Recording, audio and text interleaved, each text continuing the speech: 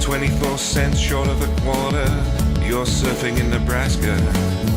You're as bright as Alaska in December, and you fell out of your family tree. You don't have all the cornflakes in one box. You got an IQ of 2 and it takes 3 to grunt. The elevator doesn't go all the way up, and there's a vacancy on the top floor. Your antenna doesn't pick up all the channels. You're several nuts short of a You're Mr. fruitcake. Sensible, calm down, don't go too hard. You don't need the hassle of burying Flerfs in your backyard. You're a man of science, poise and grace. Mage 2 did everything to wipe the grins off the face. So Nathan, get away from those kids. The world is not flat and it doesn't have a lid. Recognize the differences between the textbook and the Bible and control yourself.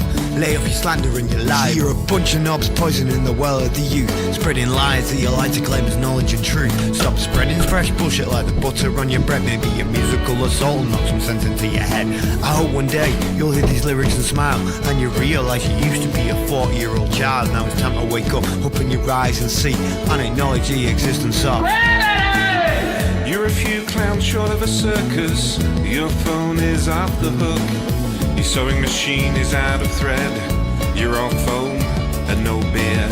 You don't have all your dogs on one leash. An intellect rivaled only by garden tools. There's no grain in your silo, and your skylight leaks a little. Your belt doesn't go through all the loops. You couldn't pour water out of a boot without instructions on the heel. Your slinky's kinked, and you're proof that evolution can work in reverse. A few feathers short of a whole duck, one fruit loop short of a full bowl. Airplanes in the night sky are like shooting stars. Should be wishing for a brain right now, brain right now, brain right now. Can we pretend that airplanes in the night sky are like shooting stars? Should be wishing for a brain right now, brain right now, brain right now. You thought it was over? Well, I'm still standing while you're swinging, flinging feces, talking shit just like the human centipede. You got the mind of a chimp, and I'm here to expedite your shore leave. Cause I'm a seaman, but not the kind I rit up on your mum's gums. I'm the kind that sailed submarines and fired guns. I could float a boat across the ocean with my eyes closed, circumnavigate the globe with a compass and a bag of sausage rolls. Well, all you can do is nibble on your toes. I'll smack you with the hose that you taught a water level, sit and swivel. You nasal gazing muppet, you can stuff it harder than the wallet stuffed by Warren Buffett. And I don't care about your sauces unless you're serving them. And I don't care about your lines unless you're curving them. Now step away from me, you're sucking up my oxygen with the vacuum where your brain should be, you dumb fuck. Okie dokies, we're back. We're feeling a bit fresher. How is everybody doing?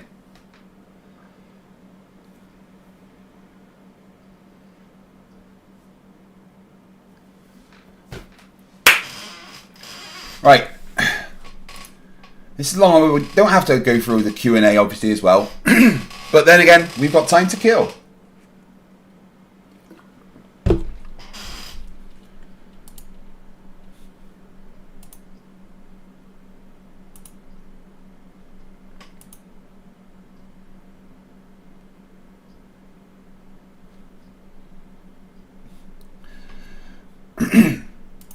So earlier, well, not earlier on today, but well, not even yesterday, but the day before, because it's now Sunday, 8:30 p.m. Friday, I started streaming.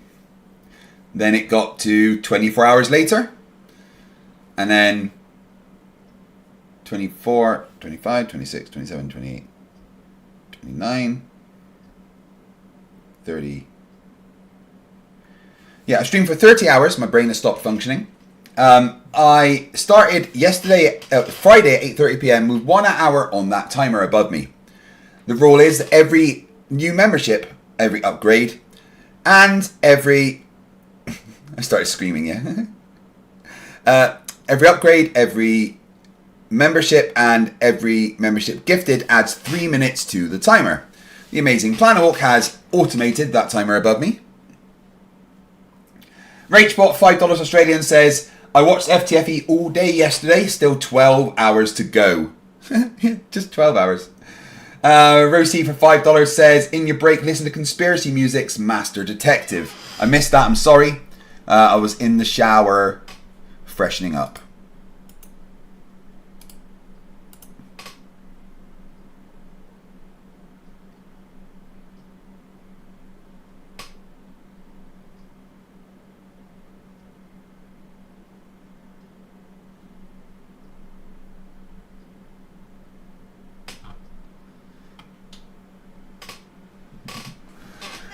Paul the Potato says, what did I miss?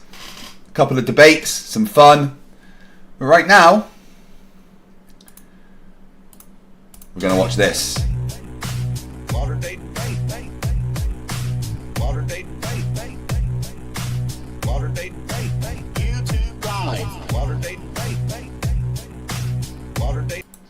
DebateCon 5 in Newark, New Jersey. Already selling wood. Against starting. Newark, New Jersey is where our next debate conference, DebateCon 5, is happening starting on February 15th with our religion debates, including Dr. Lawrence Krauss against Inspiring Philosophy Mike Jones and Alex O'Connor against David Wood. So click below to get your tickets, as some ticket types are already selling out. You don't want to miss out on this cultural moment. That's Saturday, February 15th and Sunday, February 16th, DebateCon 5 in Newark, New Jersey. You don't want to miss it, as these debates will be live and in person, as well as many other debates. Click now to get your tickets for this in-person event. Newark, New Jersey is where our next debate conference, DebateCon 5, is starting right now with the Flat side. Thanks for being with us. Alan, the floor is all yours. Oh, the Flat Earth side's going first. That's not normal. Yes, sir. Let me start the screen share. Screen share. I am doing good, Drunk Debunk Show. Thank you very much. So, question. Can you use objects in the sky to prove the shape of the ground? Following the scientific method of observation, defining a problem, forming a hypothesis. Alan? Where's your display, dude? Trying to falsify that hypothesis with the null hypothesis. We're going to analyze the two schools of thought here. Starting with our null hypothesis, we have the Earth is planar and measurements of curvature are dependent on the position of celestial bodies. Our alternative hypothesis is going to be the Earth is globular and measurements of curvature are independent of celestial bodies. Now we're going to examine evidence that should lead to a mutually exclusive outcome in determining the correctness of the shape of the Earth. So first off, we'll start off with maps, which goes back to the graticule in cartography and astrogeodetic surveying, which we're going to cover through here. But what we're going to start with is what a map is. A map is a graticule. It is a spherical coordinate system. A coordinate system is arbitrarily defined by...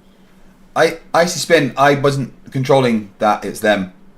I wasn't controlling the output of the video. This is just from the video I'm playing. Cartesian coordinates here. We have rectangular, cylindrical, and spherical. All of these under transformation are equivalent. And that is the beauty of the spherical coordinate system that is given to us on that uses the latitude and longitude lines, which are derived from positions of the stars, which is part of my hypothesis here. So as we look over at all these different map projections, we can see that they all look different. The land map... Yeah, and none of them are accurate. How about that, huh? Masses are in different shapes and different positions. Does that mean that any one of these is more invalid than the other? Well, no, of course not. The globe and an azimuthal projection are two representations of the same coordinate system. Now, one is just the favored projection, and it is said that that one represents the shape of the ground based on a cosmology that had coming starlight from an infinite distance to take measurements of stars to say that the only reason that the starlight could be deviated is due to the shape of the Earth, which we'll get into when we cover geodetic surveying. So real quick, there are three families of projections here: azimuthal, cylindrical, and conical. All of those can be projected from a sphere, and we're going to be dealing with a celestial sphere, specifically one hemisphere at a time. And it should be further noted that the graticule, the spherical coordinate system of latitude and longitude, defines all units of measurement in modern time and in previous times.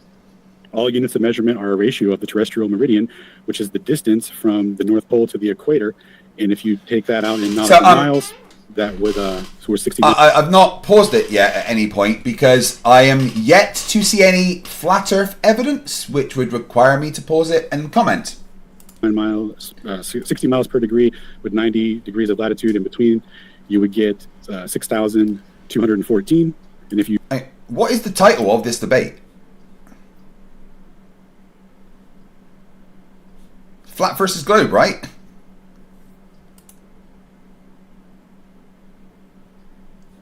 You ratio that, I'm sorry, 1/10 millionth of that comes out to be the meter. Oh, fuck off, Mr. Toffees. Time for me to go to sleep.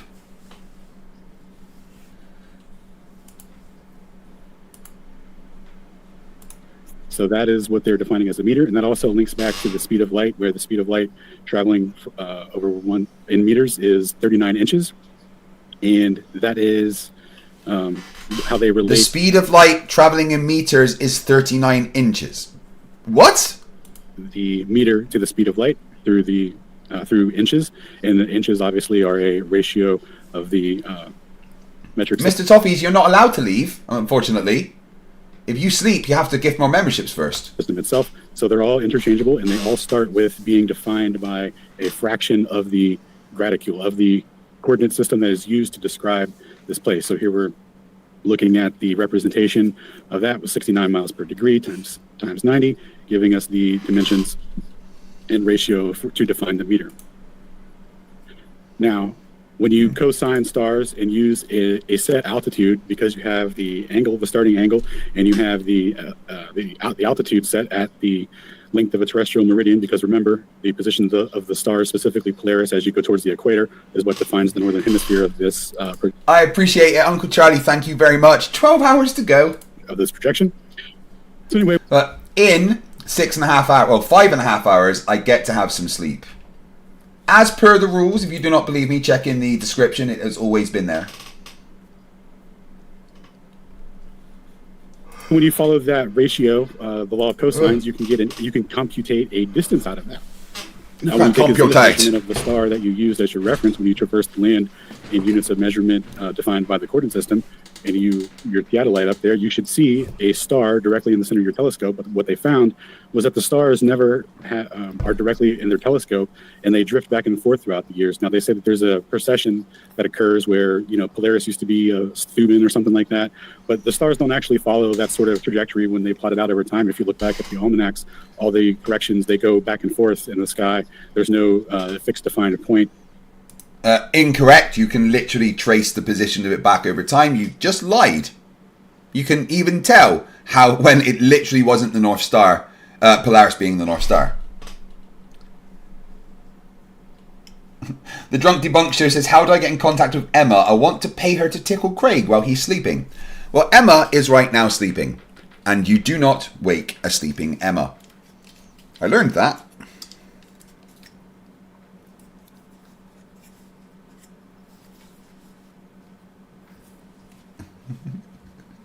Oh, no, I didn't for Catsoid the rules. I'm so sorry. Or preferred position for them. It's just an apparent position that's a snapshot of the sky based on the vernal equinox, which is called the first cusp of Aries. So then they went out to go measure they went to go take zenith measurements, like I just said, following the law of cosines, and they found that the stars were always off a little bit. Now, what they'll say is that you can only do celestial... No, they didn't. You've just said a thing without any evidence that it is the case. Navigation and get circles of equal altitude on a sphere like this, otherwise the angles won't add up. Well, when you do that on a different projection map, it's going to look different because there's going to be a different corresponding correction for the transformation. When you yeah, exactly. The only time that you get the circles are on the globe. Right now, Alan, you're just talking about projections from a globe. Guys, have I missed the point where he gave the flat earth evidence? I don't seem to have come across that yet.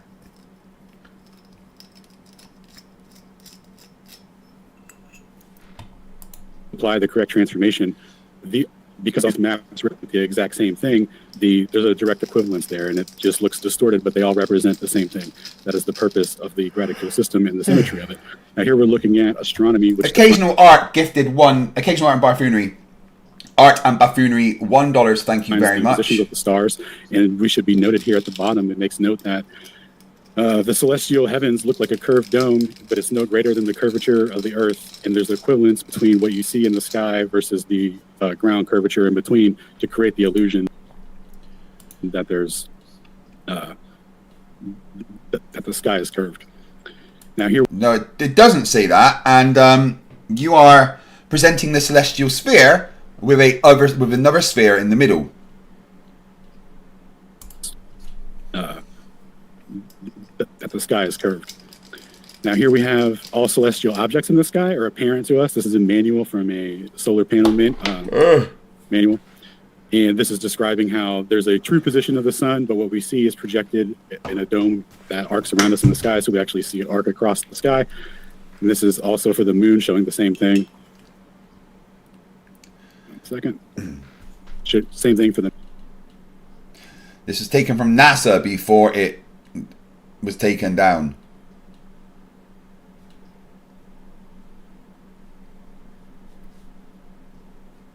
Yeah, okay. And moon. So all celestial bodies can actually be considered at an equidistant web from us at that distance of 6218, which is that distance from the North Pole to the equator.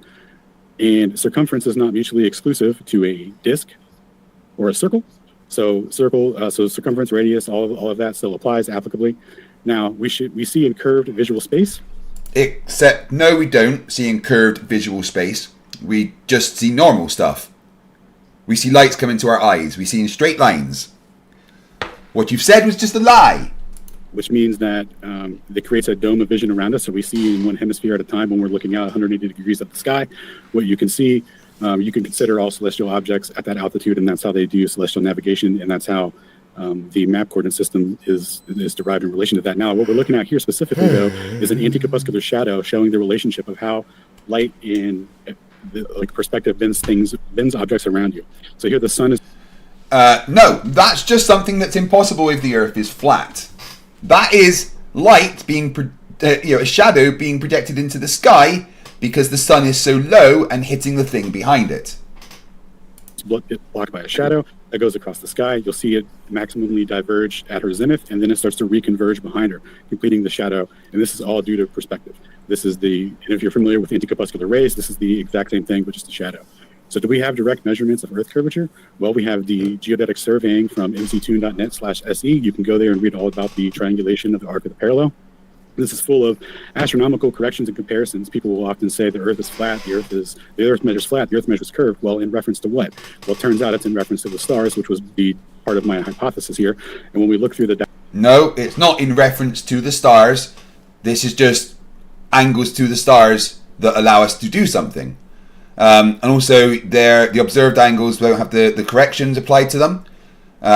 So you don't get the actual correct spherical excess. You need to actually take the observed angles and then apply the corrections to it to get what the spherical excess is. Data sets, we get angles that are sub 180 degrees, showing planar measurements, but then after astronomical corrections and comparisons, the spherical excess is computed as noted in the glossary. Wait, hold on.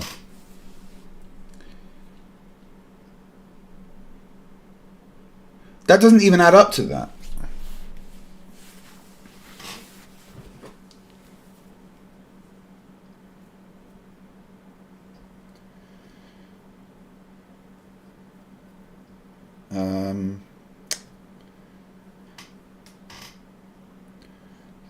Add 30 add.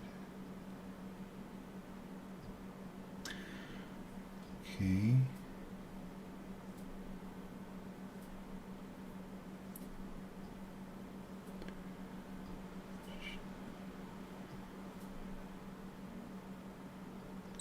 Nope, that's 181.1 and so is that one. Oh yeah, no, that maths just isn't correct. Icy Spin 199, Earth, each skull and crossbone represents a Flerf fatality, casualty. Yeah, there wasn't enough space. There's like 3,000 of these tops. But in actual fact, if you would like to know about this top, this is one of my favorites. This is a Fred Perry Masterworks collaboration. Limited edition. I think it's already sold out, to be fair. I love it. It's probably one of my favorite tops. Jay Donachie gifted a membership. Thank you very much. I really appreciate it. comparisons, spherical excess is computed as noted in the glossary. And then we have deflections of the verticals, which is supposed to be the explanation as to why the stars are never in the correct positions. They say that that's due to the Earth's oblateness. This goes back to the Nautical Almanac and throughout the history of that, when they did surveying on different ellipsoid models to determine the eccentricity for the corrections that were needed for celestial objects. So what they're doing here is doing triangles in the sky, transposing them on the ground, and wondering why they don't line up when everything in the sky is apparent to us. Yeah, did none of that happen? You just ignored the corrections that you need to put in.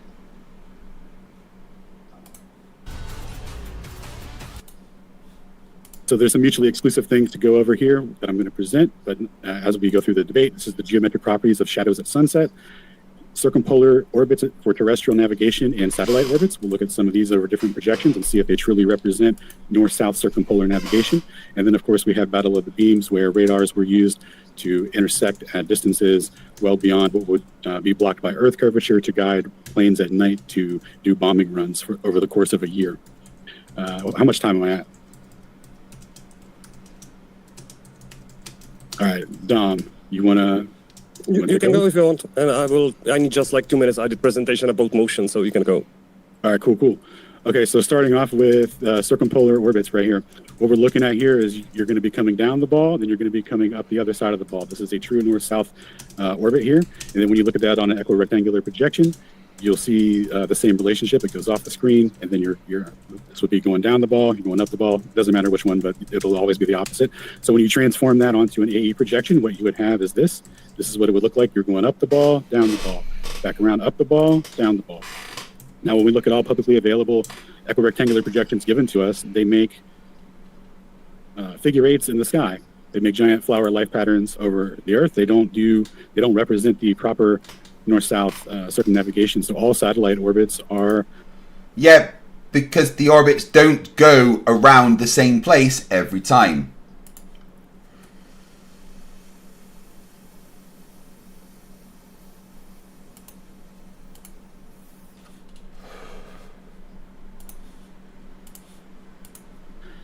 Evidence that the Earth is planar, as noted by how they never do any north-south circumnavigation. Now, this would be a feat of the globe. You would see projections like this, but you guys have never seen one, and you'll have to go back to look at it again because it's the only time you'll ever see it. So yeah, no, because what you're doing is you're taking the orbits and then doing the same transformations to them that you do to the map to get this version. So that's why they don't look like they would on the globe. Monkey Cat Pat Pat says, I'm Craig, and I still have at least 12 hours to go. So we're just going to continue through here. All of these showing the same thing. They're figure eights in the sky. Now we're going to look at north-south terrestrial navigation done from planes. There were several Pan Am flights that were done for like tourist attractions and world records, etc. So we're going to look at the routes that they plotted out on equirectangular. When you go through an azimuthal projection, you'll find that they're just making a big circle across the ground. Same thing for other Pan Am flights they did, and then of course the One More Orbit crew, which was trying to set a world record. And when you plot their route out, it shows the exact same relationship, where there is no true going over the ball. And yeah, but once again, Alan, you are showing the projections, not what the globe is. That's not what the globe looks like. That's an azimuthal equidistant projection. Coming up around the other side to do circumnavigation. And when called out on this on Twitter by our boy Gleam, shout out to Gleam, the response was to blame the marketing team for using a conceptual route and not the actual flight route that they took. So again, all publicly available representations of this do not represent north-south navigation, and that would be an absolutely... Well, not on the projection, no, because you change what it is from the globe. Mandatory feature to be, if the globe projection was the correct interpretation of the map. Now, of course, we have Battle of the Beams to continue off of that. It is. This is the only correct thing that shows the positions of the land masses, because the Earth's a fucking globe. Where two intersecting beams over different distances, one 450 miles, the other 330 miles, intersecting at an altitude of 19,000 feet with a maximum beam divergence over target of 400 to 600 yards, respectively, depending on the starting location. This is Knickerbein, and he's getting everything about it wrong. And that would be geometrically impossible on a globe. In fact, the British, a few years prior to the radar system being used, said that due to their calculations, the radar system would hit Earth curvature at 50 miles and be completely useless. 1:30 left. All right, that's all I got. I want to yield it to Dom. Okay. So you used 8 minutes 30 of your time and left 1.5 minutes for your partner. Good fucking job, dude. I will share screen. Second. In the meantime, folks, want to let you know, DebateCon 5 is happening in Newark, New Jersey. Just in case you're not able to find the screen share button, let me know, Dominic. I think I found it. Can you see it? This sounds like a smart guy. Sounds like a smart fella, or maybe a fart smeller. Yes, sir. Yes. Perfect. Monkey Cat Pat Pat, I'm kind of thinking the same thing. Where was the evidence of the Earth being flat? Alright, PK Phonics, yes. At DebateCon, I will be debating Andrew Wilson on what is better for society, secular humanism or Christianity, and then I will be debating Alex Stein on was the moon landing a hoax. Oh, Icy Spin, yeah, I bet he shows loads of proof of flat Earth. I bet. Well, as Alan stopped it, first of all, sorry for my English. My main language is Czech, so I will be trying to speak as fluently as possible. As Alan said it, the Battle of the Beams is, as well as for me, is one of the best proof that the Earth is not a globe, because they were propagating radio waves on horizontally from the antenna. That's like impossible to turn it vertically. So just like on axis, turn around. And the specificity of this propagation is that they had to like have really precise geometry of the beam, and the geometry of the beam was mechanically like precise on the specific distance. And if you like do your math, and you can do it, the distance that they propagated dude, is not math. Impossible on the globe. Like only way to maintain the geometry of the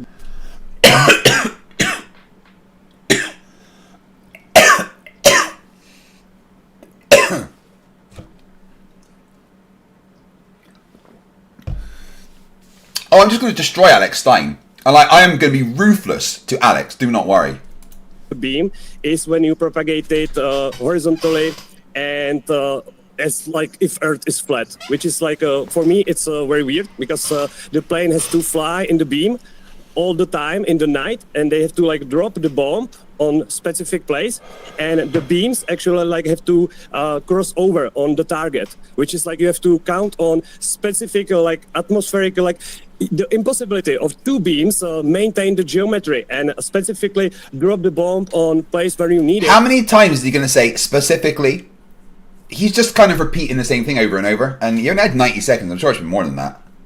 It's like for me, this is like the biggest mystery, because like I know there's like some new evidence and stuff like that, but I didn't heard any good refutation on this Battle of the Beams. So for me, especially, is one of the like best proofs, because if you take some other radio propagation, there's could be like why it could go, and like some diffraction and skyway propagation and stuff like that. But in this case, the plane has to fly in a specific altitude and drop the bomb on specific target, which is like impossibility if you count everything. Do I have a time still, or minute left? Okay. So if you like... Alright guys, if you really want this to go on long, right, then you need to let other people know about it, right? Right now, Penguin Zero is live to about 5,000 people, some esports thing. You can go over there and just let them know what I'm doing. Don't spam, but go, hey, there's a guy doing a membership-a-thon. Wow, we should help him out. count everything, because like we had the time to get like so many information about this Battle of the Beams, we have all technicalities, and if you count like all data, like if they propagate it from Mount Everest, from like if Stolberg or like Cleve were on the Mount Everest and they would be like propagating from Mount Everest, they still like wouldn't be able to propagate the beam like over the Earth curvature if there was like any. So this is like one of the best proofs. And to like simplify it, I would say that we are here to debate the shape of the Earth, but we should like. Well, you at least gave what you considered evidence, whereas the other guy talked about maps. Decide what is our like default position, because like when we like wake up and do we see curvature, do we like see some motion, or this is like our default position? So what Flerfs always do, they always try and force their position as the default, which is just false. In a debate, there is no default position. You both have equal burden to show your claim. Nobody has a home field advantage. Nobody has a benefit because they are the one that is the default. For the globe side, the globe is the default. For you, the flat earth is the default. You don't get to tell the globe what their default is. Position is that the Earth is flat and stationary, and then it could be like some other way. And if there's like some other way, then like the side who is claiming it's other way, it's their time to prove it, because like who has the positive claim. Yeah, didn't this guy say Slovakian? Which doesn't exist. There's now a country called Czechoslovakia. Then he should be like presenting some evidence that it's different. Time. We will kick it over to the globe side. I want to do a couple of quick housekeeping things. First, folks, if it's your first time here at Modern Day Debate, I'm your host, Dr. James Coons, and... No, muted. Oh, James, what have you done?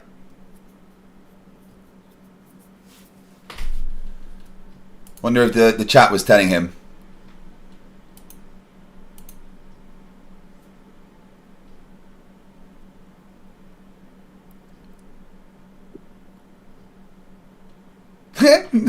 No one knows what he's saying.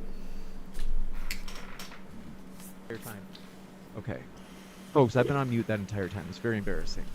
It's like my first time here. So look at Melvin. Look at how how happy I heard you over MC here. is. It went out on my side. Well, thank you. I appreciate that. Folks, a couple quick housekeeping things. If it's your first time here at Modern Day Debate, I'm your host, Dr. James Coons. And don't forget to hit that subscribe button, as we have many more debates coming up, including the ones at DebateCon 5, our in-person debate conference featuring Fight the Flat Earth and Austin Whitsitt Gets It in Newark, New Jersey on February 15th. The tickets are linked below. What are you waiting for? With that, we're going to kick it over to, thank you for being with us, MC Toon and Peter. The floor is all yours. All right. I'm going to try to share my screen here. Ready for you. All right. Can you see that? If I do this, can you still see it? Peter, you're roboting, I dude. can see it. I just have to crop it slightly, but give me 2 seconds. We'll be ready for you. Okay. Is it better if I don't do full screen? All right.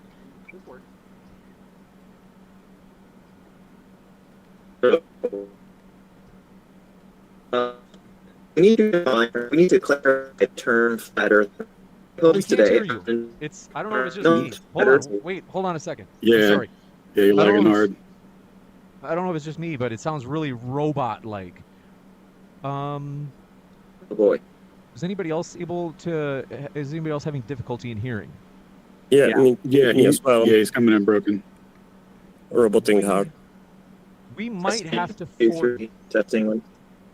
We might have to forego. Like, we'll give it another shot, Peter. But if it's this way, we might have to forego the PowerPoint. He could like turn off his camera for the presentation. Maybe it helps. That's probably what it is it's the PowerPoint and your camera are being zoomed into the call, and I think that's what's making the difference. So I would turn off your camera. Thanks for that idea, Don. And we'll see if this makes a difference for your audio. Tech, always fun. Peter's not a Flerfer, but he is a YEC. So hopefully you can still still show your sides, even though your camera's not showing. Hopefully, you can still show your sides. Yeah, Rach, but I wanted to show you this one. Right. So this is. Can you share for too? He freeze like sure. All right. This is a new glass bit for my vape pen. It's got these balls inside, which are just little glass balls, but obviously more surface area means more heat energy transferred to it. So the vape that you get out of this is so fucking cool. It's like super cold. Look at all the fucking golden stuff at the bottom though. I wish I could get to that. That's wasted.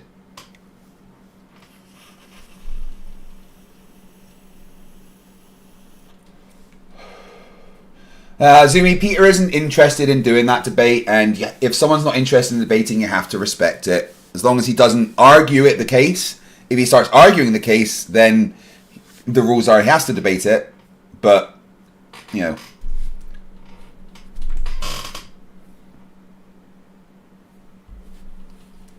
So if you can see. I don't have his presentation. If you email it to me, I can share it for you. I don't know if he's not even there. We lost Peter. Okay, don't worry. He's okay though. Oi! He's maybe just trying to reconnect. Get out! He'll be here any moment. In the meantime, let me just try to just go. drop the screen down. Oh, Peter is back. In the meantime, Peter, can you hear me? Oh boy. I can hear you. Can you hear me? Yes.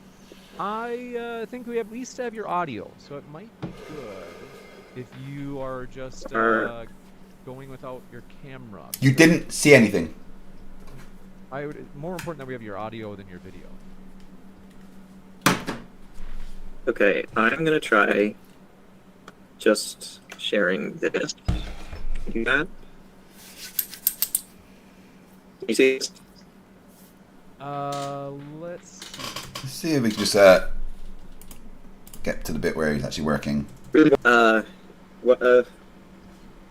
Let's hope this works, because if I sent them to you too, then I wouldn't be able to press forward like at the exact moments, and it would be kind of Anyway, I guess I could like give a verbal cue, but that seems. Nah, I don't like the little pipes. It makes it too hot, Ernie. I don't know. Let's see if this works. And you guys can hear. Coming in a little distorted, but yeah, it's not the best. Sounds pretty bad, even with your camera off. All right. You know what? Well, now I'm just gonna send. Yeah, he just turned it off. Put it down, lads. And then my side's a little bit stream. So folks, our will be good. Just 2 minutes.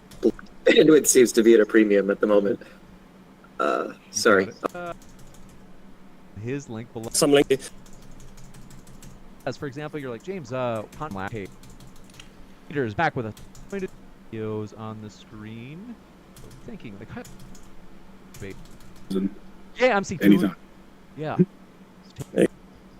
New feeds all. You get there. Brianna Wu, first live is not our last one. It's landing debate he'll be in. Okay, awesome. Just checking. Your mind. We've got a question. You might see it. No, I'm not gonna. I don't. Fight the flat Earth at the beach, shirtless, of Craig. Or if you want a signed photo, for example, if you would like a signed photo of Craig, fight the flat Earth at the beach, shirtless in his European Speedo, this is your opportunity. You can get a signed photo of Craig. You can believe it that my dear friend MC Toon already purchased those up, though. There are none available. There's none left. There's none left anywhere. You know, I give MC Toon crap, but it's because I like him the most. It's like my love language. I like to tease people. And I just hope you know that, MC Toon. I know I call you Melvin. Now I'm accusing you of wanting to see Craig in a Speedo, but I want you to know it's all because I love you. Okay? I believe you. I think Toon has my presentation now. Is that right, Toon? I do have the presentation. I wouldn't have gone to so much trouble to save the presentation for here if I hadn't worked so hard on the slide. So thank you all for bearing with me. All right, I'm going to share it, James. I'll just Now say ready, next Echo? slide, and I want you to flip to the next slide. How's that sound? That sounds good. Why are we getting an echo now? What's going on? All right. Are we ready? Yep. I'm ready. Crystal clear. All right. Next slide. We need to clarify the term flat earther. My opponents today, Alan and Dominique, next slide, are not flat earthers in the simplistic sense that might describe people from ancient cultures who made naive assumptions about the world prior to scientific knowledge becoming available. Next slide. Oh no, not at all. In today's world, as far as I'm aware, that type of flat earther does not exist anymore. I've never met one, and I'm willing to bet neither has anyone here. Quite the contrary. Next slide. Alan and Dominique are members of a very specific modern-day cult movement that I call Robothemism. Next slide. Because it started with Samuel Burley Robotham. Here it is right here. The first appearance of Alan and Dominique's ideology, the core of which is almost completely unchanged in the last 150 years. It remained in relative obscurity all that time until around 10 years ago when it started growing on social media through memes and conspiracy groups. Next Oh my slide. god. Consider the question, where did the sun go at night? Peter, what's wrong with your tech, buddy? Next slide. For 10,000 years, humanity has known the answer. Now, below the horizon, it's obvious. Next slide. Oh, shoot. 1 second, I'm going to jump in and just turn if you could turn off your camera, because we had it going it was going well audio-wise, but then it started to go bad the last, 15 seconds. Okay, are we there? Let's give it a shot. Testing, 1, 2, 3, test, 2, 3. That's still pretty bad, to be honest, but, Alright.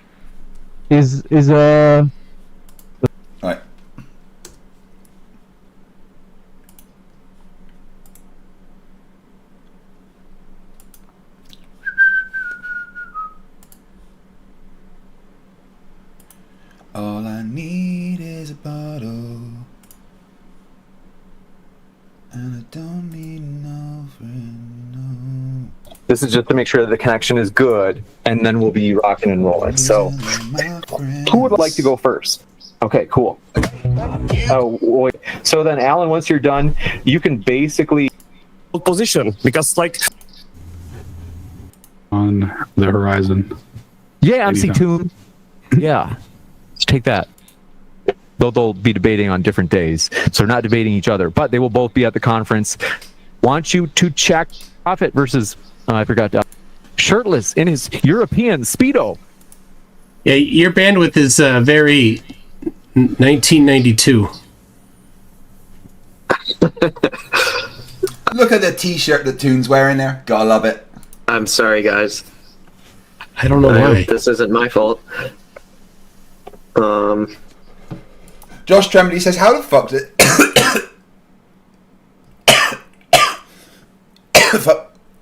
Sick. Sorry.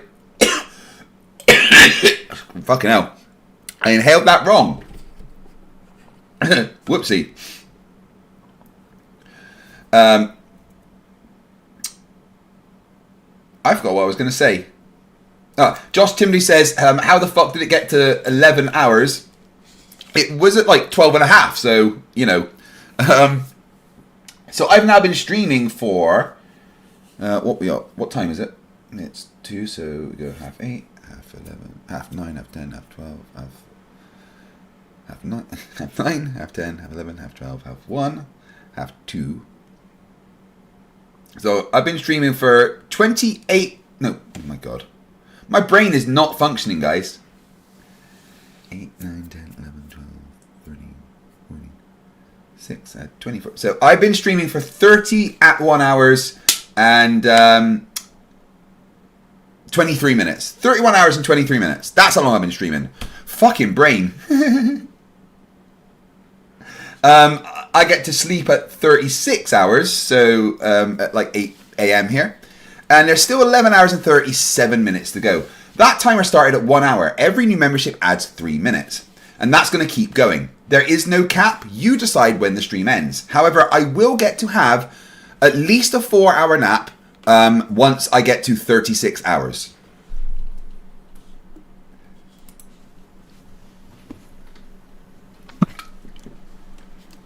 Hold on, I've got an idea. Now it sounds bad. You can hear it now. Reprogram. Of course, Peter didn't know. He didn't know. I had to like want a link that I have to. Yes. I'm gonna throw. But Peter, are you able to? The problem, so I don't know. How long does they... Oh, I read that already.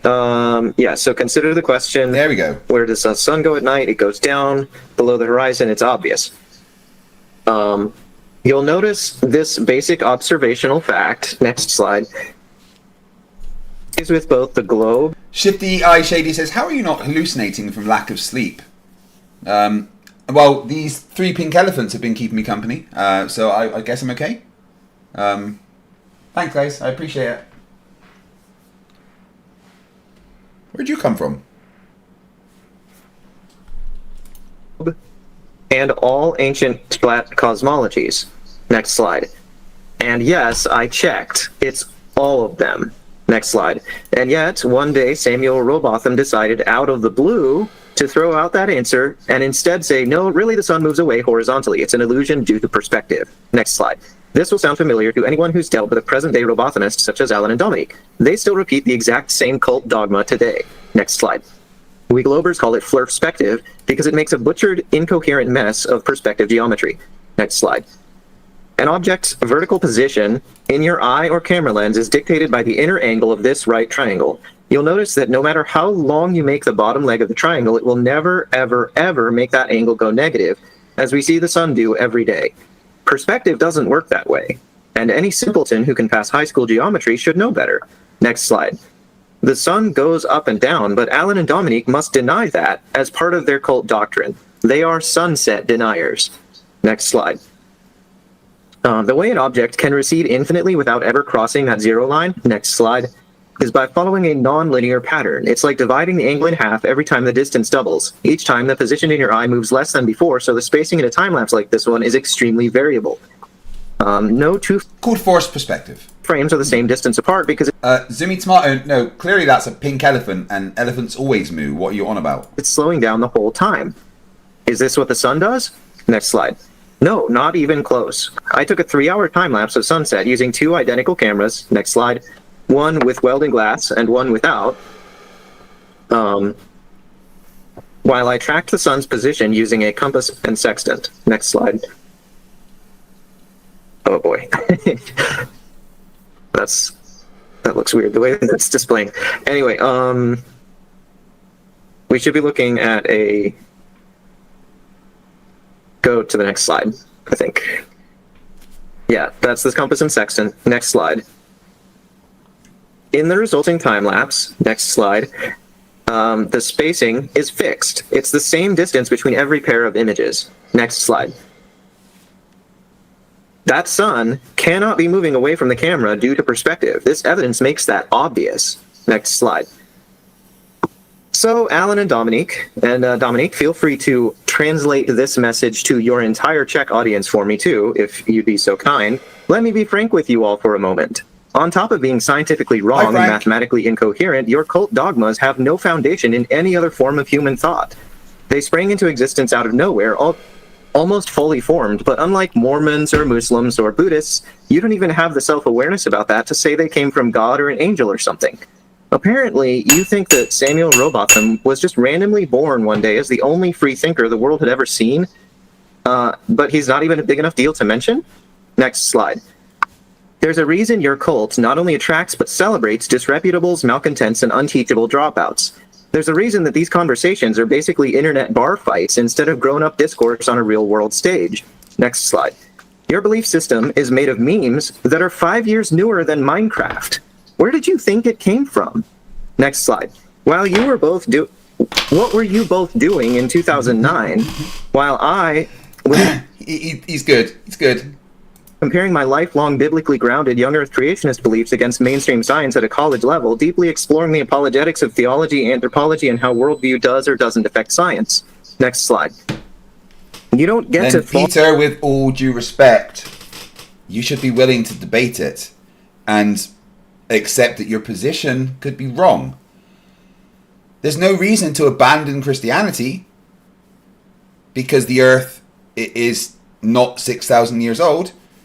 You should abandon Christianity because there's no such thing as a God. But you can't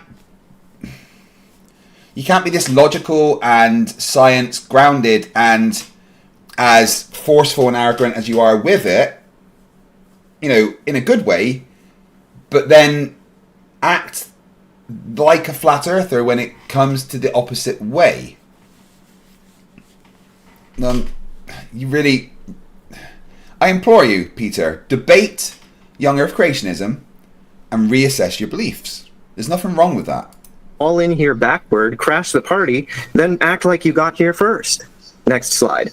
If you want to tickle your brain's limbic system with a pack of self-indulgent spy thriller fantasies where you roleplay as Morpheus, don't call it real and spread defamatory misinformation about Jews, astronauts, and Freemasons. If you want to be taken seriously, don't base your identity on preaching lies. Next slide. Robothemism is deliberate insanity, and I think any reasonable person is about to see that firsthand. I just presented a perfectly sound, bulletproof globe argument based in geometry and my personal measurements of sunset, but neither of you are going to even attempt a logical rebuttal.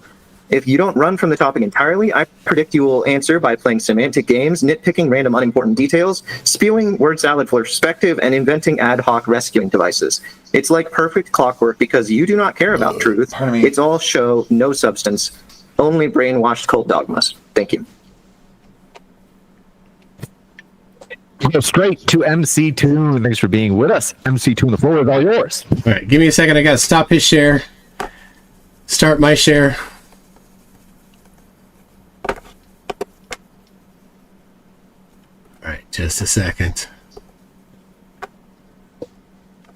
If you haven't hit that like button, folks, we really do appreciate your support. If you would be willing to do a kind gesture today, that would mean a lot to me personally. Each like that I see gives me more satisfaction and pleasure. Here we go, MC Toon. Pleasure. Jem. All right. Jem, well, for James, over a decade, Flat Earth robot. James, your pleasure. Keep it to yourself, buddy. Guys, I'm tired. I'm not. I'm fine. I love every single one of you. Fuck it. Add another fucking 20 hours. I don't care. I dare you.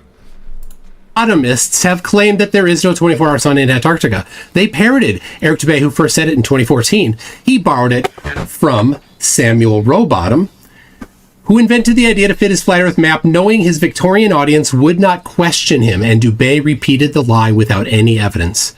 Dubay knew his simpleton target market also wouldn't question him. All flat earthers that have ever made this claim are parroting Dubay, intentionally or not. It is flat earth religious doctrine. It is sacrosanct. Well, last month I went to Antarctica with 4 flat earthers where they did see the 24-hour sun themselves. There was no military interference, no ice wall, and no restrictions. On the trip, we did a large number of experiments. Every single one matched globe predictions, and every single one falsified flat Earth.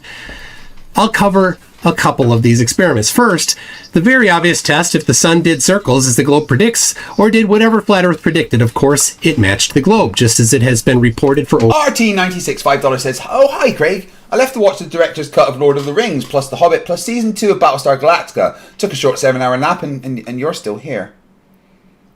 Season 2 is a good one, right? If we're talking about the 2002 reboot, of course. Yeah, Season 2 is a really good one. I be here forever.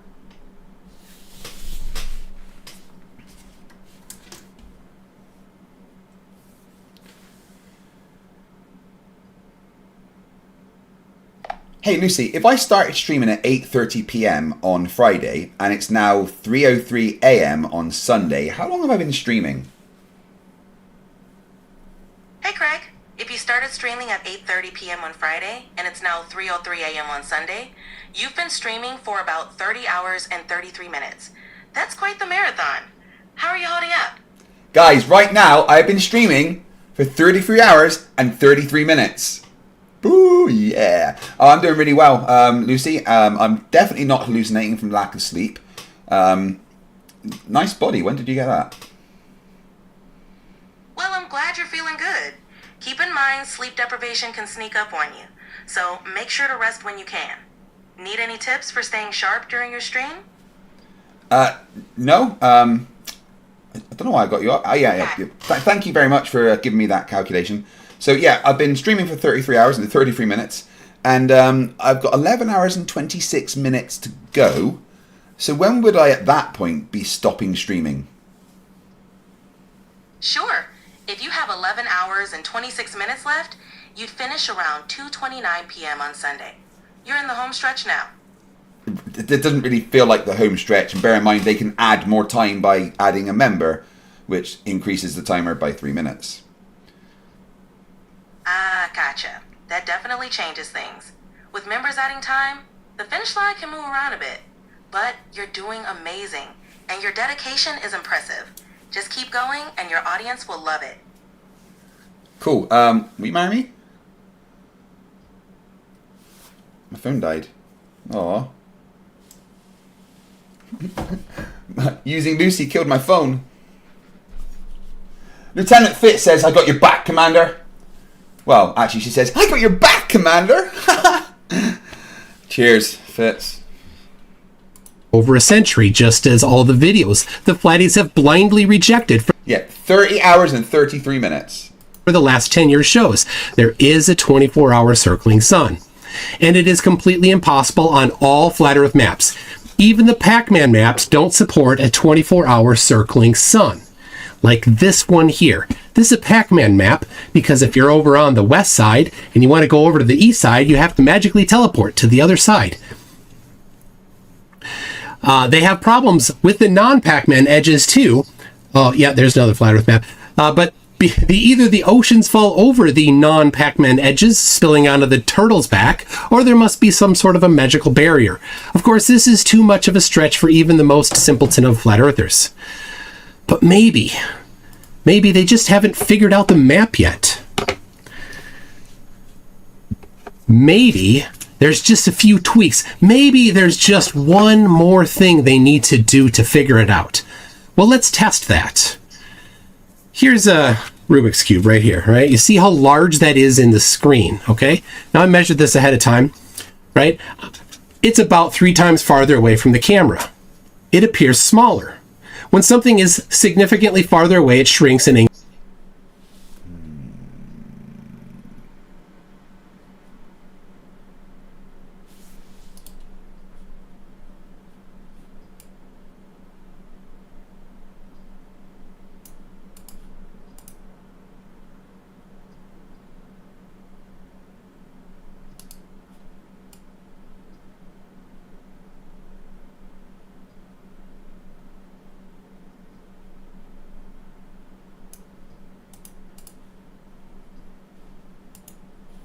Just adjusting where it is, you can see tune. Angular size. When something is already far away and changes its distance by just a tiny percentage like this, it's imperceptible. Did you see that? You didn't. Elementary school children understand this, but do robotomists? Let's see. In Punta Arenas, I measured the angular size of the sun at local solar noon, and at... Tay, I am wonderful, thank you very much. How are you? How you doing? You good? You good? Oh, yo, bro? We good, bro? Yo, nice to see you, man. Yo. 6 hours later by taking photographs with the Nikon P1000, the flat earther camera of choice. I'm going to present my screen again here in a second. I used a solar filter and properly exposed the photo. And this is it right here. You can tell that the photo is properly exposed because you can see the sunspots. Now, using the only map the flat earthers have ever seriously posited for the last 150 years and employing a 2-dimensional coordinate system, I applied perspective, and we can easily determine the straight line distance to the sun while postulating flat Earth. For brevity, I won't cover it now, but you can see all the math on my website at mctoon.net/fe- Math, Toon, you can't tell them to go and do math. They're just going to morgile it. TFE-experiments. So here again is the sun at local solar noon. The flat Earth... Icy Spin says, as long as I don't see the one-eyed, horn-flying purple people eater, I'm good. I'm not supposed to be seeing that? Huh. Alright, just 2 and a bit hours and I can have a snooze. Straight line distance to the sun is 6,717 kilometers. Right? This is the photograph. Wait, I mean 5 and a bit hours. Now, 6 hours later, Wow. the straight line distance is 21,075 kilometers. That's over 3 times farther away. Perspective requires that the sun is about 1/4 the angular size as it was at local solar noon, just like the Rubik's Cube I showed you. But what did we find? We found this photo, taken 6 hours later. Noon, 6 hours later. So it's local solar noon, 6 hours later. You notice something? It's the same size. The sun did not change in angular size, even though for flat Earth, perspective absolutely requires it. It's using the same camera settings. It's the same sun size. This is not possible on flat Earth. It's just nice to listen to some sensible people. Luckily, the intro and stuff took so long, there doesn't actually appear to be like a massive amount of this to cover. Now, I tell you what I'm going to do is after I finish covering this, I am having a nap. Because I'm fading a little bit.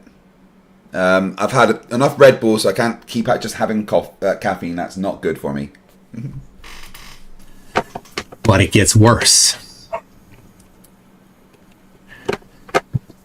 Being the same angular size requires that the sun must circle Punta Arenas on December 12 at the same distance all day, but flat earthers also claim that the sun gets lower in the sky because it gets farther away. They love to show photos of streetlights getting closer to the ground because the lights are farther away, but according to perspective, the sun did not get farther away. So it could not have appeared lower in the sky because perspective says the sun did not get farther away.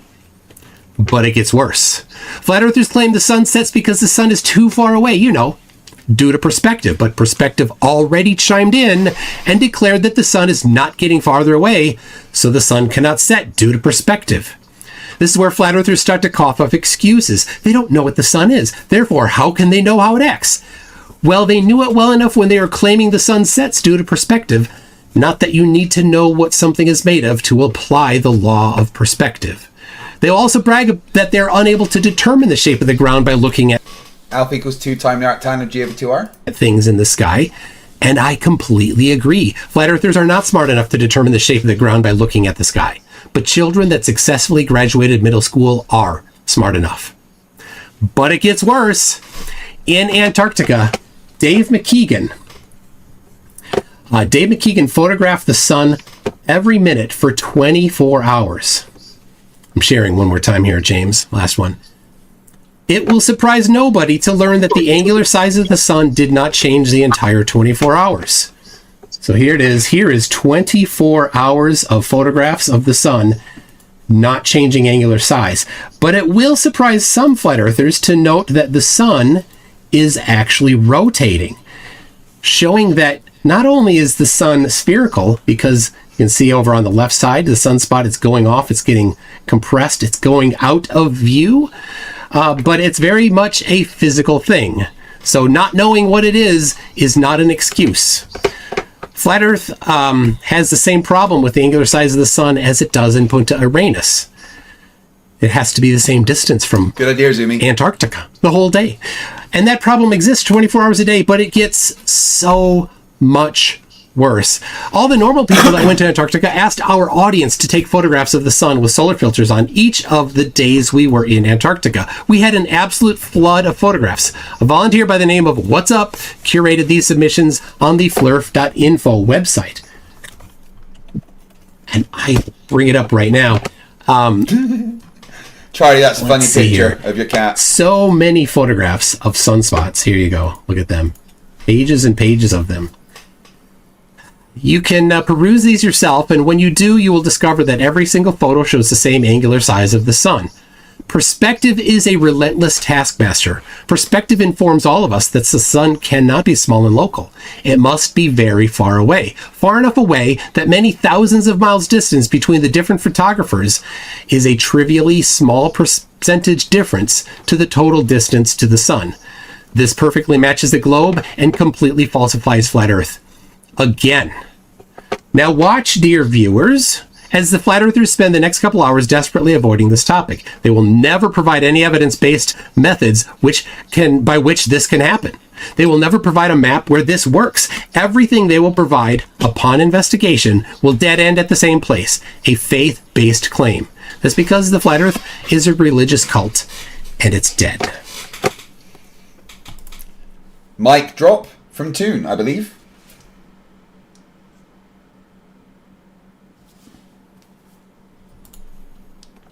Thank you very much for that opening, MC Toon. We are going to jump into the open dialogue. I was on mute again. Thank you very much for that opening, MC Toon. We're going to jump into the open dialogue. And thank you very much, folks, for watching. We'll have Q&A afterward. If you want to submit a question, you can do it in two ways. One, you can tag me with @ModernDayDebate in the live chat. Otherwise, you can send in a super chat. Well, that will push your question to the top of the list. With that, thank you very much, gentlemen. The floor is all yours. All right, cool. So before I begin, I took some notes there to kind of give a broad spectrum reply to everything, and then we could go over the specifics and details. So to start us off with, there was a lot of slander, fallacies, ad homs, et cetera, et cetera. I'm not going to bother talking about those or addressing those any further. Discussion right now? No, not yet. I'm doing a quick recap, and then we're going to get into it. So anyway, if you want to do a quick recap in terms of just a few points, though, because like if it is, just to be a heads up, that if it is too many minutes, it's kind of like it defeats the purpose of open dialogue. So maybe just a few points. Otherwise, it turns into rebuttal speeches. Yep, gotcha. All right, cool. So redefining flat earther as robothism does nothing, right? The original premise was that you can't use objects in the sky to prove what the shape of the earth is. You can prove what the shape isn't, right? Following the scientific method there. Now, it was stated that sunsets would be mutually exclusive on a globe to cause the physical obstruction to block light. Now, of course, he's right. There's no reason at all the sun would set if the earth was flat. I show this all the time. A model that I created. Briefly explain what this is. Looking on the bottom left, we have we're looking down from the above of the map of the Earth if it was flat. On above that, we are looking behind the camera on the west, looking towards the east. On the bottom right, we are looking towards the camera from the south to the north. And on the top right, we are following the sun as it moves across its path if the Earth was flat. Let's watch what it does.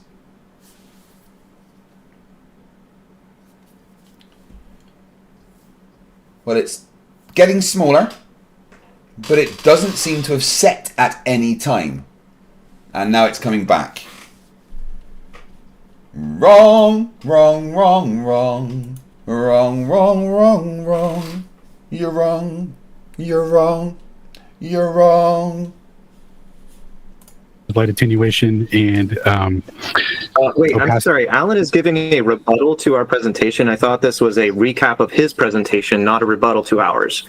We should be able to speak if he's giving a rebuttal to ours. Yeah, we'll give him just a minute or two. Yeah, and this what you give you a chance. But I agreed. I mean, I did, Peter. I did just tell him that we don't want it to go more than just a couple of minutes. Move the mic away from your face, James.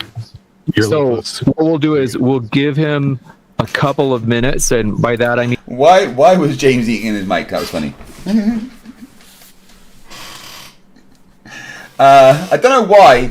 With nearly 1,000 new members gained, none of them have gone to Ashton yet. And we'll give you another 60 seconds, Dominic, and then we got to go into where they can actually respond. Yeah, so this was my original presentation, like all the points that they brought up, right? Objects above the horizon don't prove the shape of the Earth. So we can get into each specific thing mentioned. So sunsets, Toon was saying that latitude dependent sunspots, all of these things, we're going to go over all of them explicitly, and it was stated that the sun has to be 93 million miles away, but we're going to go over how that's not the case for celestial navigation to work. So anyway, whenever you gentlemen are ready. Is it me or does that dude sound out of breath? This is open dialogue. They've been ready the whole time. Go ahead, gentlemen. Okay, cool. So if sunsets truly prove a globe, there will be. No, this is open dialogue. That you've already talked for like several minutes during open dialogue. Now we got to give somebody else a chance. Oh, I was waiting and nobody said anything. Go ahead. As I said, you didn't address how the angular size of the sun can vary throughout the day using whatever you think the flat Earth explanation is.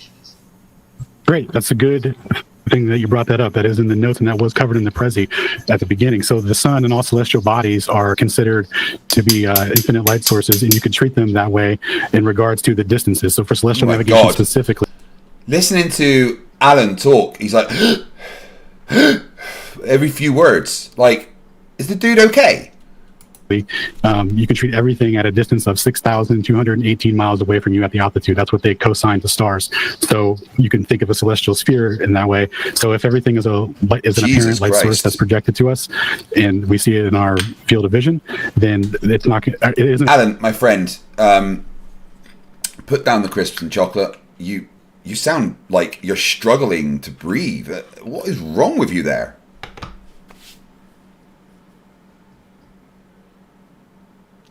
Nico Richard gifted a membership. Thank you very much. That takes me up to 11 hours and 13 minutes. How have I managed to delete my audio mixer?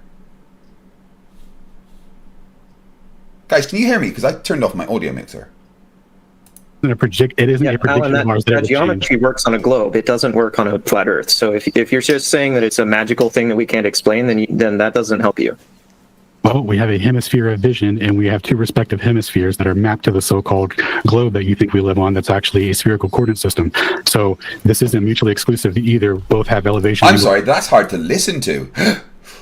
It sounds like listening to Darth Vader, but with less interesting bits in between. To the stars and sun. So the geometry works on a globe. It doesn't work on a flat Earth. Yeah, just show us the geometry. Are you referring? The flat Earth geometry. Show us the Wait, flat what? Ashton got the membership? Woo! Yes! Who gifted it to him? Nico Richard. Nico Richard. Oh my god. Fucking yes. It happened.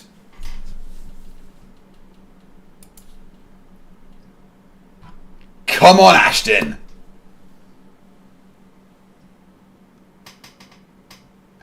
Look at you, Ashton. Oh my goodness. Wait, why aren't you green yet?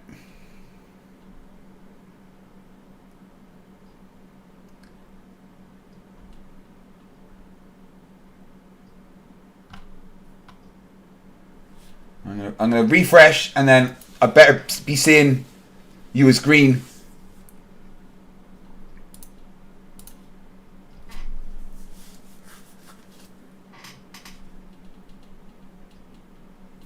Ashton, why are you not green? Oh, mods don't turn green, that's why. Right, I see. Well, absolutely incredible. Nico Richard, €2 says, you're welcome, Ashton. It fucking took long enough. Nico Richard, if you can contact me on Discord or something, I'm going to arrange to get a one-of-a-kind t-shirt made for you. If we get time during the stream, I will do it, hopefully before I finish. If not, I'll just do it another point and have it sent to you as a one-of-a-kind t-shirt. So, Ashton, welcome to the club. Geometry. How does the angle work on flat Earth to pick your celestial object? Show the math for it for different locations on the Earth. Okay. It literally took about 4,000 gifted memberships to hit him.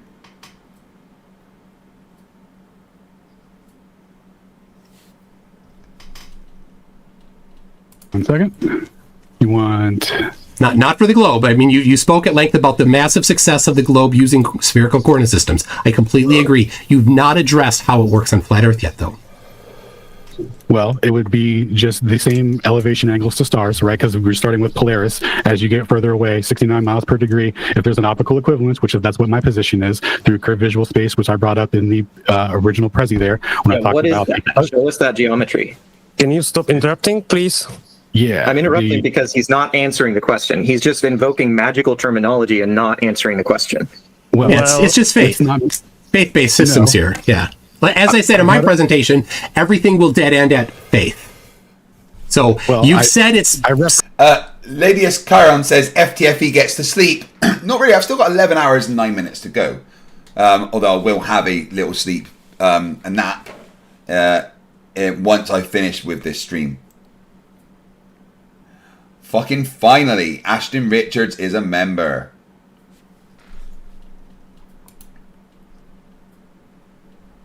Hashtag not rigged. Some sort of an astronomy book from 1920 that went over the optical equivalence between the two. Okay, but you said it's current. You're talking about current. Identical. Yeah. All right, one second. They can't be sure that they can't so be we don't have identical. everybody. I do want to. So I think Peter asked a question where Peter said, "But I'm looking for this particular thing, Alan." We'll give you a chance to answer that question, Peter. Yeah, the flat earthers don't want to engage in the conversation. They just want to monologue without actually responding and engaging with the things that MC Toon has said. Say it one more time. What was it that you were looking for from Alan? I'm looking for the geometry of how he thinks that star zenith angles work on a flat Earth, because they work according to geometry on a globe.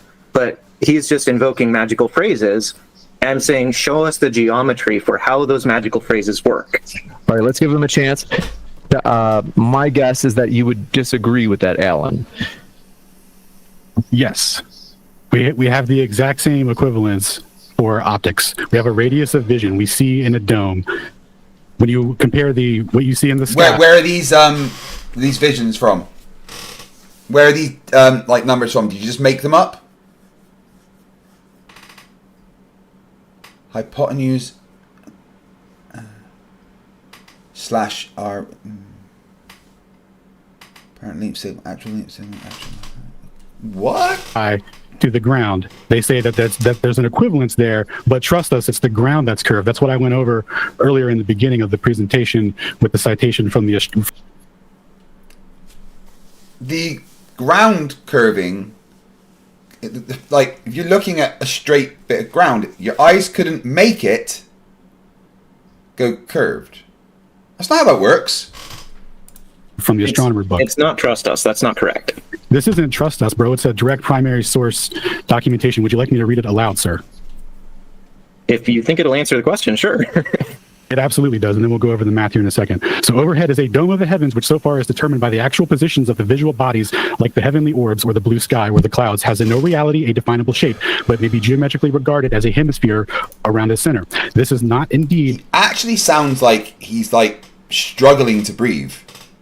I can't believe that's just because he's out of shape.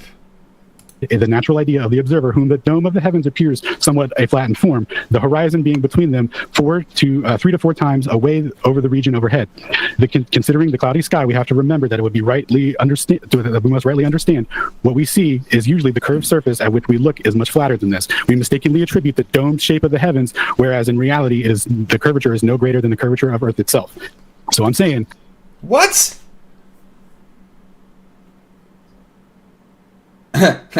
Yeah, that's right. Page 404, not found. Oh, he's using Shame St. Plagiaire stuff, I see.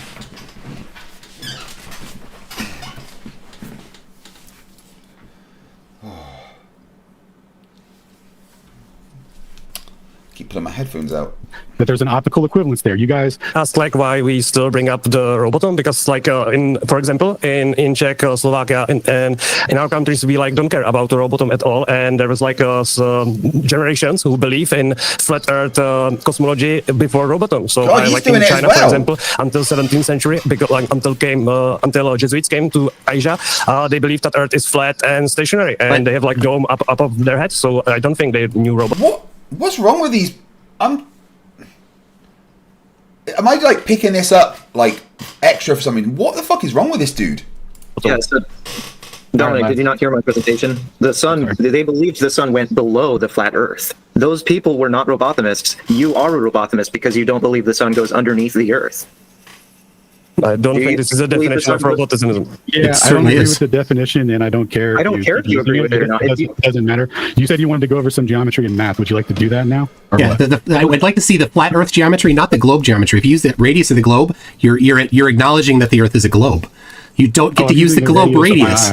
Your eye doesn't have a radius of 6,371 kilometers. The radius of your eye is just a couple centimeters max. So that's that. You don't get to use the radius of the globe and pretend that it's flat Earth. It's the radius of our vision, sir. No, there's no radius to our vision. Direct equivalence. Radius of our vision. I've just made that up.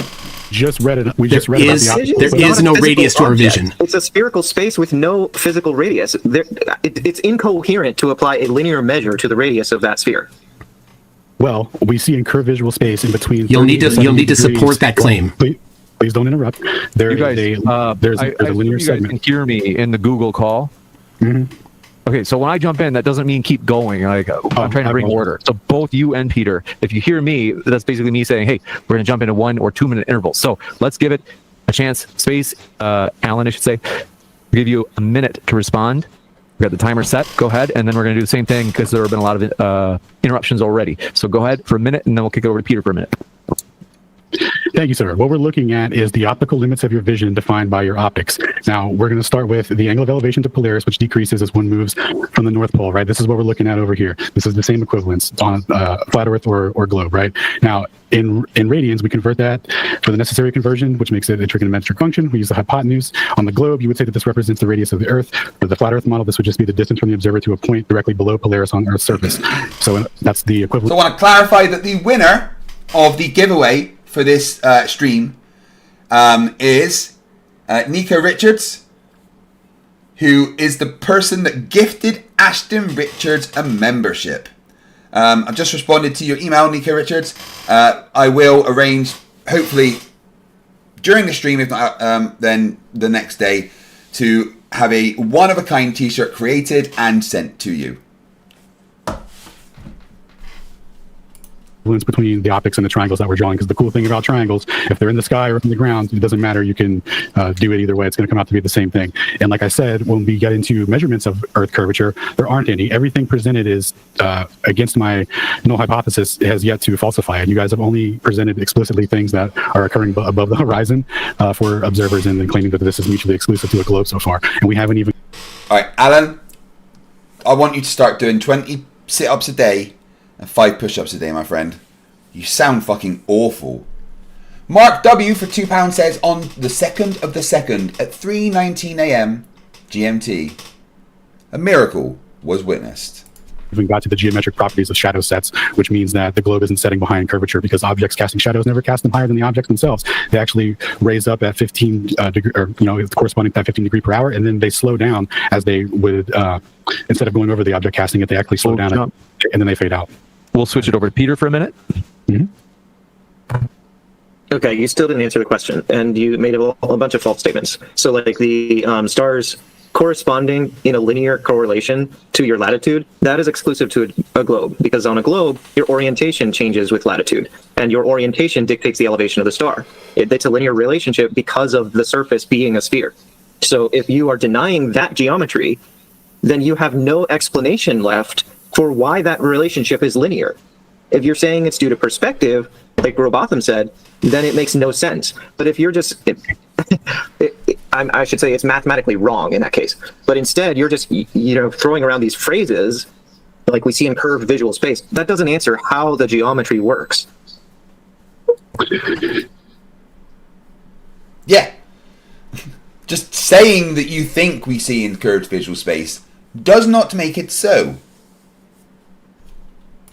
Yeah. So specifically, we have a near field and a far field and an extreme far field. Those are broken up into 3 portions. As things are closer to you, that's more linear. As things get further away, the extremities of that curvature increases, right? It can be best described as logarithmically. As I stated earlier, when you have elevation angles, so what we're looking at here is how... No, it cannot be described as logarithmically at all. That's how the same thing would work on a flat Earth. There's some geometry for you. So anyway, as everything for celestial navigation starts with about 30 to... He got one word out and needed to take another breath.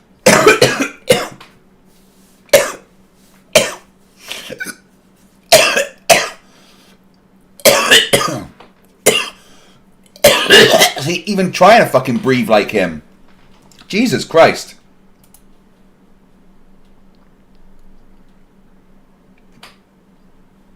I see your point, Uncle Charlie. 75 degrees angle-wise. That's where hold on, you just threw out some claims there. The linear portions of your vision are going to be represented by that 69 mile per degree relationship.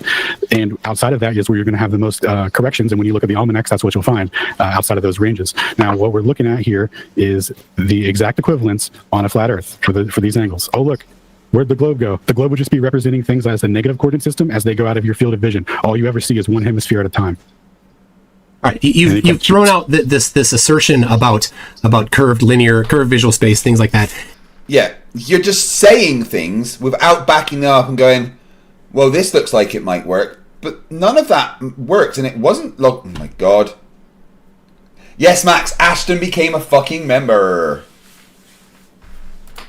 With zero supporting evidence for it. So I'm going to just simply ignore it and ask you once again, can you provide the actual geometry? I can go over the geometry that you would need to go over. It's not that difficult. It's something that is covered in...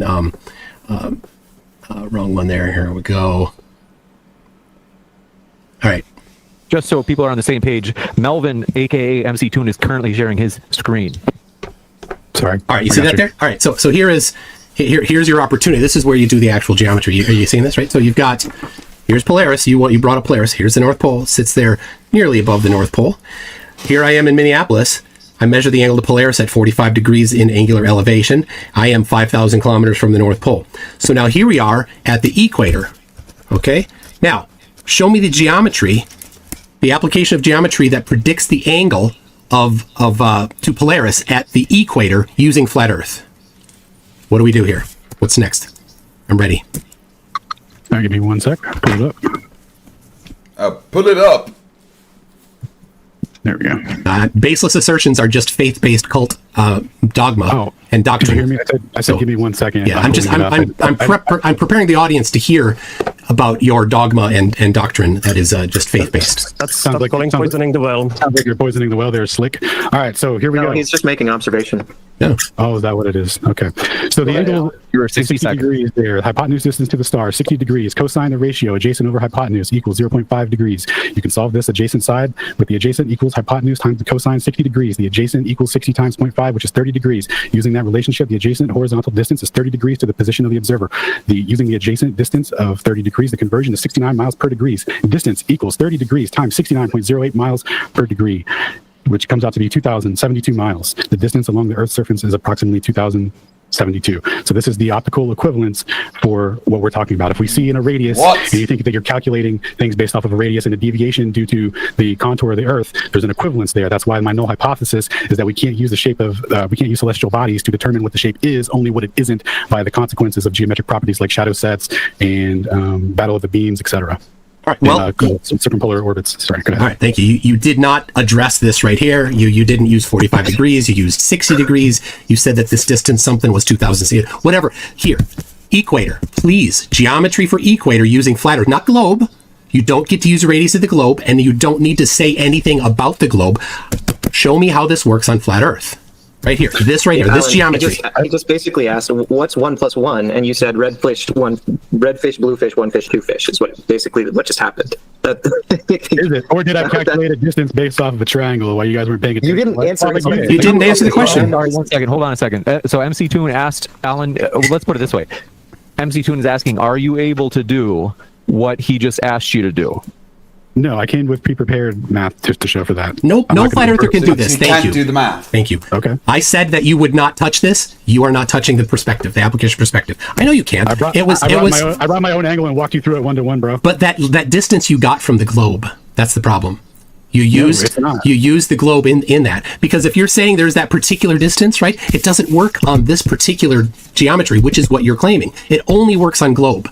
The geometry you did was 100% globe-only geometry. And you're like, hey, let me not really actually do flat Earth geometry, hoodwink everybody into thinking that it was flat Earth geometry, but it's not. Well, you didn't hoodwink the people that understand the topic, only the flat Earth audience that you're trying to appease. All celestial bodies are treated as an equidistant web at the same altitude. Well, awesome. So, then show how it's done. Please. I just did. Do it. Don't ask him to do it. You didn't do it. You didn't do it. Now, all right, we're good. Just 1 sec. All right. We'll give Alan 60 seconds. Alan, the floor is yours. What I already showed you is my angle for 60. Now, the units of measurement derived are a ratio of the terrestrial meridian, which I already covered is the distance from the North Pole to the equator at 6,218 miles. And then a meter is 1/10 millionth of that as the starting ratio. So any distances you get are going to be the same because we're using the same coordinate system and the same units of measurement derived from it, taking the same elevation angles to stars, which is not mutually exclusive to either model. You can do tangents all over a sphere and take the same measurements. You could do it on a flat. He doesn't understand what any of this means. He's just saying words that he's got written down. He hasn't a clue how to do maths in the fucking slightest. Earth. The distinguishing factor here is when they went to go take zenith measurements of the stars and they realized that they couldn't complete the cosine relationship because the star was never in the predicted spot. All right, well, thank you very much for asserting and agreeing that you're using the same coordinate system. You used a spherical coordinate system. You need to use a non-spherical coordinate system. That's where the disconnect is. Everybody sees this here. This is the flat part. You need to use a flat coordinate system, a two-dimensional coordinate system, not a spherical coordinate system. Maybe you'd want to use a polar coordinate system. Maybe a two-dimensional Cartesian coordinate system. But when you use a spherical coordinate system, you are admitting that the Earth is a globe. Well, I understand that that's your position, and that's why I came up with the null hypothesis, so we could independently verify the correct projection type, because the globe is a mere one of the many projections as I went over. No. The globe isn't a projection. Everything else is a projection of the globe. In the presentation, as well as the azimuthal map. Globe is not a projection. It's not a projection. I'm familiar with the assertion. No, it's not. It's not an assertion.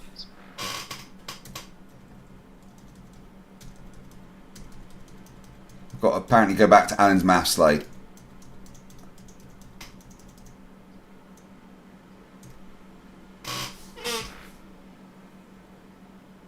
Oh god, wait, what? I didn't even actually pay attention to that. Let's analyse this, shall we? The angle is 60 degrees. The hypotenuse, distance to star, is 60 degrees. No, the hypotenuse isn't an angle. An angle? The hypotenuse isn't an angle. It's a fucking length. It's a side. Oh my fucking god.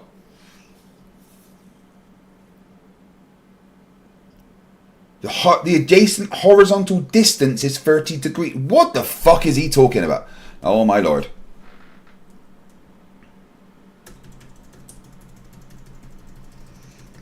Web at the same altitude of the 218 miles, and then you exclusive for asserting and agreeing that you're using the same coordinate system. You used a spherical coordinate system. You need to use a non-spherical coordinate system. That's where the disconnect is. Everybody sees this here.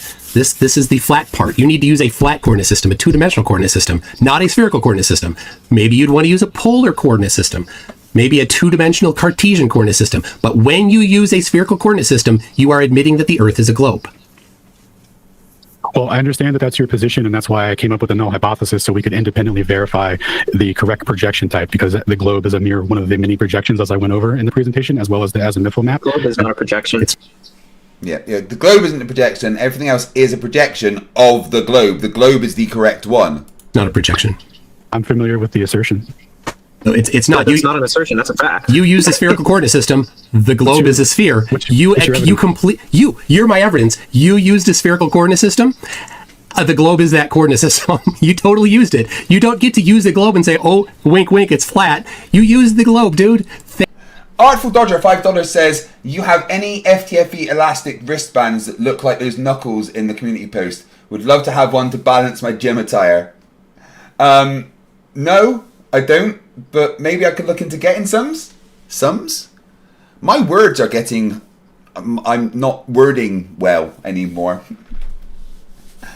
Alright, Andrew Murphy, $2. Member for 2 months says, "Look at that. Nice. Respect, bro." Look at what? What are we looking at?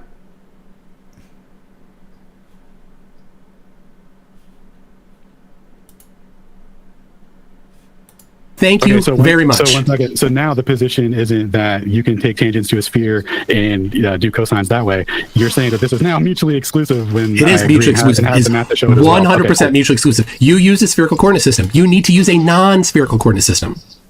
Good luck. It's your tab. Right. I've been using this quite a lot, and let me...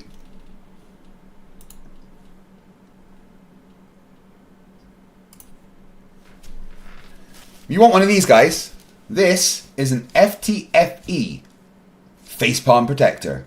It may look like an average oven glove, but it is not. It is in fact a NASA authorized product designed specially in the NASA secret moon base, and is guaranteed with quantum dielectric ether technology to protect you from the most severe facepalm damages.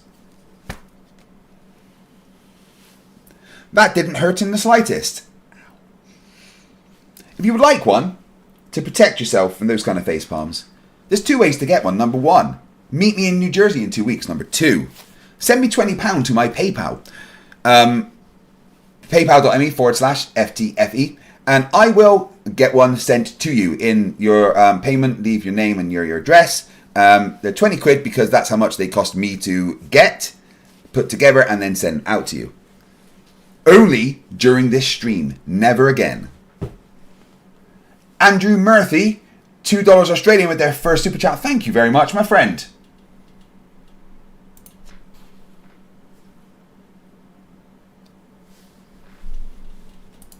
We have is the system that was given to us. Now, then too bad you lost. My position to start with, though, is that we only see in one hemisphere at a time. So if you map out the one hemisphere and you map out the other with the negative coordinates, you could combine the two to make the spherical coordinate system complete. And then you're using units of measurement derived from that spherical coordinate system. So when you cosine stars and traverse the land, guess what? It's always going to work out, and it has no relation to the shape of the ground. That's why you have to use things. That's not true. It does have no relation to the shape of the ground. Well, not if there's an optical equivalence and we have a radius of vision that's the same as the supposed globe. Well, you need to support that optical equivalence, blind faith religion. Hey guys, can I interrupt for a second? No, I want to hear about the optical equivalence. Maybe you can explain it because he seems to be avoiding it. Alan actually explain you and show you the math, and you just hand wave this message. He used the globe. I embraced it. Yeah, he can't just use globe math and say it's not globe math when it is. Dirt or a potato. Raced it. I do want to give Dominic a chance. Hold it. Why, Dominic? When I'm talking, why do you? I'm sorry. Give Dominic a chance. Dominic, what have you got? Well, I would like you ask guys stop interrupting, stop using all the fallacies, because like in our presentation there were none, and I'm not here to attack you. I think we can debate calmly without interrupting each other, and I think it would be nice. And if you heard our position, we think if we try to come to some conclusion, our position is that the Earth is planar and the measurement of the curvature are dependent on the position of the celestial bodies. That's our position, and so far, in 30 minutes, you show us only if we try to come to some conclusion, our position is that the Earth is planar and the measurement of the curvature are dependent on the position of the celestial bodies. Once again, if we try to come to some conclusion, our position is that the Earth is planar and the measurement of the curvature are dependent on the position of the celestial bodies. That's our position. Just once more. Try to come to some conclusion. Our position is that the Earth is planar and the measurement of the curvature are dependent on the position of the celestial bodies. That's our position. And how can it be planar if the measurements are relative to curvature? Mandel, Nico Richard said that he's drunk right now. We are going to get back to it. Maybe before we finish the stream today. But not right at this very point. But we will design his shirt. So far, in 30 minutes, you show us only proofs that are depend on the celestial bodies and looking up to the skies.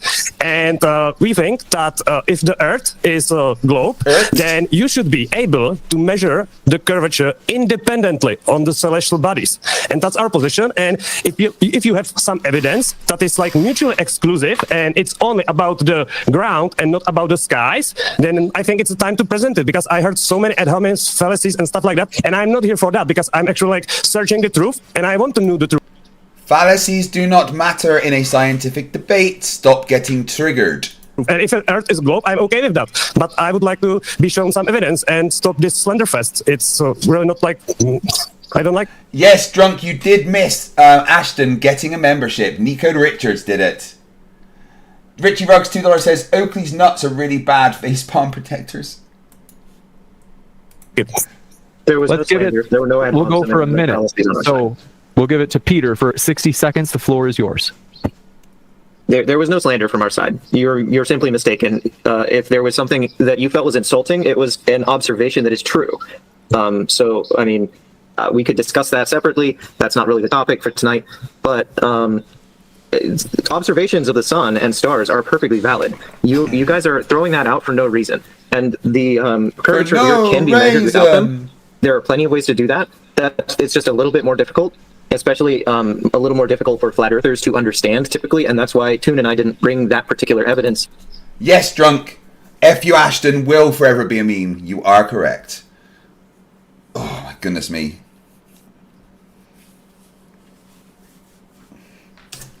For our opening presentations, but you don't have a reason for throwing out the sky measurement. All right, what we're going to do is, once it gets to the end of the open discussion, before it gets to Q&A, I am going to take a break, because I am fading. I'm very tired, and I have been up streaming for 31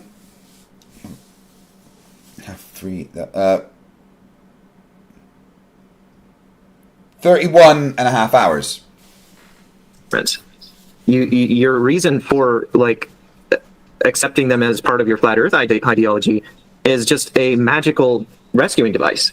It has no bearing, it has no correspondence to any geometry. Oh, Ashton, don't worry, I always will say fuck you. And Alan actually admitted a minute ago, am I mistaken on this, Toon? Like, did he admit that he doesn't know how to do the math that you asked him to do? Yes, he does not know how. Memorized scripts 100%. for certain measurements. But he also admitted that he has to use 60 seconds. So before we do have MC Toon, we'll have 60 seconds from one of our guys from the Flat Earth. Yeah. Dominic, my guess is you want to say something, and then I promise we'll come to you, MC Toon. Like I asked you to not use Adam and Fallacy, and you're still trying to compare flat earthers to like some dumb people who don't know anything. I think it's not necessary. And I ask again, like if the Earth is a globe, then there should be some mutually exclusive. Stop crying. Exclusive evidence that is based on the measuring the ground and not the measuring the skies. Okay, and if even like there's a I give you the benefit of doubt that Alan doesn't understand anything about the math and geometry. And does it make Earth a globe if Alan doesn't understand it? No, but it's still a globe. Yes. Then okay, then this is everything I need to know. All right. Well, Dominic, I will use whatever I want to establish the shape of the Earth. You don't get to boss me around on what particular thing I'm going to use. So the angular size of the sun, that does not change. I said earlier, you would spend the rest of this time avoiding talking about it.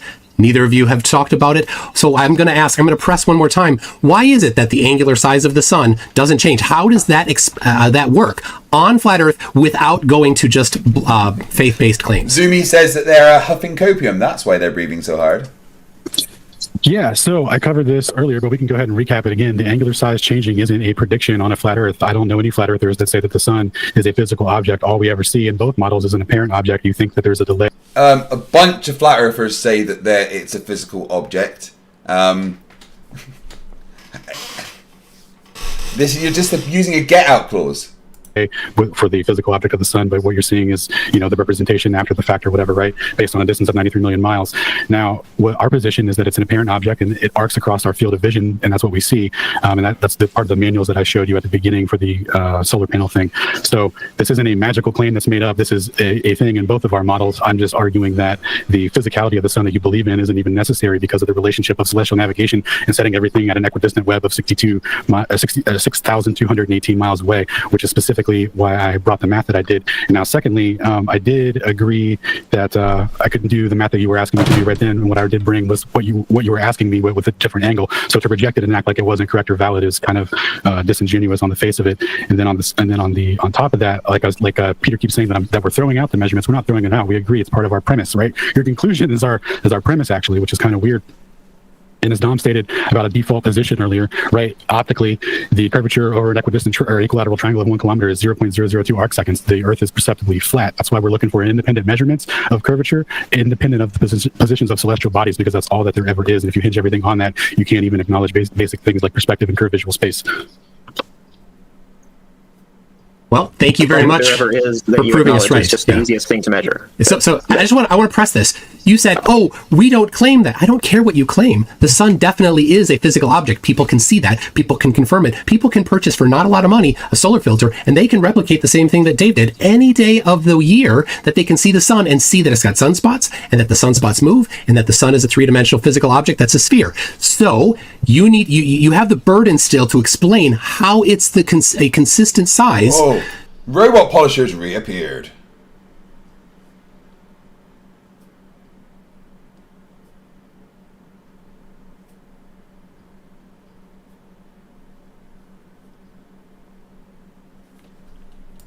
Regardless of the time of day or the location, you have again made an assertion that is a faith-based assertion, and you've proved me right again. I thank you very much for that.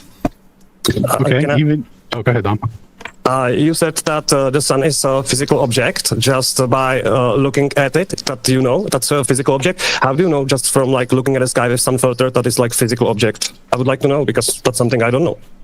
What do you think it is when he showed you the picture with the sunspots? And real quick, before you answer, I don't disagree about the sunspot orientation and axis of rotation or anything like that, and how it definitely looks like an orb in the sky for sure. My position, though, right, remember, is that it's an apparent object that we see. Everyone sees their own. Right. That's why when you triangulate it, the angles don't match up unless you set it to an infinitely far distance. But you can treat it as 62 or 6,218 miles away, the same as you do 93 million miles. There's no distinguishing difference there. Continue, sir. So yeah, for the purposes of that, you can treat it like that. But for other purposes, you need to treat it as its actual distance. What other purposes supersede actual land navigation? Sending the Parker Solar Probe to orbit the sun.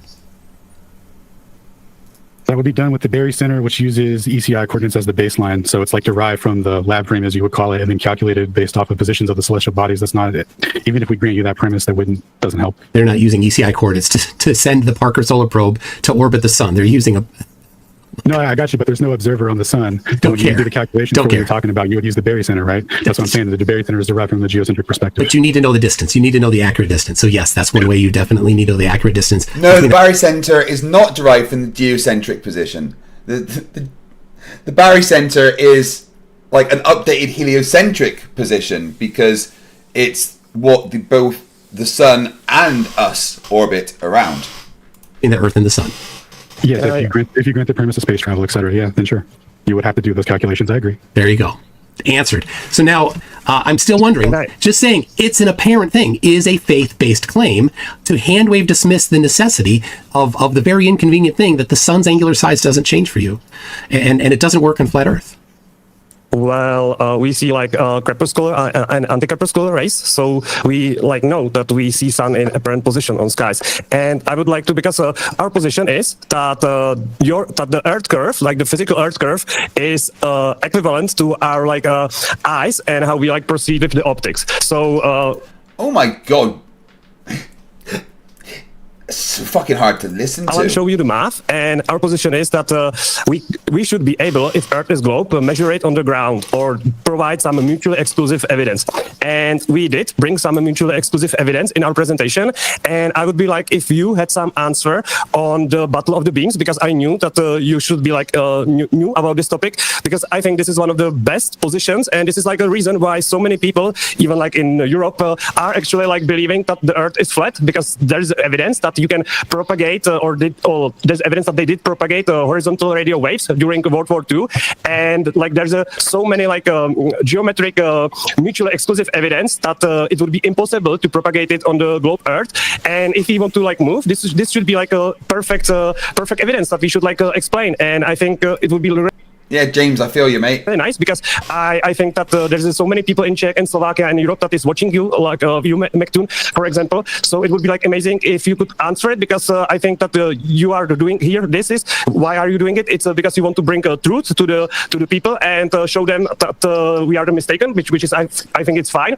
So if you have like some claims or anything that you could say why Battle of the Beams, the propagation could be possible on the Earth if it's globe. Right. I'm struggling to stay awake, so I am going to take a break. I'm going to take a nap, right? So what's going to happen?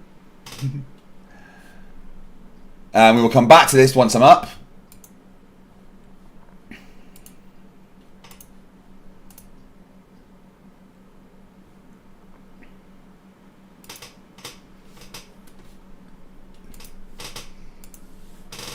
Remember, my channel's got a new name, Craig McNeil, FTFE.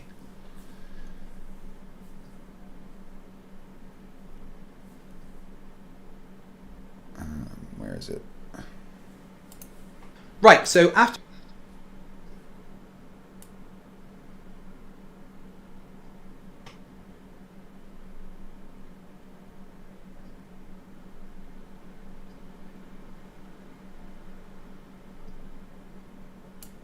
Guys, I am so sorry. Pillows would not have been enough. Kilometers. I don't know. How do you convert meters into kilometers? What's the correct way? You. Right, we're going to go from here.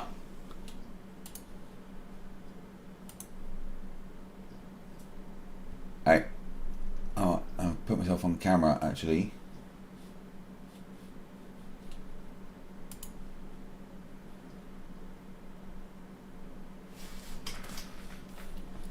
I'm going to get like 4 hours sleep, and I will stay on camera for the whole time, except when I go to the toilet first. But so, see you in a little bit, guys. You ready? How do you convert meters into kilometers? I don't know. How do you convert meters into kilometers? What's the correct way? You tell me. The correct way is divide meters by 1,000. So if you have a meter and I divide that meter by 1,000, you don't think that would give you millimeters? Meters into kilometers, Nathan. You just said you divide meters by 1,000 to get kilometers. So you're saying I divide something that is 1 meter long by 1,000, and that will come out to a kilometer value. Nathan, it sounds like you are quite literally retarded. You do not divide meters to come out with kilometers. Why would you divide a value that is given in meters to come up with something larger, i.e. kilo, meaning thousand? Nathan, because the thing you don't understand is that it's a ratio. Did you do maths at school? Why would you divide a meter value when trying to come up with a larger value? Dividing something makes it smaller. Oh dear.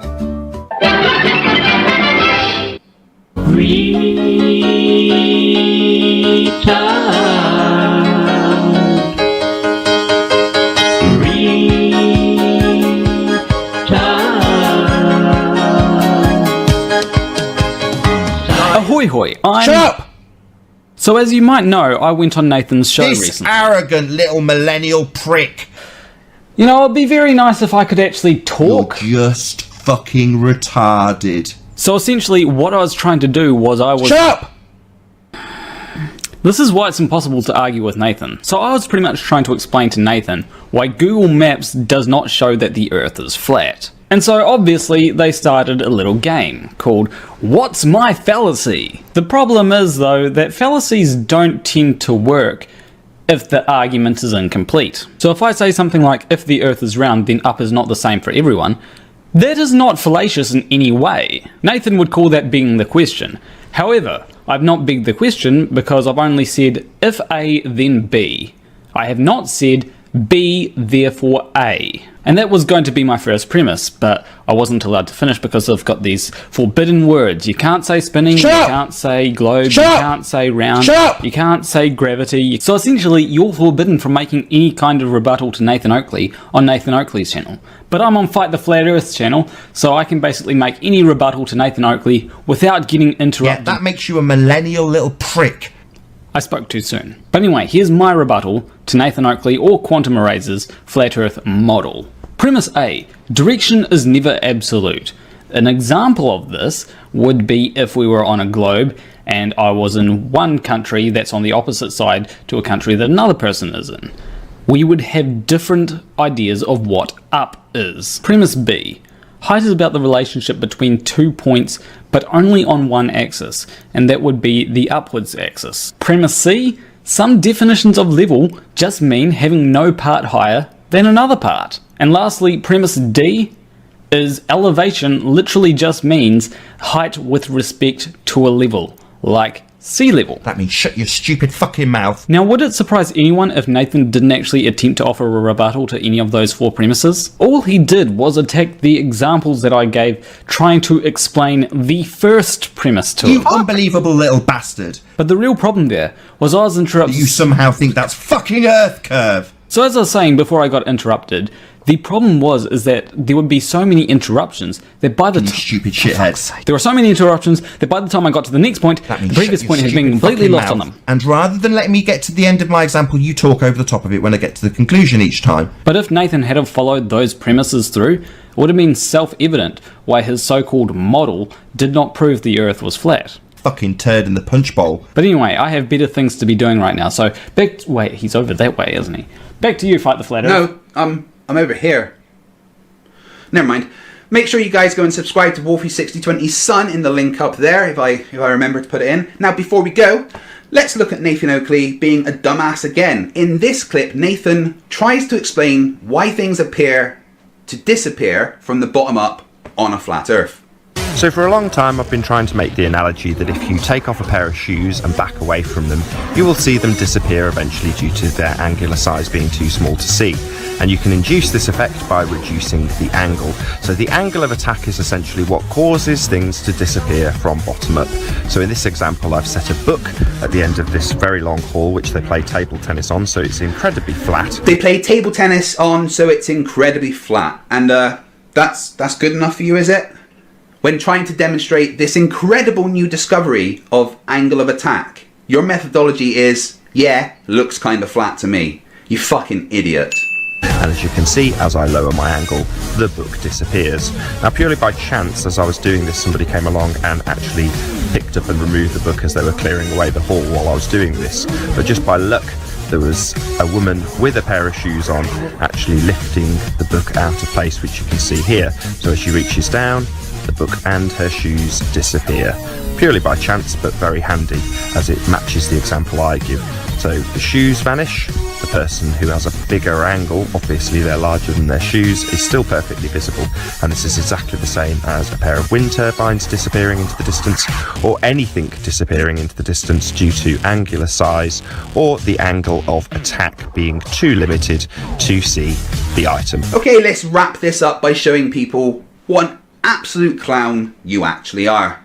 Yeah, the bottom of those items, they're probably going to disappear first because they're in another...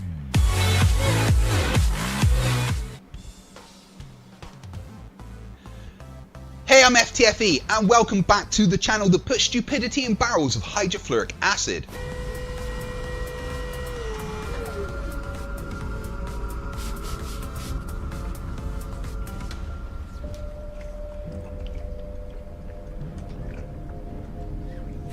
Flat earthers come and go. Some fade into obscurity, some see sense and realise the earth isn't flat. Please don't subscribe to Seek Truth, Speak Truth. But some never cease to pump out the stupid. And no flat earther pumps out more constant stupid than Sleeping Warrior. He is so stupid that he once said the earth would have a solar eclipse every month. A solar eclipse will happen every single month. And why? Because it takes 27 days, 27 point something days for the moon to orbit the earth. So at some point it's going to cross the sun.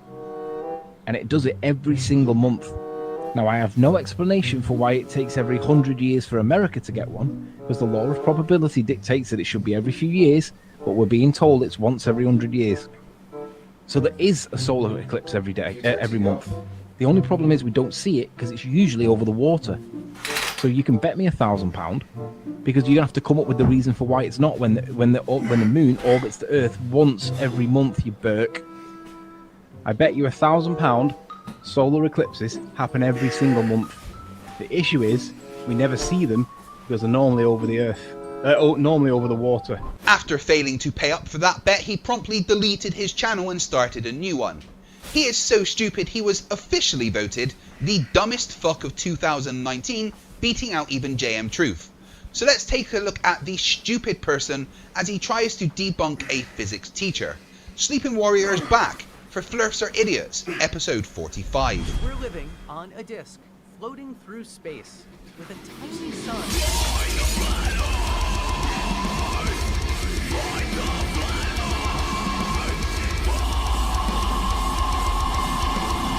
Thank you for joining me once again to look at the people whose breakfast of choice is the purple crayons.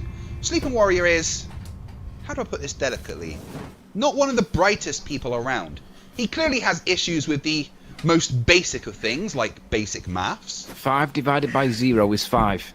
In the real world. Basic physics. This is an egg. And basic toilet habits after becoming the first man to ever stream twice at the same time. They start to get irritated. Reduce lights in living room. Yo, the thing is, the thing is though, the cop doesn't have to show you the code. He just brings it before the judge, and the judge has to show you the code. So it blows my mind when someone of Sleeping Warrior's limited mental capacity thinks he knows more than the people that have actually studied physics. Like Conspiracy Cats, an actual physics teacher who did a video explaining gravity and the nuances of Newtonian gravity versus Einsteinian gravity. Along comes Leaky Warrior to correct him. Newton's equation tried to describe to us what we see, whereas Einstein's work was more about why we see it. It isn't. They're not mutually exclusive, as many flat earthers would have you believe. Anyway, next topic. No. Conspiracy Cats is both wrong on both points. Conspiracy Cats is both wrong on both points? Just saying that if I'd fluffed my first line in a video, I'd have probably restarted the recording. But more importantly, what gives you the authority to say he is wrong?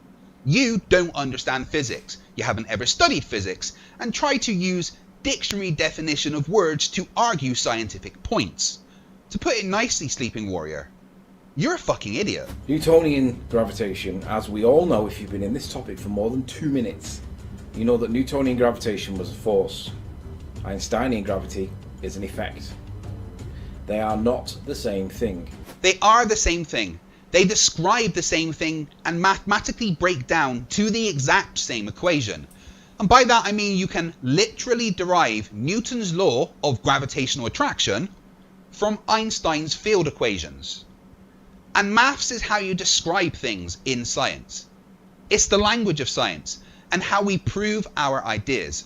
Newton's law was a mathematical description of what Newton observed. Einstein's general relativity was a description of why that attraction is there. It's also a lot more accurate than Newton's work. Newton's law is great for a local scale, but Einstein's field equations are much better for larger scale calculations. But that doesn't mean Newton was wrong. It's like saying pi isn't 3.1416 because pi is 3.14159265. It's more accurate, but they are both still the ratio of a circumference to a diameter of a circle. Newton was not describing what we see. Newton was describing a physicality. Come on now, Leaky. What does that even mean? Newton did describe what he saw. He realised that there must be some kind of force acting on an object falling. Otherwise, they would not start moving from rest. He called this apparent force gravity. He also realised the moon would fly off in a straight line tangent to its orbit if there wasn't some kind of force making it fall towards Earth, and that the observation of Kepler could be explained by this apparent force. And that's what Newton's law of gravitational attraction is, a mathematical description of observations that was able to make predictions and explain many natural phenomena. Something that was pushing or pulling. Even though Newton said, "Do not ascribe gravitation to me" in his letters to Bentley, it is clear that Newtonian gravitation is a force misrepresented by ballers to believe the fiction that is known as gravity. How can we misrepresent an observable physical phenomena? For all we need to know, there is a force. Things have mass. They accelerate towards other masses. Therefore, they have a force. F equals ma. Newton's second law of motion. You are right that Newton said not to attribute any kind of theory about gravity to him, because even he realized that his maths presented some problems and seemed to suggest that gravity reached out as if by magic instantaneously across vast distances. That's why he never suggested a mechanism for what he observed. He just described it mathematically. Einsteinian gravity is an observed phenomenon. I did a test recently where I made an egg move. When the egg moved, it's the movement of the egg, as per Einstein's gravitation, that is gravity. Excuse me, the fuck did you just say? Einstein would not say any such thing. Einstein said that gravity was the curvature of space-time due to the uneven distribution of masses that causes an apparent attractive force between masses. In your eggs experiment... This is an egg. Yeah, we know, Riley, that's an egg. Just calm down. What you did was add some salt to the water. This changed one of the variables in the buoyancy force equation, rho vg, and tried to claim that a parts per million meter measured density. Okay, that's coming in at 212 parts per million tap water. Don't know what that means. It's just a number. It could be unicorn farts. It's just a number. Because you, Riley, are a fucking idiot. You're on the wrong channel, mate. Off you go. Subscribe to Team Skeptic. It's the effect of the curvature of space-time caused by the uneven distribution of mass. It isn't the why, it's a visualization, a phenomena, an observed phenomena, step one of the scientific method. General relativity isn't an observation, you muppet. It's an explanation of the observation, an experimentally demonstrated and verified explanation. This teacher is lying to people, his subs, his children that he teaches in school, about gravity. Newton was not about what we see, Einstein is about what we see. Einstein is an effect. Newton was a force. Amazing. Every word of what you just said was wrong. It's clear to anyone with half a brain that you haven't a fucking clue what you're talking about. That is literally the opposite of how it is. And as for Conspiracy Cat's lying, no. He's teaching kids what they need to know for high school physics. To have a basic understanding of the world around them, help them pass their GCSEs and prepare them for A-level and possibly further if they want to continue their study in physics. Now, Riley is demanding that I show him my physics degree certificate, which I'm not going to do because I don't have it to hand, I don't have anything to prove to a mentally deficient wannabe lawyer, and I don't have a habit of posting my personal information online to people. He says he doesn't think that I have a degree because I explain gravity as an emergent force, so I'm lying to people.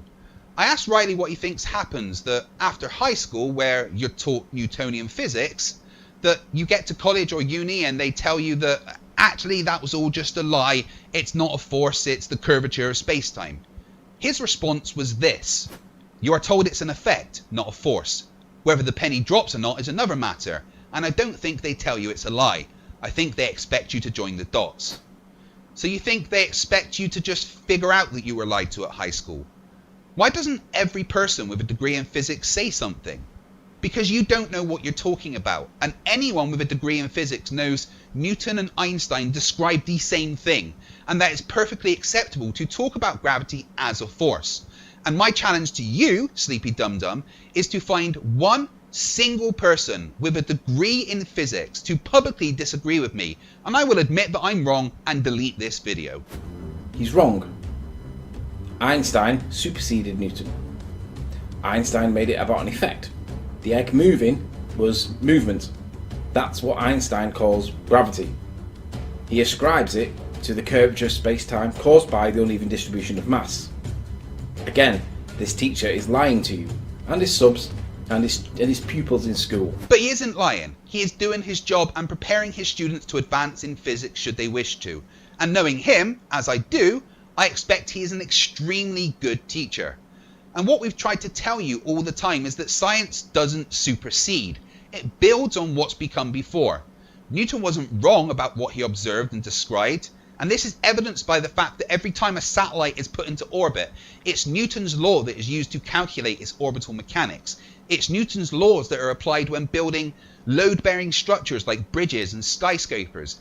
Ask an engineer, they will agree. At the moment, general relativity is the best understanding we have, and Einstein's predictions keep getting proven right, like the discovery of gravitational waves. That doesn't mean in the future we won't have a better understanding that explains things better. And that wouldn't mean that Einstein was wrong. He knows that gravity is an effect, but he still tells you that Newtonian is acceptable.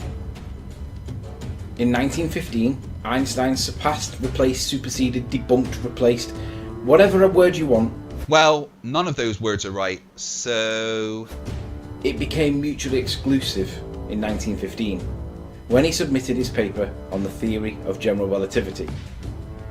You don't have to like that, but you will accept it. No, we won't accept it. And by we, I mean anyone who wasn't a victim of the great brain robbery of '09. And every time this drongo teacher calls out gravity as a force in any way, I'm going to be there to correct people that this guy's lying. Why you no speak good, Riley? Make a basic structure of sentence you cannot. We don't see gravity. We see things move.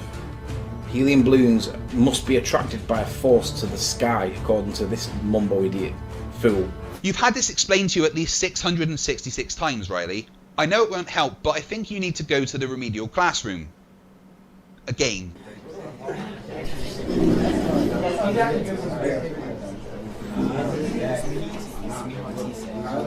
Right, you bunch of morons, sit down and shut up. What is it, Mr. Riley? You need the toilet? Go on then, quickly, we'll wait till you get back.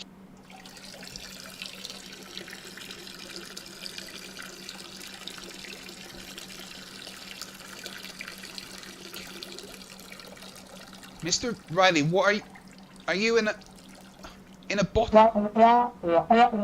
What do you mean that's how you do it at home? I just threw up in my mouth a little. I'm going to pretend I didn't hear that. Wait, are you passing that bottle to Mr. Murphy? No, please don't, Mr. Murphy. No, it's still warm.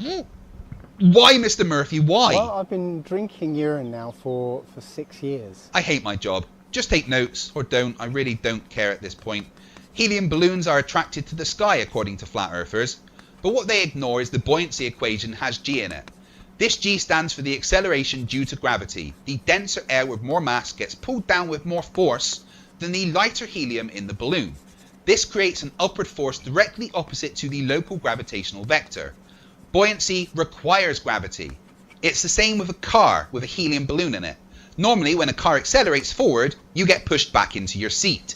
But a helium balloon would move forward as you accelerate forward, the heavier air is pushed to the back of the car. I really don't care if any of you paid attention or took notes. I think I'm being punished for being a horrible person in a past life. Class dismissed. Yes, I know we only just started, but I hate all of you and need my breakfast. Where did I put the whiskey? We know there's no force of attraction in clouds. We know there's no force of attraction in stars. But helium balloons do go up. Relative density explains that. Buoyancy explains clouds. That's why when they get too heavy it rains, but to say there is no attraction in stars is just willful ignorance. It's what causes our orbit. Earth is in constant freefall towards our star, but we have a fast enough tangential velocity that we miss it and keep going around. And relative density? No, Riley. Density isn't a force. It cannot cause an acceleration. We can calculate it. We can predict it. It has both a vector, it has a direction and a magnitude. It's a vector. Bollocks, you can calculate it. That's an outright lie. For there to be a vector, there has to be a reason for something to go in a particular direction. And the biggest problem for your claim of density being a force is that density gives no reason to go in a particular way. Yes, a lead ball is more dense than water, but how does the lead ball know which way is down? It doesn't. No matter how much you bleat like the sheep that you are, following around Nathan Oakley and Quantum Eraser, you cannot escape the need for a downward acceleration for things to, you know, actually accelerate towards the ground. Relative density is a bunch of crap. But they ignore this because it doesn't go with their narrative, their religion, their belief. This guy's lying to people about gravity. No, Katz isn't lying. Calling people a liar because you don't understand is about as arrogant as you can get. And we don't have beliefs, we have evidence and actual science, not your batshit crazy version of science. We know what gravity is because current physics defines it. Einstein defines it. It is defined. We also know what causes it. Einstein defined it with its cause. It all goes back to your definition of current physics. Gravity is the curvature of space-time caused by the uneven distribution of mass. And you haven't the first clue what that means, do you? The curvature is what causes the apparent attractive force between masses. You are under the idiotic assumption that it stops at warping space-time. Current physics says that warping space-time leads to the Newtonian side that engineers use every day. I missed off the first two words of the definition, and I'm going to emphasize them now. It's the effect of the curvature of space-time caused by the uneven distribution of mass. So we do know what gravity is, and we do know what causes it. Einstein described it as a visualization, an effect, a perceived phenomena. Yeah. You can shout the effect as loud as you like. It still doesn't change the fact that you are comically ignorant to any of the physics that you talk about. Your knowledge of physics comes from skimming quotes from articles and textbooks without ever understanding any of the context. Your brain, Riley, is simply too dull to visualize any of the complex concepts required to understand what you quote. I tell you to read a fucking book, but you wouldn't understand, so there's no point. Neil deGrasse Tyson dropped his microphone. The movement of the microphone in the direction that we attribute known as down is what Einstein says gravity is. It's the movement. Wrong, wrong, wrong, wrong. Wrong, wrong, wrong, wrong. You're wrong, you're wrong, you're wrong. Riley, you're dumb as fuck. It's not any force that's pulling it towards the ground or a force pushing it towards the ground as per Newton. Einstein's gravity is mutually exclusive. This guy's lying. However, you try getting any baller to explain how the curvature of space-time caused by the uneven distribution of mass is what caused Neil deGrasse Tyson's microphone to drop. Again, just for you, Riley, in general relativity, the apparent attractive force between masses is an emergent property of the warping of space-time due to the uneven distribution of mass. This is the current understanding we have of gravity. Well, some people understand. Obviously not you. It just becomes comical. They know it becomes comical and they have to swerve it at all costs. Conspiracy Cats is lying to people on the internet, but he's lying to your children in school too. He did a degree. He knows Einstein is an effect, but he still teaches Newton. He lets all the children come out of school believing gravity was a force because it's in the curriculum.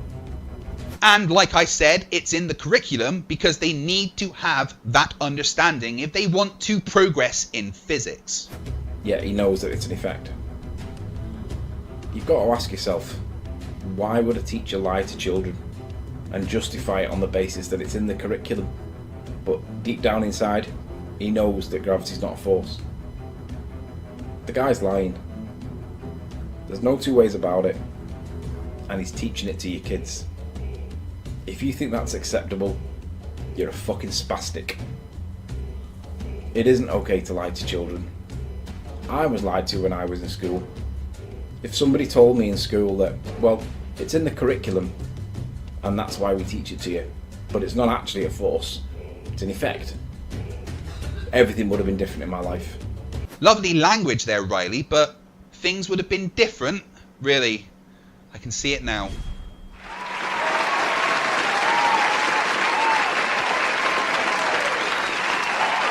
Nah, this is more Riley's level.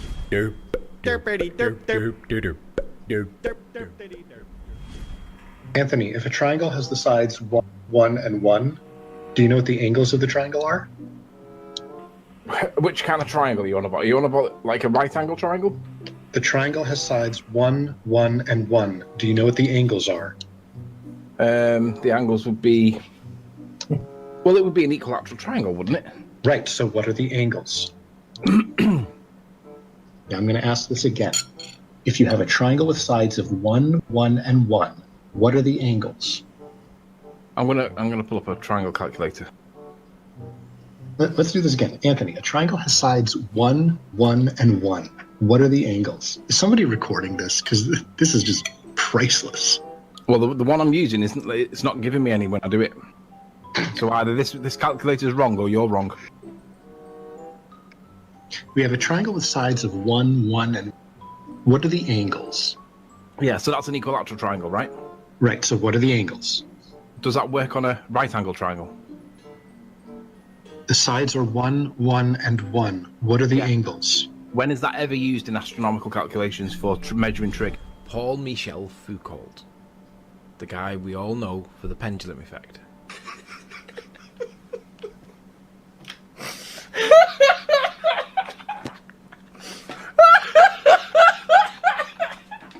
Apparently it shows the rotation of the Earth.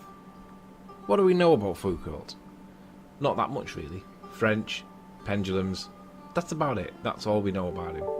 This is the guy. He died in 1988, 1984, aged 57. Does anybody know what he died of? I didn't know what he died of. Presumably old age. There's not that much in it, but for the fact that he was gay, openly gay, he died of HIV, and that's about as much as you can tell. Everything else in here is generally not that, not that interesting. There's not that much in it. One thing I want to show you is that if you do a Control and F in here and type in pendulum, no mention of the pendulum. Foucault's pendulum is supposed to show the rotation of the Earth. Wouldn't you think that if that was true, it would at least get a mention in his... You've got no answer for it, that's the problem. No, I do. The answer's the same on both models, but I'm not getting into it. We're trying to satisfy the definition of atmospheric pressure by satisfying the mass part for weight. If you can't satisfy mass for weight, then you don't satisfy the definition for atmospheric pressure, and your model does not do what your model claims it does. So where do we mass is in... Okay, Newton's first law. All mass is inertial mass. And inside a gravitational field, all mass is gravitational mass. That's all not... mass is accelerating downwards at 9.81 metres per second. No, that's not Newton's first law. Certainly is Newton's first law. No, it isn't. Newton's first law of motion is an object in motion will remain in motion unless acted upon by a force, or an object at rest will remain at rest unless acted upon by a force. Which is quite literally the law of inertia. That's not the way you worded it. That is not his law. You need to use the words. The law of... No. That is the law of inertia. Right. My friend here that's not you talking, and you were asked not to talk because it was supposed to be gently and I, has incorrectly cited Newton's first law of motion. Newton's first law of motion is an object at rest... Can you stop interrupting, please? You were asked to go on mute. An object at rest remains at rest unless acted upon by a force. An object in motion remains in motion unless acted upon by a force. You did not read that, or you did not cite that when you said Newton's law, first law. What did you say about Newton's first law? Newton's first law is the law of inertia. Now, if you would like to Google what is the law of inertia, I think you'll find it is Newton's first law. Newton's first law is not Newton's first law of inertia. It's called Newton's first law of motion, and as I've correctly cited on demand, it is an object in motion will remain in motion, and the same way an object at rest will remain in rest unless acted upon by a force. You have not got your laws of motion correct. Sorry.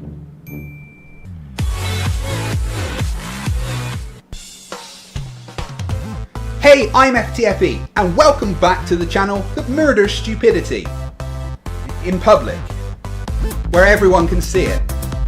There isn't many flat earthers that say new things. Normally, it's just some garbled version of Eric Dubé's 200 proofs regurgitated by someone with an IQ scraping around somewhere near the bottom of the barrel. So it amazes me, and endlessly humours me, that there is one flat earther who continuously pumps out the stupid with alarming regularity. This is a flat earther so stupid and meme-worthy that he's actually placed second, twice in a row on Red Rhetoric's annual Dumbfuck of the Year award. And this year, he has said a whole bunch of monumentally stupid things that I think are more than worthy of getting him a win this time around. He's wrong about everything. All of the time. Is so stubborn he can't even admit when he's wrong, and seems to be getting stupider as the years pass.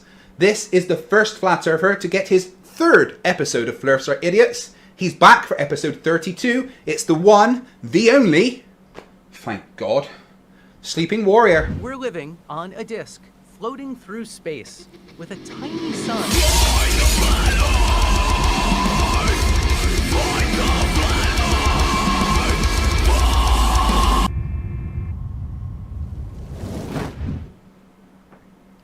Thank you for joining me once again for a look into the mind of an idiot.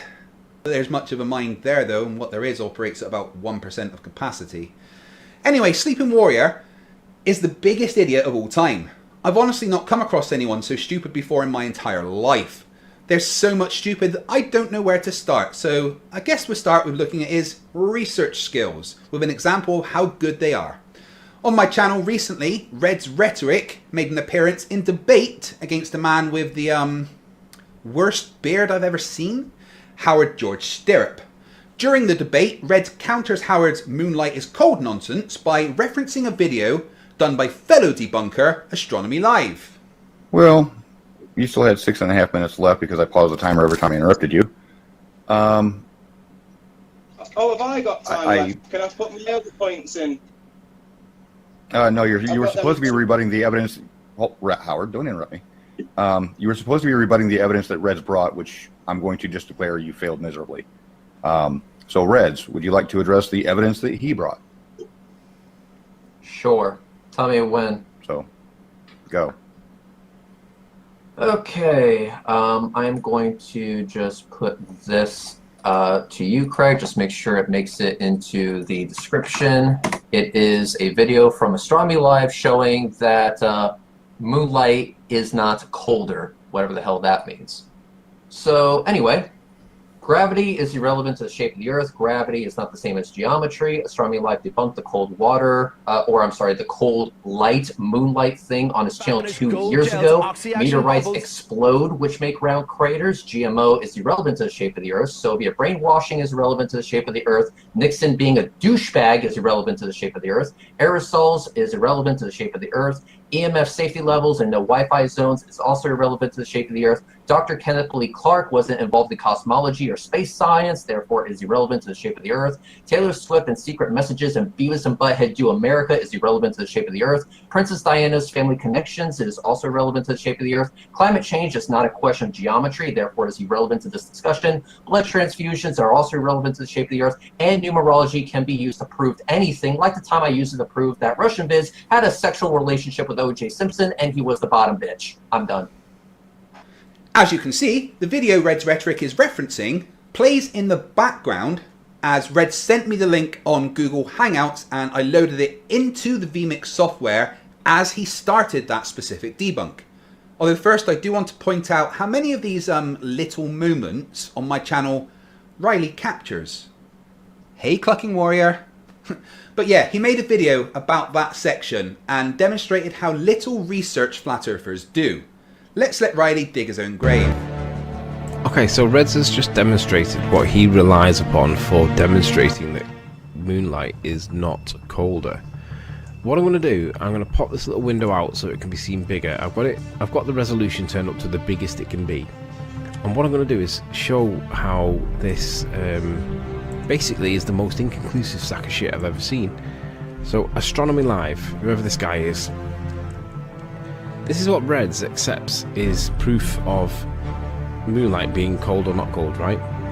Let's look at what we see in this. we can imagine the setup. He's got moonlight on the left hand side, he's got shade on the right. Weather, obviously colder on the left, warmer on the right. This is what Reds accepts to be true. Right? Watch this. There's nothing on screen there, can't see it, it's blurred, out of focus, can't see shit. Now we see 65.8, but watch what happens. After a couple of frames, the 65.8, I'm going to say the 65.8 was what was on the shade side, and then the camera, and then the thing changes. I'm going to say that's lead time, that's ping, that's lag, 57.7. It seems to me that when he had his infrared thermometer on this side, whatever that figure is, which we can't see, is what's on screen there. So he's got 65.8. I think that the 65.8 is what he had on this side. Now this is the most stupid demonstration of moonlight being cold I've ever seen. Yet this is what Reds accepts. So let's see that again. Moonlight's on the left, that will be colder. Shade on the right, that will be warmer. We can't see shit on the shade side. Intentional, maybe? So, he attacks the video from Astronomy Live because he correctly, don't worry, he's still not right, points out the poor example and bad methodology of the person doing the apparent moonlight temperature test. And here's the kicker. That section of the clip that Sleeping Warrior showed is from a flat earther. Doing it wrong, as he said. Which, if he'd actually watched the video from Astronomy Live, he'd have known and not made a video making himself look stupid. Again. I mean, it's not like we even made it difficult to find. Okay, I'm going to just put this to you, Craig. Just make sure it makes it into the description. It is a video from Astronomy Live showing that moonlight is not colder, whatever the hell that means.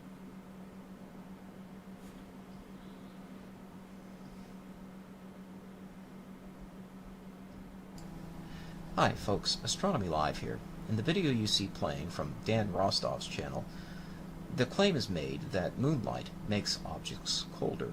We said the video was going to be in the description, and it was in the description. So it's only Riley that's to blame for not actually doing the research and watching the video that he is talking about. Riley even did a follow-up video saying that Reds and I were being dishonest after his mistake was pointed out to him, instead of admitting that he was wrong, proving he isn't only stupid, but dishonest and stupid. What, is that not stupid enough? Oh, don't worry, there's so much more. Next up, Riley misunderstands gravity, density, and buoyancy, all in one fell swoop. It's Sleeping Warrior's famous density tower.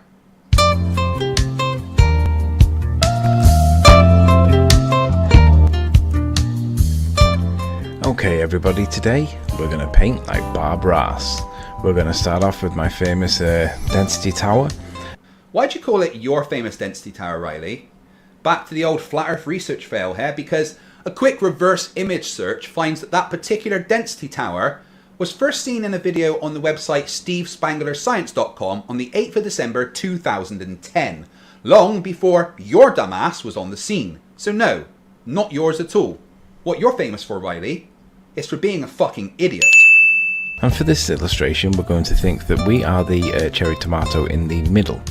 So we are the cherry tomato in the middle. Let's remove all the labels so that we don't have any of the labels. Yeah, let's just get rid of all the labels. We don't need to actually know what any of those things are, do we? Just as long as we know that we are the cherry tomato, I guess?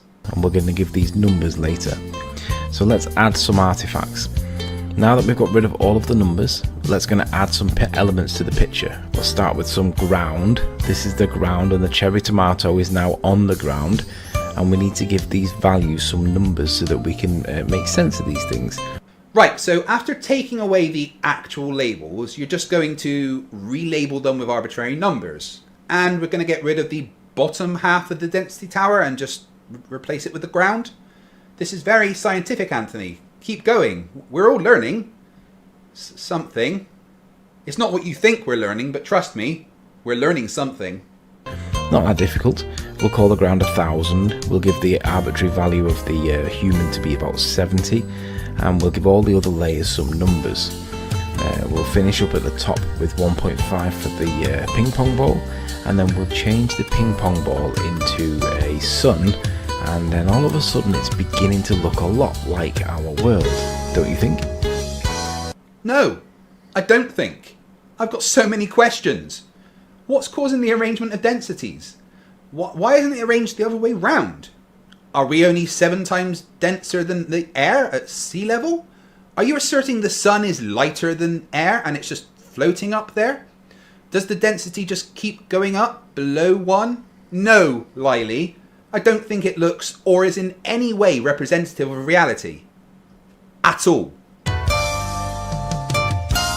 So now let's give it some water. We'll give the water the value of 67 because we know that humans can drown in water without the ability to swim. Oh shit, how far are we into the video? Guys, get your facepalm protection ready if you haven't already. This is Riley we're dealing with here. You gave us, humans, the density value of 70, but the water has a density value of 67, when humans are actually less dense than water. It's why we float. Of course, if we take on extra water and start to drown, then we will increase our density and sink. But on the whole, humans are less dense than water. Your lovely drawing is looking less and less like reality the longer you go on. But please do continue. We all need someone to laugh at. And now I think we'll have some clouds, some stratos and cumulonimbus. So we'll stick them some stratos clouds, they're the lower levels, we'll give them the value of 8.7, and the cumulonimbus clouds will give you the value of 4.2 because they're a little bit higher in the atmosphere. It's beginning to look a lot like a landscape environment now, don't you think? Let's consider the elements that make up the atmosphere.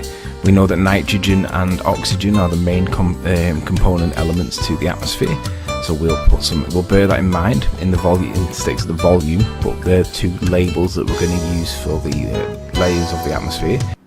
Yeah, let's consider the components of the atmosphere, shall we? Carbon dioxide has a density of around 1.98 kilograms per meter cubed, and the density of oxygen is around 1.4 kilograms per meters cubed.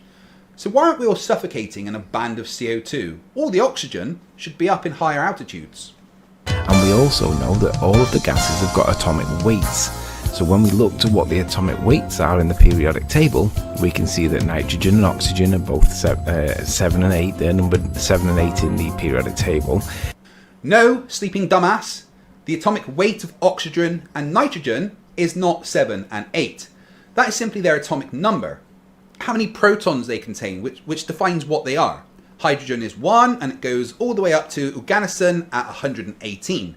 This is not their atomic weight.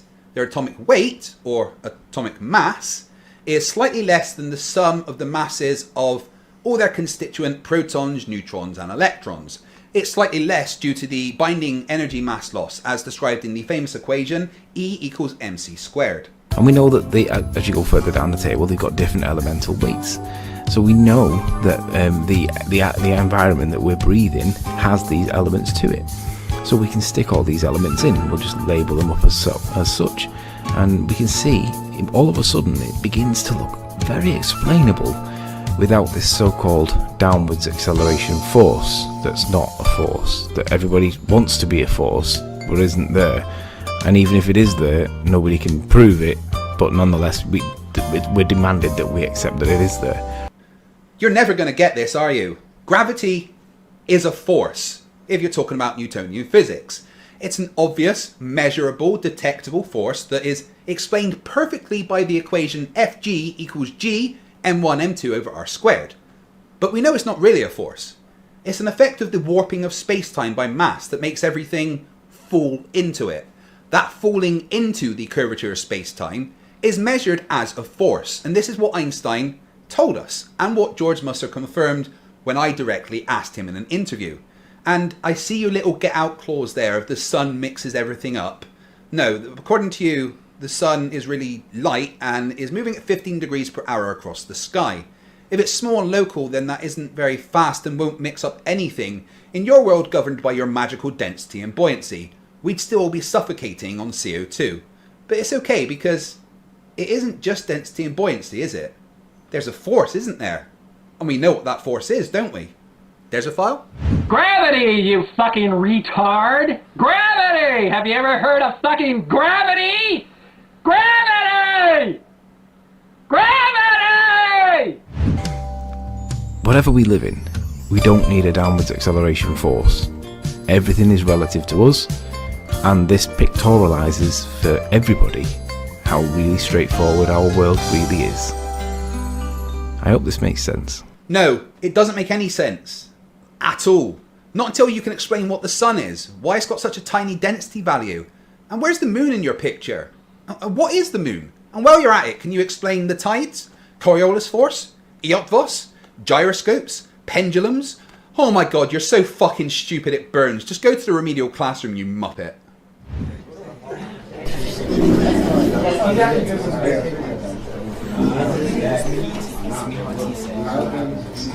Okay everyone, shut up and sit down. I'm the substitute teacher, Mr. Katz, and I'm here today because your normal teacher can't cope with your stupidity anymore and has had a nervous breakdown. I'm sure this has been covered already, but you still don't understand why buoyancy and density aren't a replacement for gravity. Yeah? What is it, Mr. Riley? You're Mr. Riley. I read your thesis, you know, best laugh I've had all year. Anyway, shut up.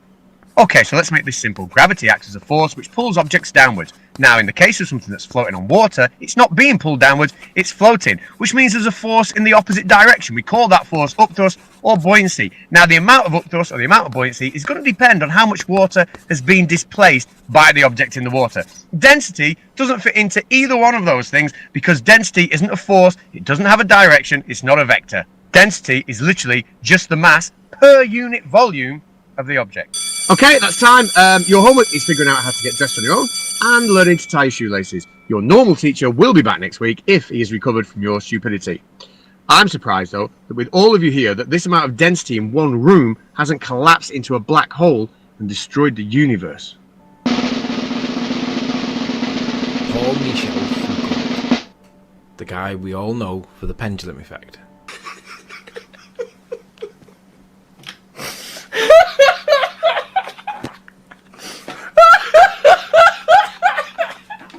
Apparently it shows the rotation of the Earth. What do we know about Foucault? Not that much really. French, pendulums, that's about it. That's all we know about him. This is the guy. He died in 1988, 1984, aged 57. Does anybody know what he died of? I didn't know what he died of. Presumably old age. There's not that much in it, but for the fact that he was gay, openly gay. He died of HIV, and that's about as much as you can tell. Everything else in here is generally not that, you know, not that interesting. There's not that much in it. One thing I want to show you is that if you do a Control and F in here and type in pendulum, no mention of the pendulum. Foucault's pendulum is supposed to show the rotation of the Earth. Wouldn't you think that if that was true, it would at least get a mention in his Wikipedia page? We aren't done yet, guys, because Riley just can't stop being wrong. Here's the video he put together to try and disprove the Earth's rotation. It's a bit of a boring video, so I added a dramatic voiceover to make it more interesting. Scientific method. Step 1. Observe a phenomena. The sun appears to go down. Step 2. Hypothesis. What causes that? We are told the Earth is turning. This is the presumed cause. Step 3. Experiment. Can we see the proof we are turning, please?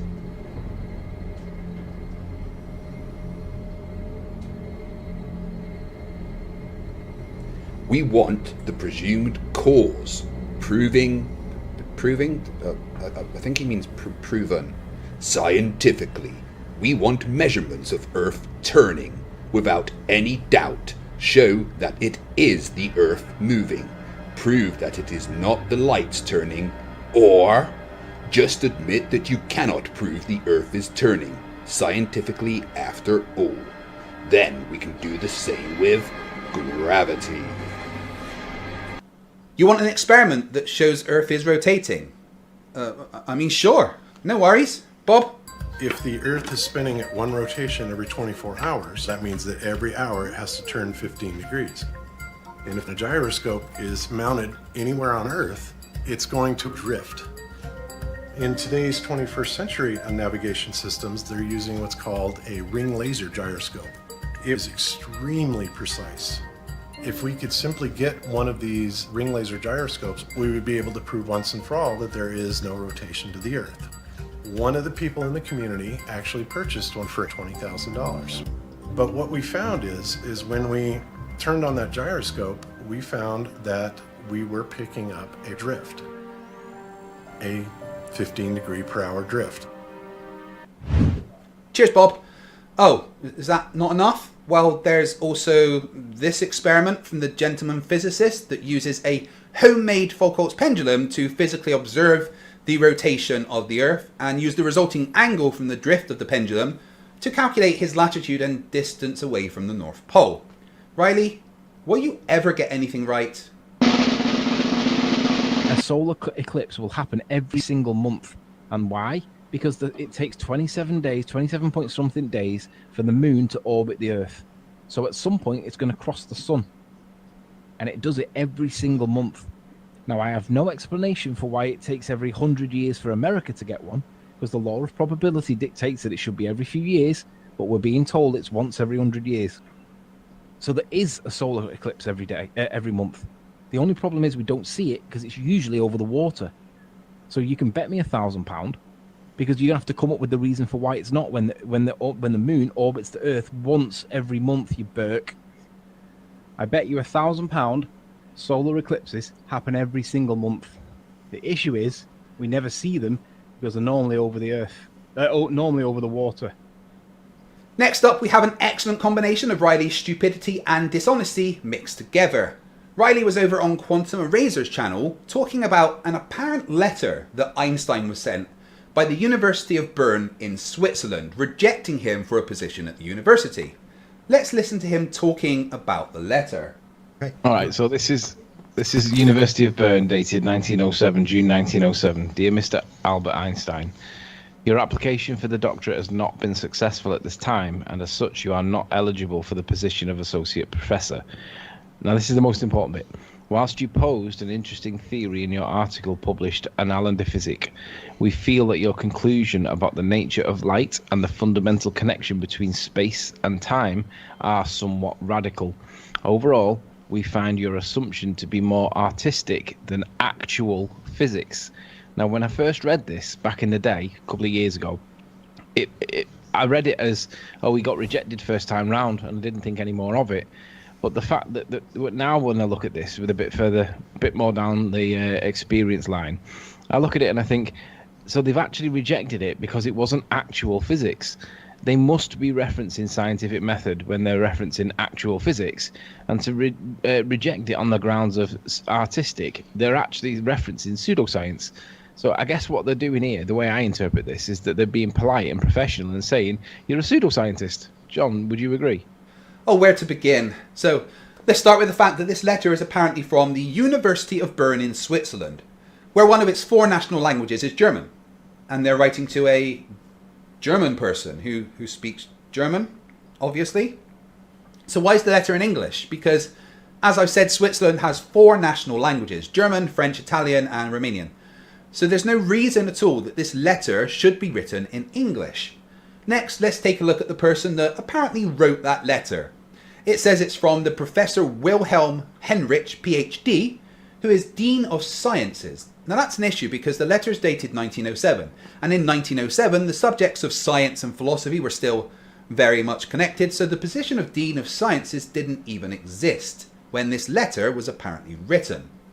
The stamp next to the non-existent Dean of Sciences is for some reason the coat of arms of Hungary.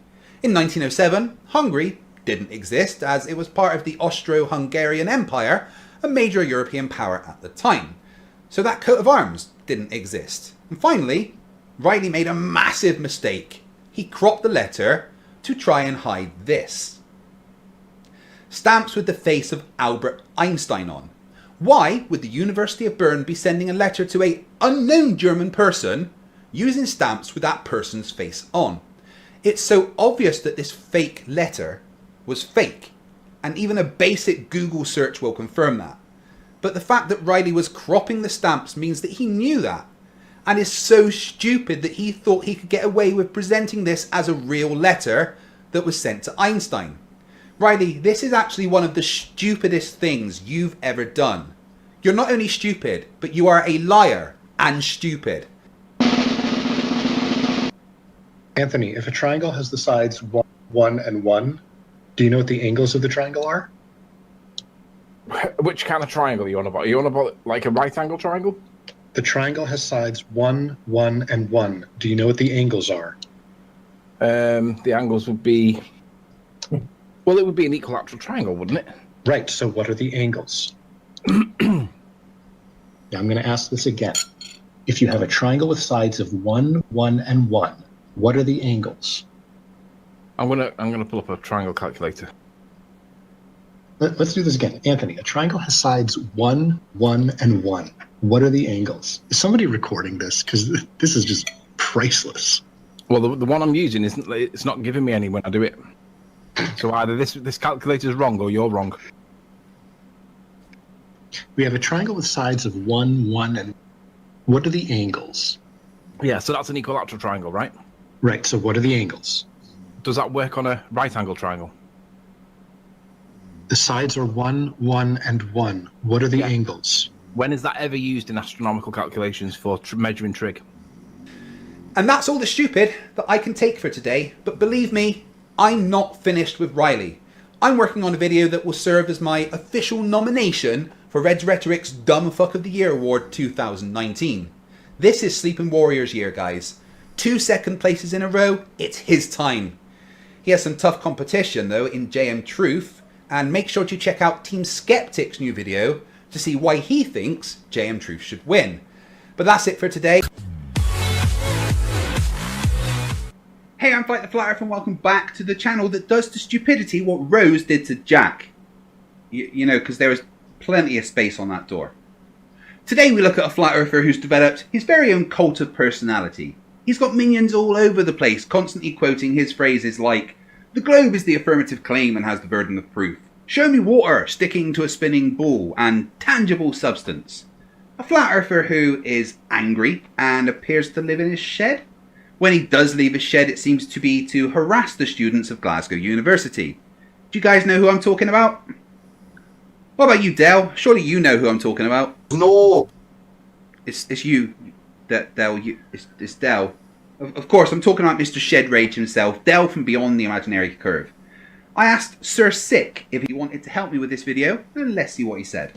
Yeah, so I am having a really hard time believing this Fight the Flat Earth. I mean, you're really telling me the man in the shack is still pointing at things? Giving us his perspective on perspective? The very same thing causing him to be sentenced as a jester in the Order of the Sillies? Now, I usually handle these jester appeals to be released from the Order at the campfire, where they present their case. But hey, Del already tried his hand and failed at that with his Lego Lab. However, I guess it is a lot more fun having fun at the expense of Del here with a double slam dunk on this, dipshittery. And I am sure Del's camera work at the very least has improved. Let's have a wee look, shall we? Oh boy, this is gonna be interesting.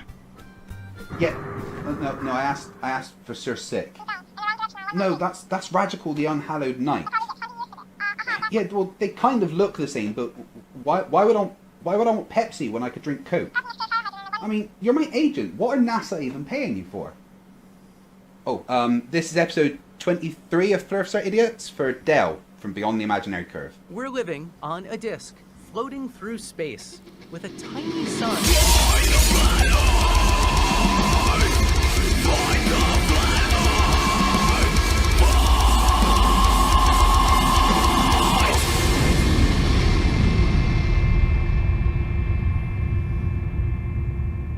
Before we get going, this is the last reminder if you want to get involved in Project Eratosthenes, my worldwide collaborative science experiment to determine the shape of the Earth. If you want to get involved on July 27th and repeat Eratosthenes' experiments of measuring the angles of shadows cast by the sun at solar noon, then email me at fighttheflatearth@gmail.com. We need people to do the experiment, help collect the data, live stream, or any other way that you think you could get involved. Anyway, on with the stupid. Yeah, Shed Rage. Someone who is very angry about the fact that he doesn't understand the world around him. Let's invoke mystical rocks flying around the vacuum with mystical magical powers that's pulling stuff and letting it go and pulling it. Let's believe that shit, shall we? You come in and offer us some proofs of your blue pear-shaped testicle flying about the infinite vacuum of space with gas and air and water all clumping at me. You fucking lunatic.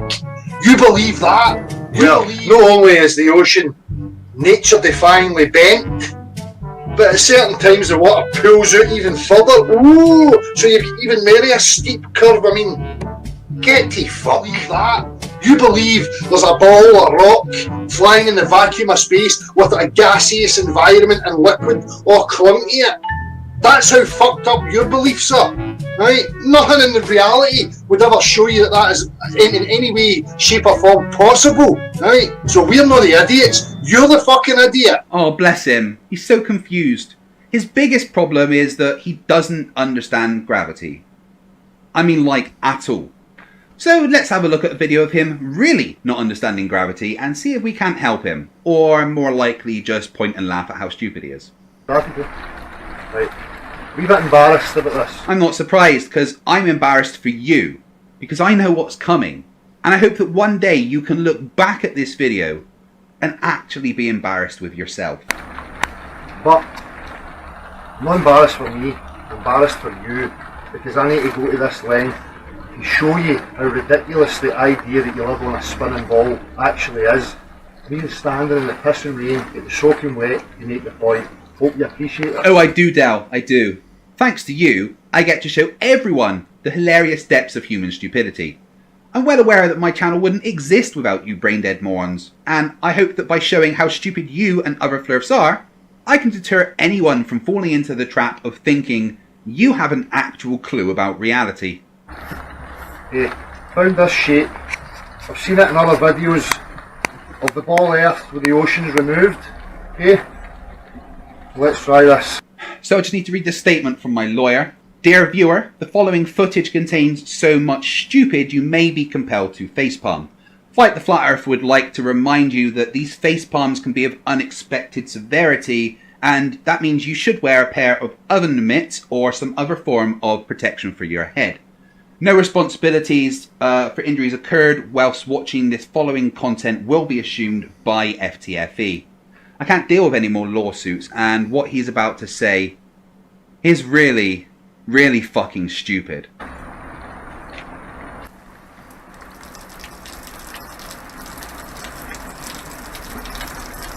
I don't know what's happening, but it doesn't appear to be filling up to the shape of the ball. It seems to be running off the bottom here.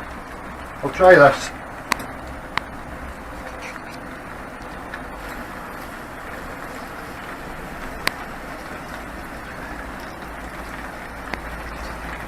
Look. Again, it's running off the sides. I can't get it to mound up to the shape of the ball. I don't know why.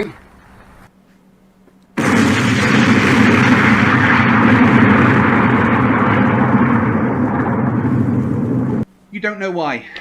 That I can believe. And that's the big issue here, isn't it, Del Boy? You don't know why. And you know what? That seems like your problem. But you seem to think it's everyone else's problem. You know, everyone else's problem that they aren't as stupid as you are.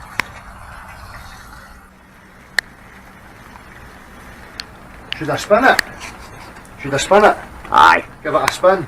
No, you shouldn't spin... Oh, what am I saying? I don't want to spoil your fun. Go ahead, Delroyd. Spin until your little flirty heart's content. How about you? Right, let's see.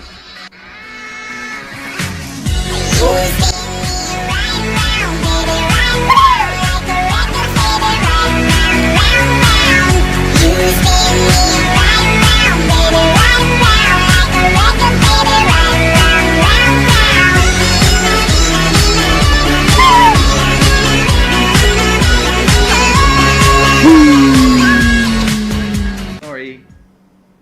Not sorry.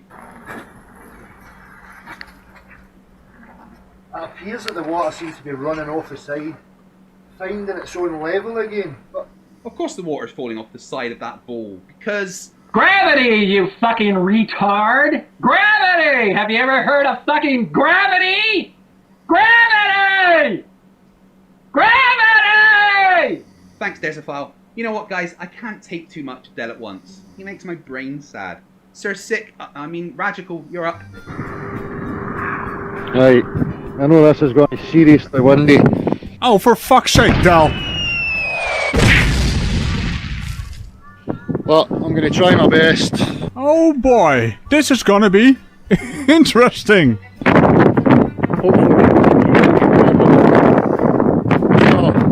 Let's have a wee look here. Alright, are you taking the piss here, Del? Let's have a wee look, shall we? That is, if we can hear ya. So across here, we've got the glen for Braid. The various different objects closer to us, further away.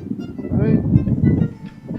Well, at least he's pointing at things. Lovely. But based on the noises he made, did he say something about the objects being further away, being lower to the ground? I mean, that's the exact same thing he said when he started out pointing at things. This is not an appeal, this is a repetition of the things he already said. Now, I know repetition is the thing the Flerfs like to do, but contrary to popular belief, I don't like to repeat myself. Or, listen to them repeat themselves. Same height as that tower and the glen for Braid about below. Oh, well, that's just great. Do I have to translate everything? I tried to use a focal enhancer and even try to get rid of the bloody wind, but no, that is not possible when the audio quality is this bad. So he said something along the lines of, oh look, I'm at the same height as that pillar, when it should in fact be below, or something along those lines. So, once again, Del does not understand perspective. That's not even mentioning the pillar is clearly above you, and you being in the Green Hill Zone or something, or the Scottish Highlands. You are also quite elevated. I mean, look at the lake. Look at the bloody lake. Look at the lake. Or, is it a loch? I think it's a loch in Scottish land, right? What are we doing, Del? Oh, well, I'm a building here, but I'm at the same height as. Below the height of the this behind. This tower here. Oh, must be further there. What is going on? What is going on? Indeed. So basically what he said is, he is at the same elevation, or height as he calls it, as the buildings, and that means the buildings are lower than him, or I don't even know what he's trying to say here. This is even more stupid than the last video where he was pointing at things. You know, the one with the church?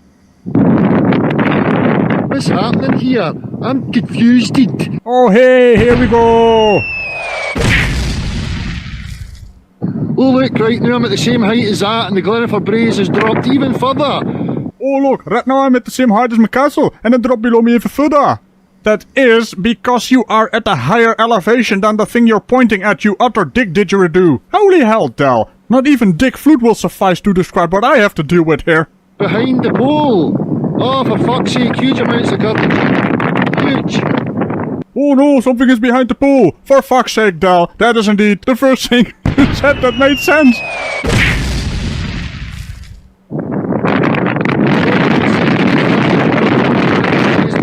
Dropped away. Uh-huh. Apart from the... Why? Are you making those noises, or is that the wind? At this point, I could be inclined to believe you are making those noises. But yeah, I have a vague idea of what you're trying to say here. Things in the back drop away. No, things in the back get smaller due to angular resolution. Perspective, in no way, shape, or form has an explanation, or even included in its description, things dropping away behind the horizon, bottom up. You know, I'm kind of amazed I actually was able to dissect that noise, Del. Where else we go? Oh, I don't know. More noise?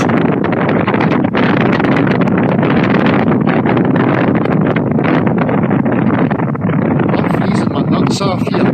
Well, I... You know, at these moments, I actually think you are a po, Del. I mean, seriously. Also, you do realize your nuts, in this case, are spherical, which makes it even more ironic. But do go on. To make these points, right? Apart from you not actually making any points, you're just saying things. But yeah, just saying things is kind of your shtick, isn't it? Those trees are much higher than where I am. That pole is still above me. I'm looking up at it, which is why the trees are dropping away behind it. Well, based on how your camera is being held, you are actually at the same elevation as those buildings. But Del, now stay with me here. Things further away appear smaller in size, but that's not actually what's happening. The buildings don't shrink in size. It's just because they are further away, they get smaller in size visually. And things which are above you are still above you. That's how the horizon works. I'm sorry, Fight the Flat Earth. He's not bringing anything new to the table, so what the hell is the deal with this? Craig, what are you doing to me? New? Come on, Radical. When has a Flerf ever brought anything new? And, I'm safe? Good. I got told your artillery had my new coordinates since I moved to this NASA-funded studio. We'll come back to you in a bit, but I think I'm ready for some more of Dell's Stupid. We'll give something else a try, yeah? Should we go for this? Should we go for this here?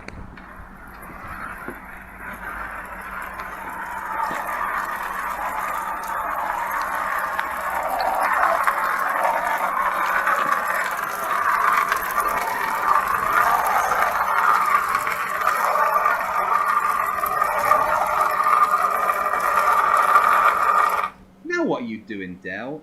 Please don't say what I think you're going to say. I can only survive so many face palms. I mean, I can tell you right now that the answer is gravity pulling down. It would appear that there seems to be more level on this side here. I'm thinking maybe gravity prefers this side to this side. It appears to be more level at this end. Oh my god, that sentence hurt to say.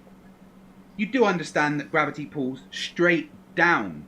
I mean, of course you don't understand, ever. How have you got to be an adult? I mean, how did you actually make it to this point in your life when you understand so little? Or maybe it's just because it's on uneven ground. Yep, that's right, because the ground is uneven, not level, as in perpendicular to gravity, but you think that proves something else, don't you? Amazing. We'll try this, see what happens. Oh, oh, oh. And now you can see that it tilts it, finds its own level. Yep, there's the magic phrase, water finds its own level. Well, yeah, it's kind of true, but only because there's a force acting on it. Wow, you know, this stupid can actually only be taken in short chunks. Radical, back to you. I'll give it another whirl. I'll give him a few more minutes. If he doesn't make any point anytime soon, I'm gonna fire something at him. Warning, warning, midlife crisis shed rage about to commence. Warning, warning. Brilliant. Really enjoyed that. Caught one this morning as well. So, what else? Let's see about that. So, let me see here.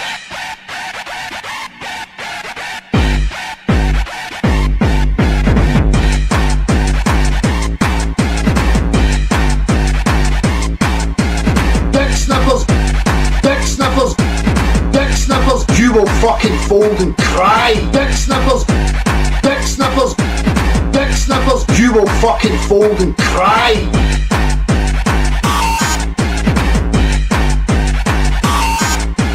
Tweak your flat ears! Tweak your flat ears! Tweak your flat ears! Tweak your flat ears! Tweak your flat ears! Tweak your flat ears! Tweak your flat ears! Tweak your flat ears!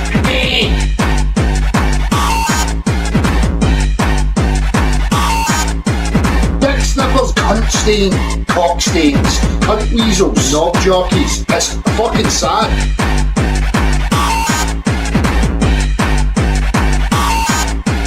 Dick sniffers, cunt stain, cock stains, cunt weasels, knob jockeys. It's fucking sad.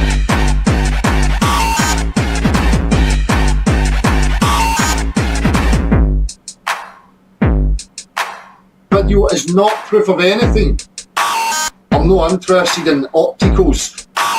Just about to play a wee video that I done this afternoon. I'm totally and completely on his dick. Flerfs, flerfs, flerfs.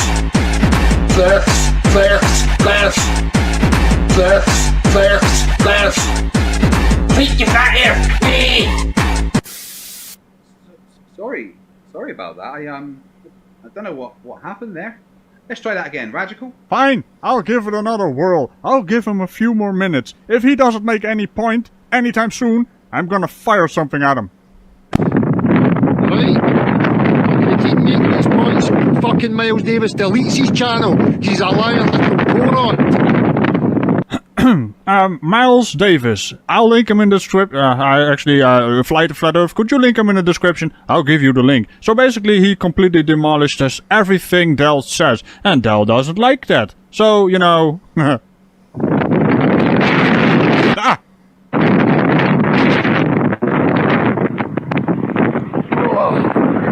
Oh, come on! So we're gonna go on a stroll with Dell. Where shall we go? Well, maybe, I don't know, maybe we're going over to the car.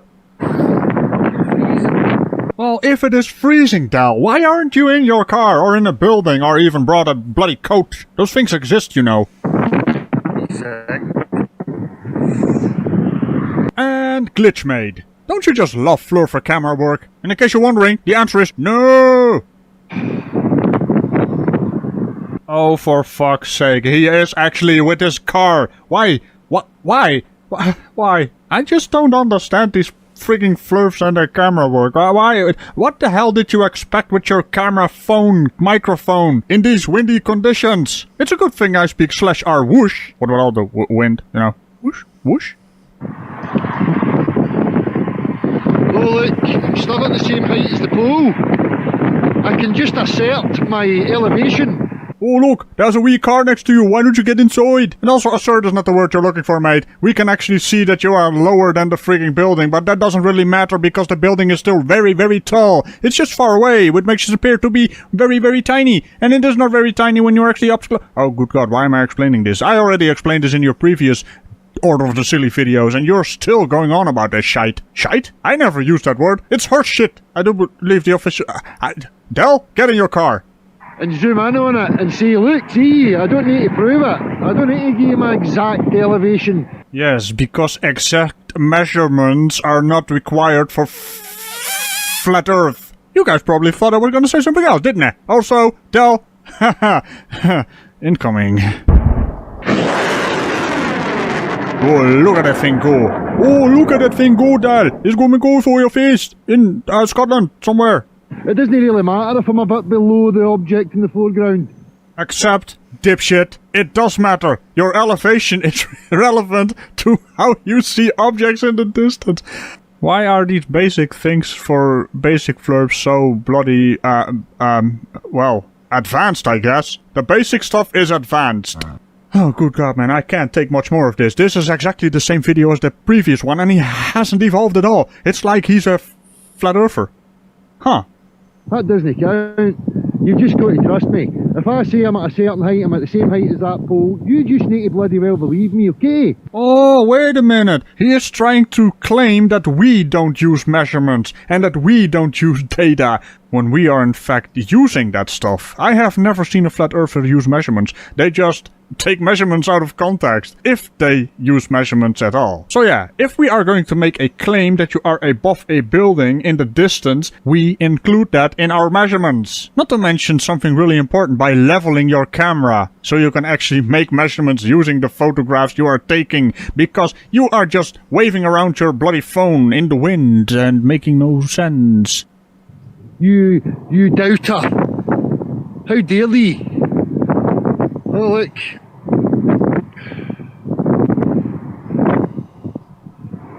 How can the Glennifer Braes be below the eye line of that spinning radar tower?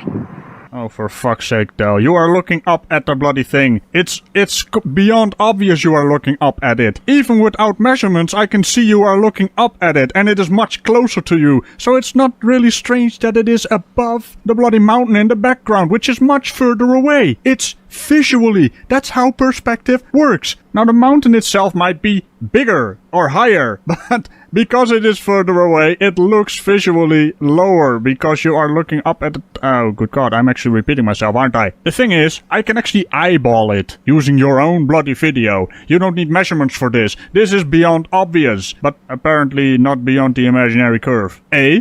You know that planar tool that's sending a signal out, you know, across the plane? Aye, that one right there. You know, that spinning thing, sending its signal out across the plane to find the aeroplanes. Oh, look, it's a radar tower, Del. And just because you said it's an aeroplane doesn't mean it's flying across a plane. Now you're just being plain silly. Huh?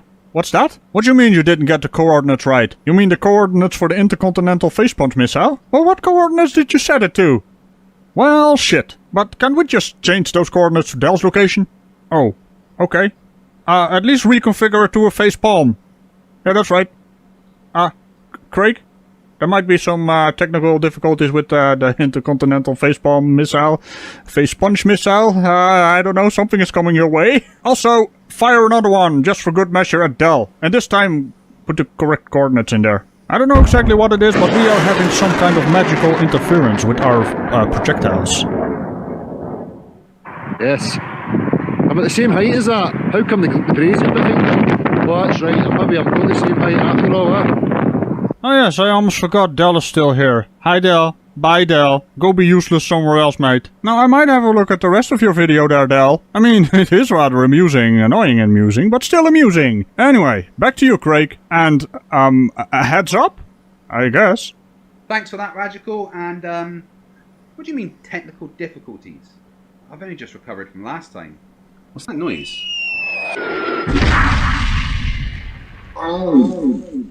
And unlike Brainy, I haven't had a chance to develop any defences yet. Anyway, back to you, Del. Look at this here, some objects here. Different things.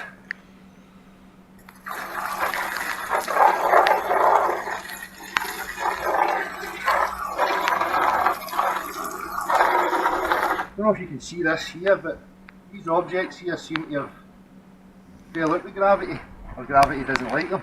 Did you just say they fell out with gravity? My God, man, no.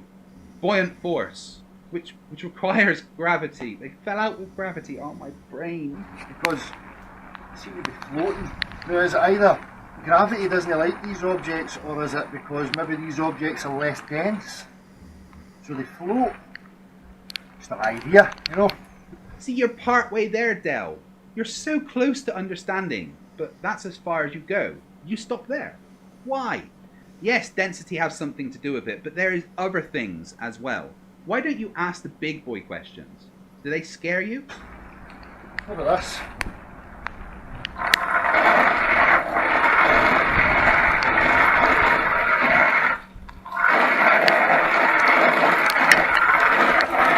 It would appear that it's running off here, finding its own level and spawning away again.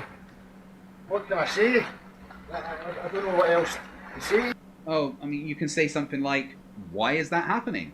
What force is being applied to make that water move towards the ground? But you won't, or can't, or don't want to. I'm not sure, but you need to start growing up. Yeah, about that. Do you really think that this is the ocean here, and if I take the side away, that the water will stay or on the ball here? You know, you really think that the oceans are like this, you know, and upside down with it, it's like this, and wee boats can run here and hang upside down in the water that all just sticks to that? I mean, does it get any more ridiculous than that? Does there need to be any other argument? What do you think the water would be falling off into? Space? Where there is no up and down? Unless you mean towards the largest mass? But you can't comprehend that, can you? Well, let's see if the teacher in the remedial classroom can explain it any better.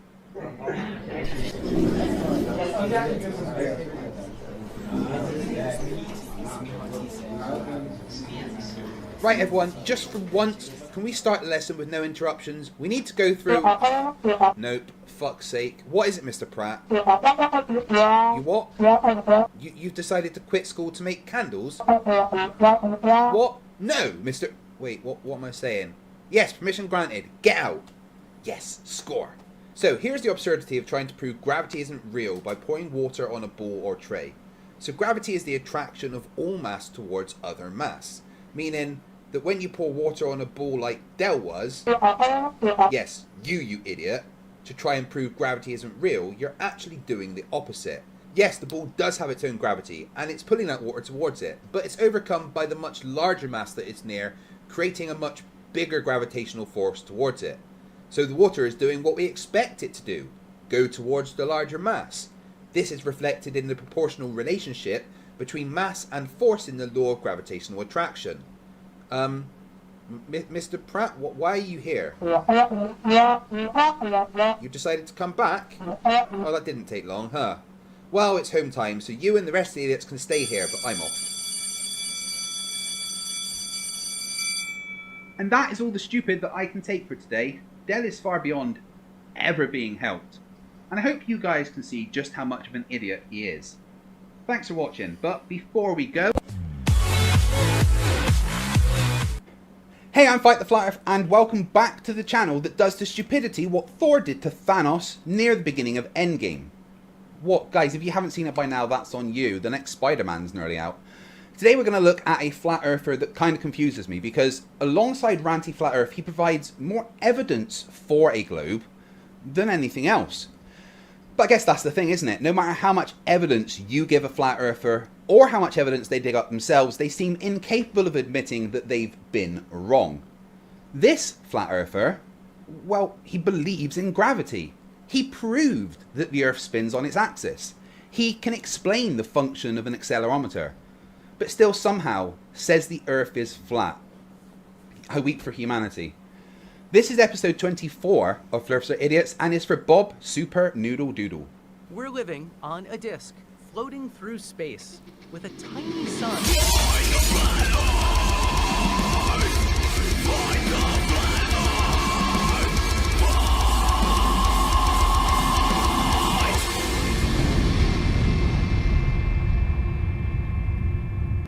So, Bob Super Noodle Doodle, leader of FE Core, and probably the most hated man in the YouTube Flat Earth community.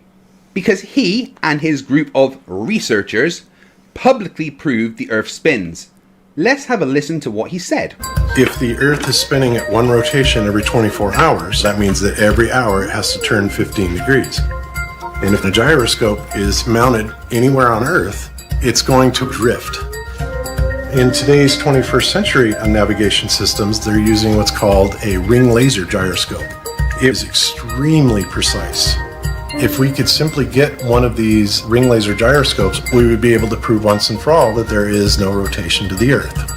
One of the people in the community actually purchased one for $20,000. But what we found is when we turned on that gyroscope, we found that we were picking up a drift. A 15 degree per hour drift. Can you imagine what the other Flat Earthers must have thought after that? They must have been so mad at Bob. I wonder what that might have sounded like. Oh, something like this. Bullshit. Guess what? No, you're promoting bullshit. You're a shill.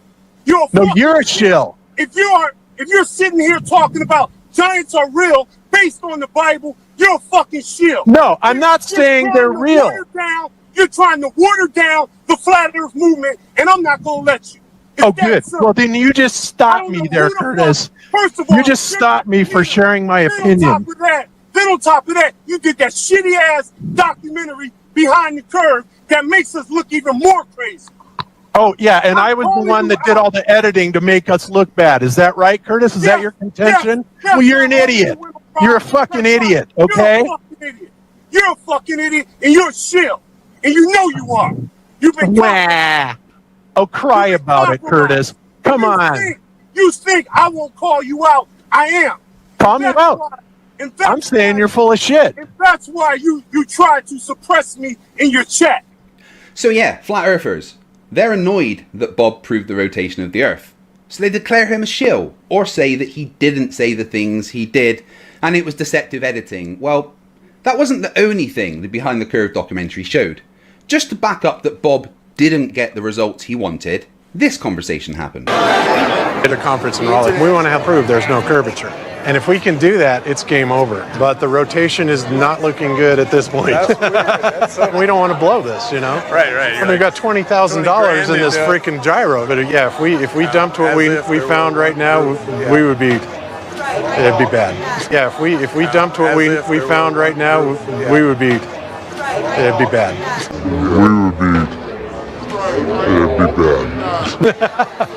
It would be bad. So what I just told you is confidential. Okay, I won't say. But how could Bob still think that he was right?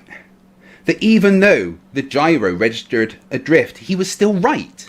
Well, this was his explanation. We obviously were not willing to accept that, and so we started looking for ways to disprove that it was actually registering the motion of the Earth, and that it in fact was registering the motion of the sky. So the next thing that we set out to do was to encase the fiber optic gyro in what's called a zero Gauss chamber to see if we could actually shield the energies being generated by the heaven. Heaven energies. Did you actually say heaven energies?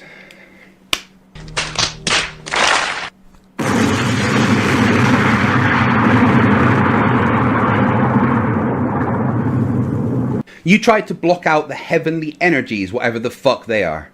Well, how did that go for you? And we were unsuccessful with that, unfortunately. So, thanks Bob. Thanks so much for proving the Earth rotates. It's really helpful in my debates. But you don't understand what you measure, do you? Do you even understand a fibre optic gyroscope? Now, with all this evidence of Bob's based around the fibre optic gyro, you would think he understood the function of one, right?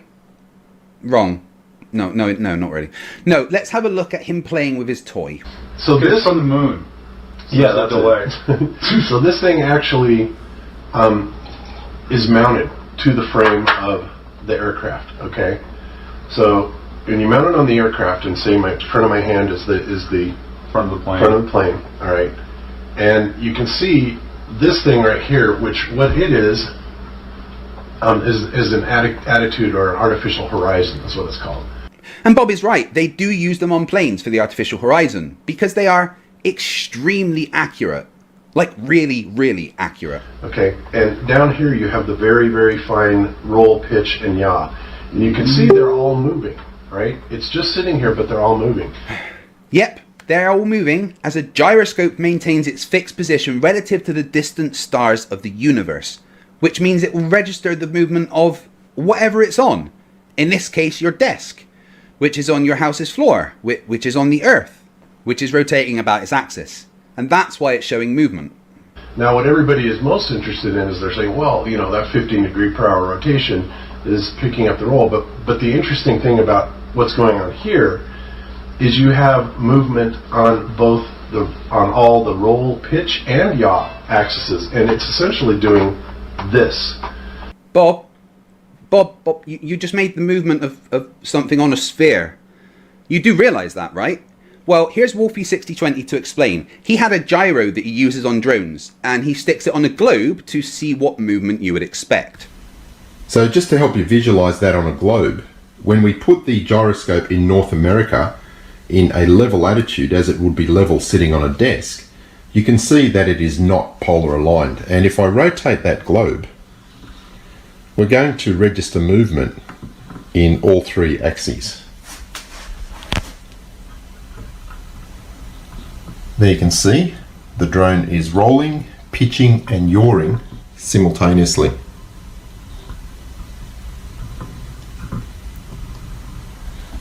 As I rotate the globe. So just to emphasize the point, the motion that is being registered is roll, pitch and yaw simultaneously. Have a look at the indication of the movement of that drone. So, as Bob nicely explained, the gyro is measuring the pattern of movement you would expect on a globe. So, and what it's picking up, and the reason, you know, this is one of the reasons that I know it's ether, because if it was just Earth rotation, it wouldn't be necessarily acting like this. What's happening is it's picking up a vortex. Imagine a vortex like this that's spinning in above it. Yeah. Okay, on multiple axes. This is exactly what that's registering. A vortex. So we've just moved to magic now, huh? Is this the heaven energies that you're on about, Bob? I mean, you're basically just making shit up at this point. But on the course method, if I'm on an airplane and just say this is the airplane, let me reset this.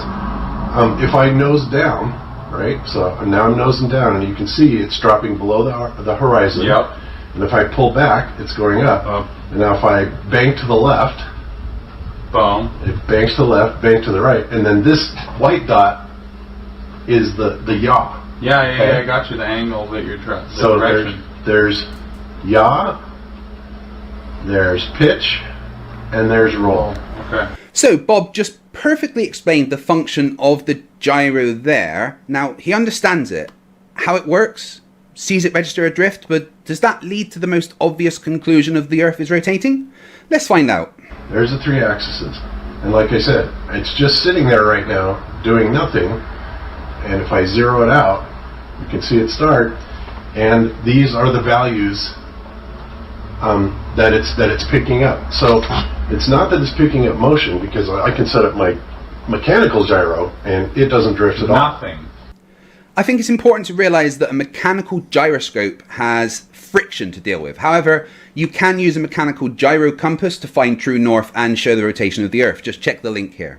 Yeah. But there is this ether, this luminiferous ether, that is in the form of a toroid that is rotating down constantly, and this is registering it. Yeah. It's that sensitive. And we know electromagnetic forces can move light. Just look at a Ferrel cell. Yeah. Like, you know, so this is not theory. The only theory is that the Earth's move, and we have no natural observed phenomenon of Earth rotation. So, Bob says it's aether, which was of course disproved by Michelson Morley and Airy's failure. And then in comes Nathan Thompson. Check the link there for his episode of Flerfs Are Idiots. And then spouts a load of big words he heard once that bear no relevance to a fibre optic gyro. It's just postulated that this could be proving Earth rotation. But if it was proving rotation of the Earth, wouldn't it have to also calculate around the sun movement? If it's... Oi, Nathan, you've had your episode. Leave some of the stupid for Bob. You want to measure the data of it going around the sun. Well, that's one rotation a year, which is 1/365th of a degree drift per day, or 1/8760th of a degree drift per hour. Well, that's the thing.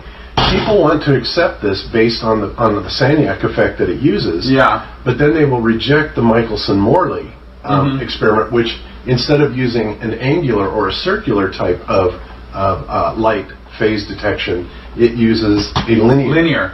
Yeah, right? like LIGOs.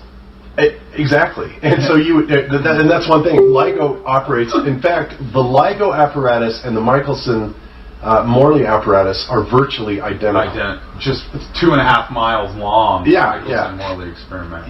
Yeah, Michelson-Morley was. Well, as I've said, the Michelson-Morley experiment proved the aether wasn't a thing. And so did the Sagnac effect, which I'm guessing you don't understand at all. Go to the remedial classroom to have it explained.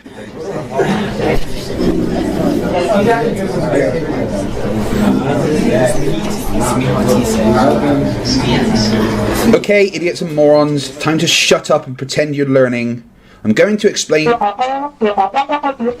What is it, Mr. Riley? You can't find your triangle calculator. I really don't care. Now, I'm going to explain... What is it, Mr. Truth? You Miss Steer. Well, trust me, she didn't know who you were. Now, we're going to learn how a fibre optic gyro works. So a fibre optic gyro has a coil of fibre, and when you input light, half the light goes clockwise and half goes anti-clockwise. If the gyro isn't moving, you're fine. But if the gyro rotates, one path the light travels along becomes shorter, and when the light recombines, you register an interference pattern. It's simple and conclusively proves the Earth spins. Now go away and leave me alone. Now, Bob hasn't only handily proved rotation. A 15 degree per hour drift. Yeah, thanks, Bob. He's also admitted that gravity is real. In fact, he had a nice argument with Jism about it. Check out the video by Team Skeptic for that. It's really funny. But let's listen to Bob admit gravity is real. But there is still something that is determining up from down. Okay? So I have talked about this many times about this being electrostatic force, and that gravity is actually an electrostatic phenomenon. So he thinks gravity is real, but it's electrostatic. Well, the main problem with that is that electrostatic is a repulsive and an attractive force. Gravity is only an attractive force. And also, this is an electrostatic voltmeter. It disagrees with your assumption. But the biggest thing that I want to say about this is this particular person, who talks about, the density and buoyancy and says that gravity is not a force. I'm sorry, but I have to disagree with that, and here's why. He's talking about Sleeping Warrior, so Mr. Dumbfuck of the Year, even your old buddy Bob, thinks that me and George Musser are correct, and gravity is a force. And I'm certainly not saying that gravity, first of all, is what they're claiming it to be, either Einsteinian or Newtonian. I certainly do not believe for 1 second that two masses, irrelevant of whatever they are, will have an attraction to each other any more than I think that a large massive object will bend space-time so that things fall into it. Well, the Cavendish experiment and the Shishelian experiment disagree with you. Mass most certainly attracts mass. This force is absolutely real. Now, this force is absolutely real. Now, this force is absolutely real. Now, and with that revelation, I've taken all the stupid I can for today. But before I go,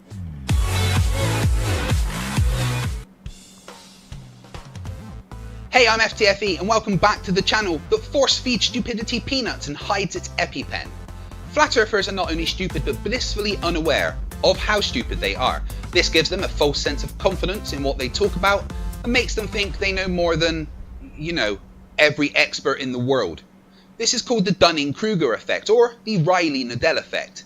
And flat earthers live here, at the peak of Mount Stupid. With zero knowledge but mountains of confidence, Eric Dubay, the prince of flat earth, has a permanent throne at Mount Stupid, as he thinks he knows more than every actual smart person on the planet.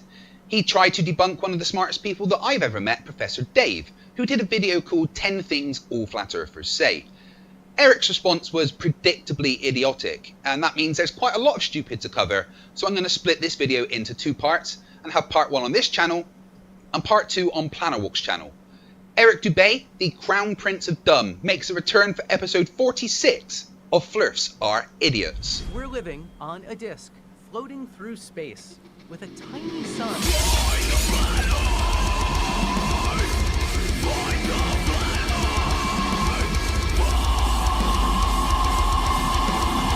Thank you for joining me once again to point and laugh at a stupid person. And boy, Eric Dubay is stupid.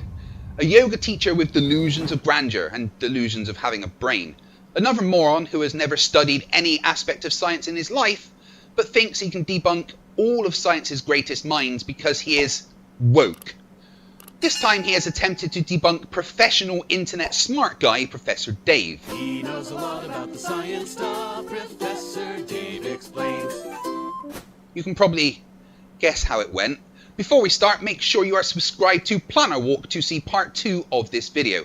Right, here we go. Everyone got some facepalm protection? The 10 things that all flat earthers say. Number 1, one extremely problematic side effect of taking the globe and flattening it out into a plane is that gravity makes no sense, and there is no reason for things to fall to the ground. Quite simply, objects fall or rise based on their relative density to the medium surrounding them. Apples fall because they are denser than the air, while helium balloons rise because they are lighter. No gravity necessary. So straight in with the failing to address Dave's point. I've explained this till I'm blue in the face so many times. Density doesn't give anything a vector. If it's all due to relative density, then everything would go up, as that's where the less dense medium is. And buoyancy requires gravity to be a thing. The buoyancy equation ρ v g has a g in it, and that g stands for the acceleration due to gravity. It's the gravity pulling down the more dense air with more force than the helium balloon, causing an upward force in the opposite direction of the local gravitational vector. But Dave's point was that we know there is a downward acceleration, and it's caused by the large mass of Earth. We can measure the vectors and they all point to the centre of Earth. That's because gravity pulls towards the centre of mass. So if you lived in the middle of a disk, it would be relatively normal at the centre, but the further you go towards the outside, the more it would feel like you were going uphill, because more mass would be underneath and behind you instead of in front of you. We know gravity is a thing, and we know that it causes an acceleration between masses, and that kills the flat Earth. This is why raindrops fall down through the air, and air bubbles rise up through water. Everything seeks its relative density and rises or falls until settling accordingly. This is why a tiny pebble sinks to the bottom of the ocean, but gigantic cruise ships and aircraft carriers stay afloat on the surface, because even though a pebble is so small, its mass relative to its volume, its density, is more than water, so it sinks. And even though a cruise ship is so large, its mass relative to its volume is less than water, so it floats. But density, you dipshit, isn't a force. For things to move, to go from at rest to being not at rest, otherwise known as acceleration, requires a force. And where does that emergent force come from? There's our file. Gravity, you fucking retard! Gravity! Have you ever heard of fucking gravity? Gravity! Gravity!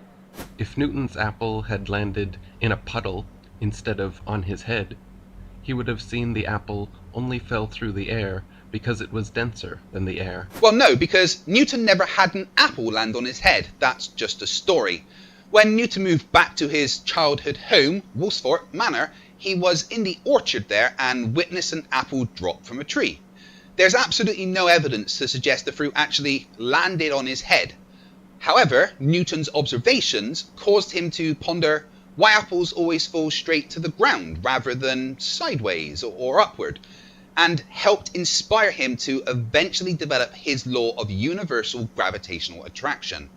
Typical Eric and all flat earthers only ever know half the story. Have you ever noticed how it's easier to stay afloat with your lungs full of air than it is when they're empty?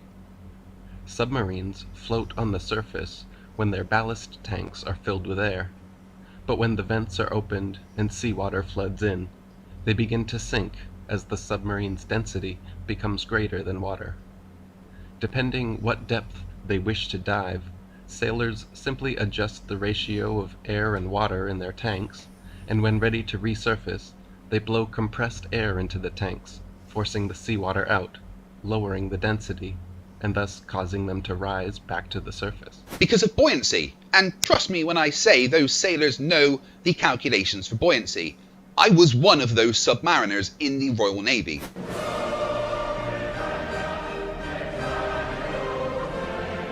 Nothing you say about relative density makes any sense. How do those objects know how to arrange themselves in a particular density gradient? Take this video from fellow debunker of Flat Earth Idiocy Miles Davis. Using Eric's logic of things will always fall towards the more dense medium, this little block of wood, which has pretty much equal air density all around it, will fall through the air that is less dense than the wood towards that solid concrete behind it to its place of rest. But when he lets go, it actually falls diagonally away. That's because it isn't density that causes the desire to go in a particular direction. That's gravity. Inescapable, undeniable, ever-present no matter how many times Flerfs stamp their feet and spit out their dummy, gravity. We can also prove this fact of relative density by filling a balloon with approximately half helium and half air.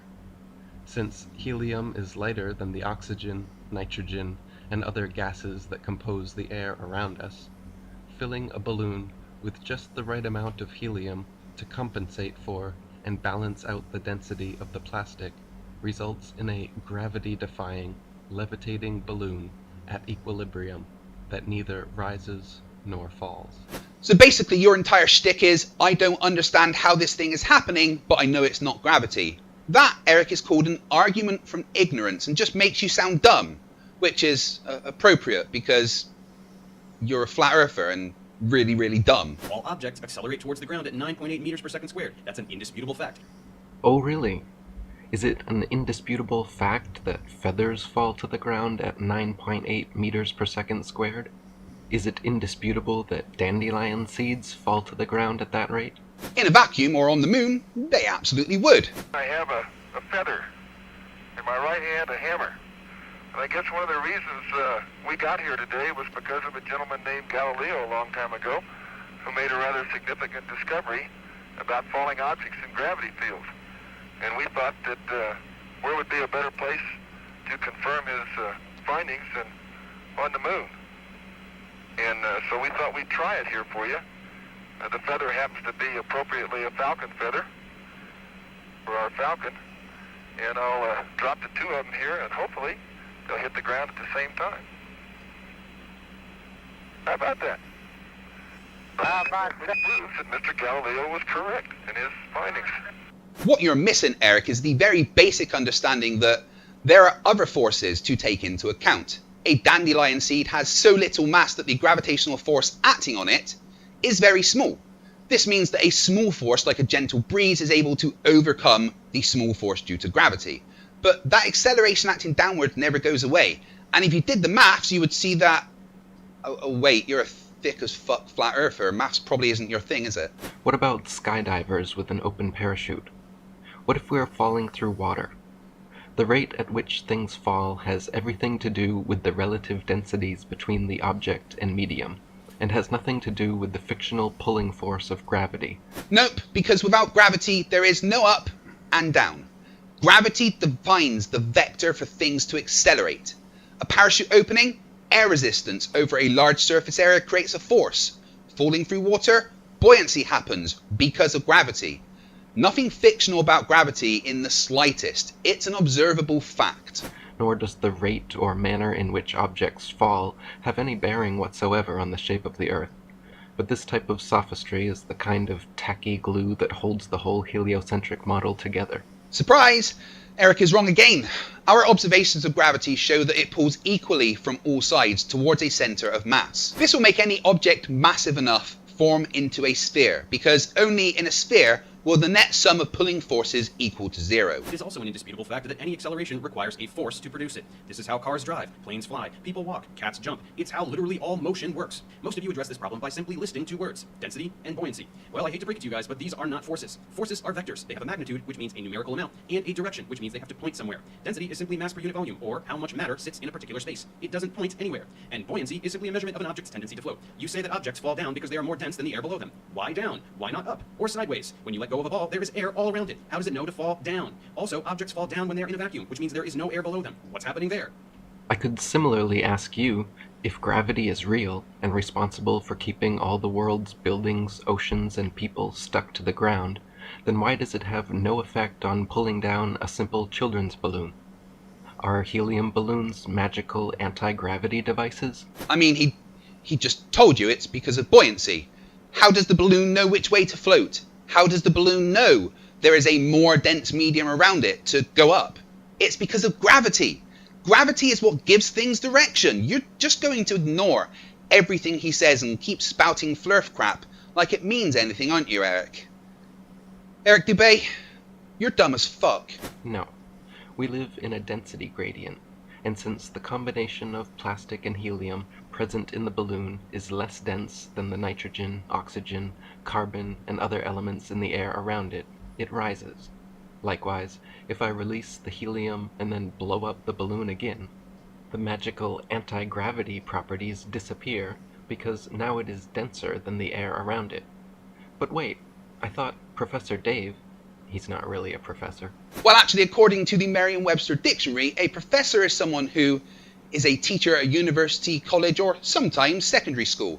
And in Professor Dave's video, Am I Really a Professor?, he goes through his teaching experience. He is a professor, and you're wrong again. I thought Not a Professor Dave said that it's an indisputable fact that all objects fall to the ground at 9.8 meters per second squared. Why doesn't a balloon filled with carbon dioxide fall at this indisputable rate? Gravity is clearly racist against balloons, feathers, and other objects with relative densities near that of the medium surrounding them. Excuse me, the fuck did you just say? Did you just say that gravity is racist? What the actual fuck? I mean, they're stupid. There's really fucking dumb. And then there's you, Eric. So again, to answer your question, objects are not tending towards the Earth. They are tending towards their density equilibrium. The least dense gases rise highest, while the most dense solids fall lowest. Why, Eric? Why? What tells the object it needs to rise or fall? What about an object in the middle of a vacuum chamber? How does it know which way is more or less dense? According to your own logic, Eric, with how dense you are, you should sink to the bottom of the disk. Look out for elephants. Here on Earth, so much solid matter has piled up in the dense direction that we actually have a platform to walk upon. But we are not yet at our density equilibrium, so we are constantly pushing downwards.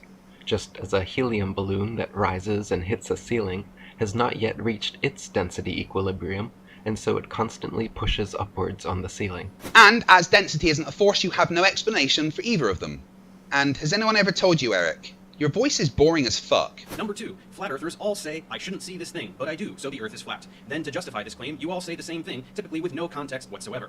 8 inches per mile squared. None of you have any idea what this means. You can't derive it. You can't calculate anything with it. You can't make a prediction with it. You can't tell me anything about this value at all. When I point this out to you, you get very angry, and instead of answering simple questions, you just link me to a bunch of videos made by con men. 8 inches per mile squared is not a valid way to measure Earth's curvature. If you understood math, you would immediately see that this squared on miles is totally out of place. That's because this is a parabolic approximation. This is for doing calculations with a parabola. It's possible that you remember this shape from middle school algebra, but I wouldn't be surprised if you don't. As you can see, the Earth is not shaped like this. So where does it come from, and why do people use it?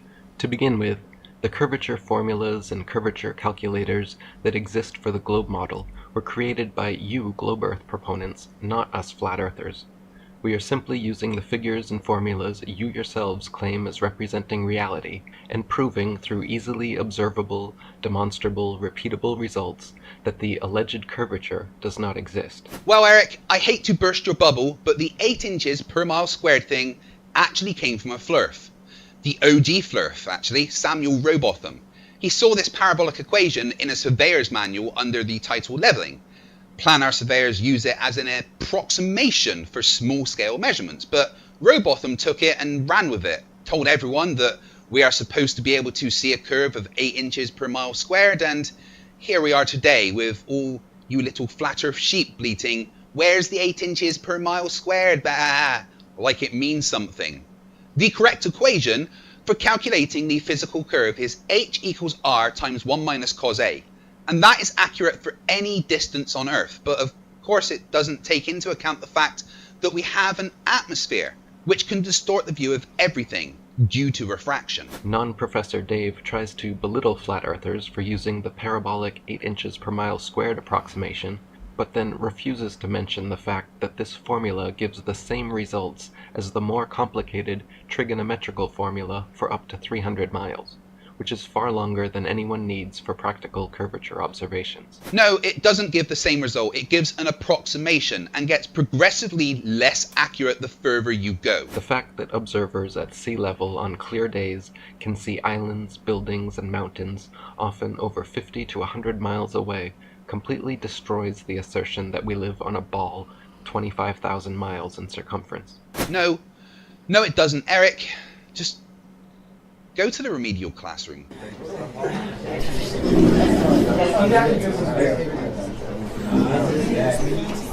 Oh, fuck's sake, why is this my job? Right, morons and muppets, shut up and sit down. Today we are... What is it, Mr. Truth?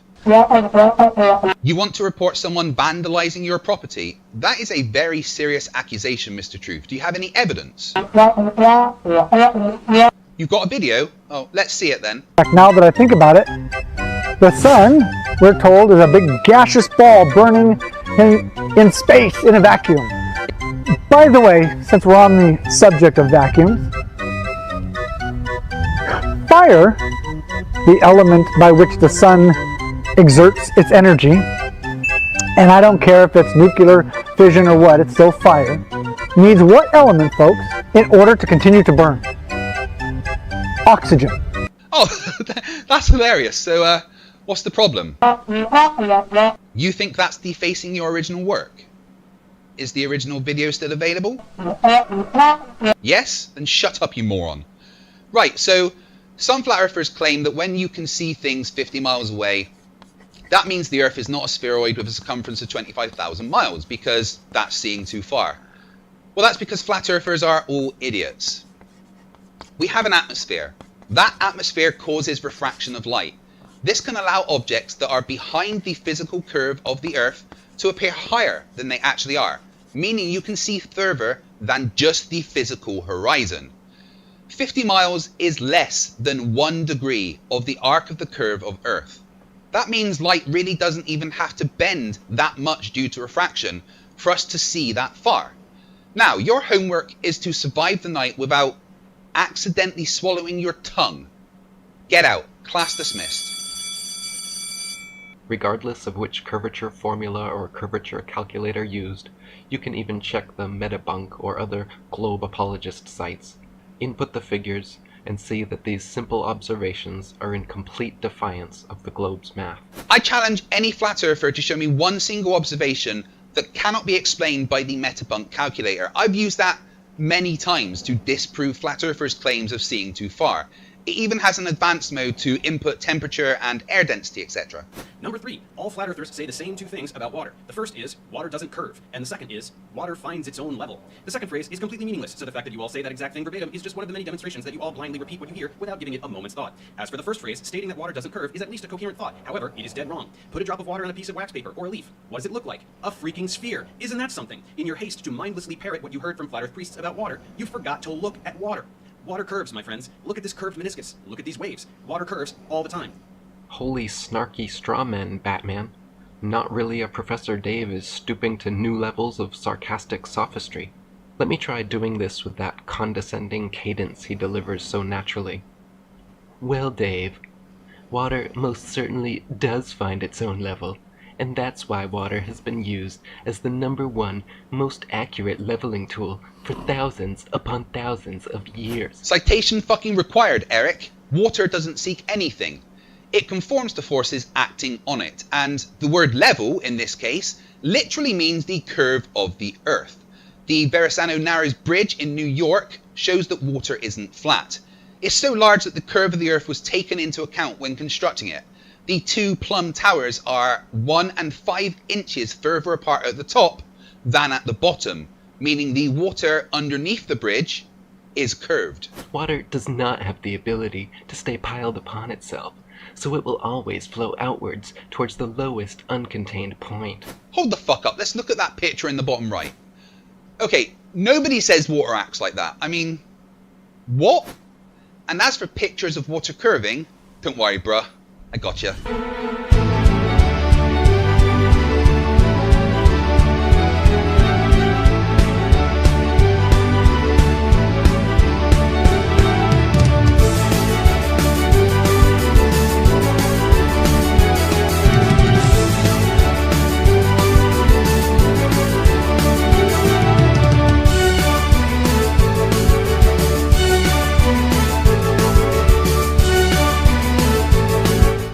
Once contained, the surface of undisturbed water will always remain level, with no deviation in elevation from one point to any other. Of course there won't be a deviation in elevation. Elevation is the height above sea level, you moron. And as sea level follows the curve of the Earth, there would be no elevation deviation. As for the straw man, water doesn't curve, Dave has conveniently shortened this to suit his narrative, when he should have said, large bodies of water at rest do not curve. The claim is large bodies of water sticking to and curving around a ball, not a single drop of water beating. That is a false equivalency and a straw man. We are not talking about the beating of a single drop of water, nor the meniscus in a glass of water, nor static electricity bending running water towards a comb. So any of these sophist examples put forth trying to prove curved water do nothing but show the desperation of these pseudoscientists to come up with such red herrings. But water does curve. That's natural's water state when at rest, i.e. has no forces acting on it. For instance, in this video of astronauts on the ISS, putting a camera inside of a floating ball of water. This is water's natural state. Due to the fact the ISS is in freefall towards Earth, the net gravitational force is 0. So when there is 0 forces acting on water, it's a ball. Number 4. You are all quite perplexed about how Earth's atmosphere can exist next to the vacuum of space. This one is rather amusing because what's happening is that since you have no science education, your only context for the word vacuum is a vacuum cleaner. And again, because you have no science education, none of you understand how a vacuum cleaner works, which is a problem because you seem to think that outer space is a vacuum cleaner. Let's take a moment and clear this up. A vacuum is any region where there is no stuff. Here, there is stuff, like air. In space, there is no stuff, or at least very, very close to no stuff. Space is essentially empty. That's a vacuum. It is not a thing that sucks. Vacuums don't suck. Everyone say it with me together. Vacuums don't suck. Thanks so much for educating us on the subtle nuances and intricacies of how sucking works, Dave. I'm sure we all agree you are uniquely well qualified for explaining this subject. Unfortunately, though, your sucky strawman explanation still has not provided demonstrable proof of how a positive pressure system like Earth's atmosphere can exist adjacent to a negative pressure system like space without a solid barrier between the two. Anytime two opposing pressure systems come together without some solid membrane separating them, an equilibrium is quickly achieved.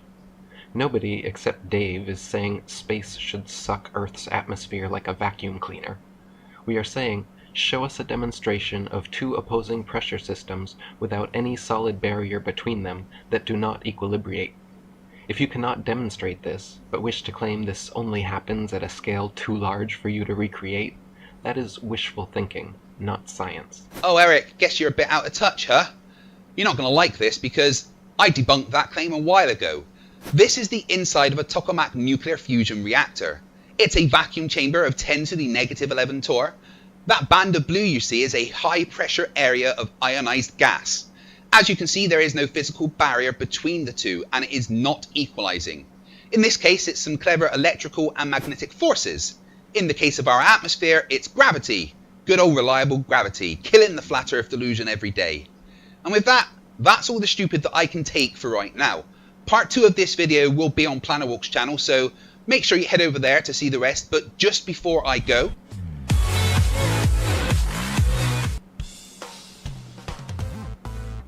hey, I'm FTFE and welcome back to the channel that... Wait a minute, that felt wrong. Hey, I'm FTFE and welcome back to the channel that does...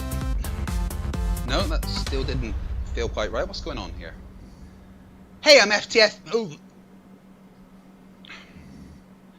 Hey, I'm... Oh, what the hell? Hey, oh...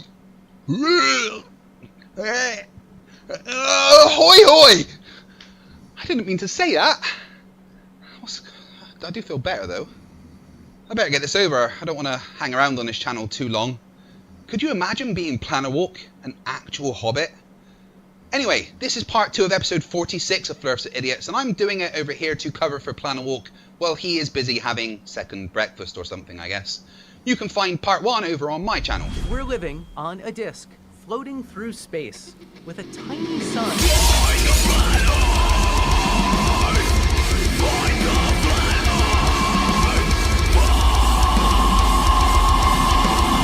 Thanks for joining me as we continue our journey through the mind of Eric Dubay. Please don't make me go back in there, it's empty and dark. Alright, let's get to it. One of your favorite little gotcha challenges is to request that we demonstrate how water can stick to a ball spinning at 1,000 miles per hour. The implication is that water and everything else should fly off of it like a child getting thrown from a merry-go-round. Well, it's very cute that you get overwhelmed by numbers with 4 digits in them, but in actuality, the Earth spins once per day. One time in 24 hours. Get on a merry-go-round and have someone push you one time around over 24 hours. Not a very thrilling ride, is it? The issue is that the Earth is really, really big. So if instead of using rotational velocity to describe a rotating body like a normal person, you try to use linear tangential velocity, you're going to get a pretty big number. But to be honest, it's still not really that big. It seems you're the one getting overwhelmed by your own globe figures, Dave.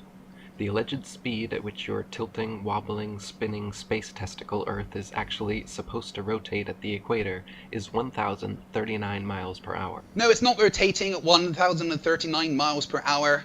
As you did with the earlier points Dave made, you've completely ignored what he said. You do not measure rotation in miles per hour. You use an angular velocity, or revolutions per minute. Its angular velocity at every point on the globe is 15 degrees per hour, and its RPM is 0.000694. Tangential velocity is not the same as angular velocity, you muppet. We are all well aware that this means 1 rotation per day, but thanks for continuing to speak to your audience like illiterate, petulant children and pretending we cannot understand such basic concepts. Well, actually, he's talking to you flat earth morons, whose IQ can be measured on a scale of 1 to 10, not his usual audience. His normal audience are used to learning about organic chemistry and the warping of space-time.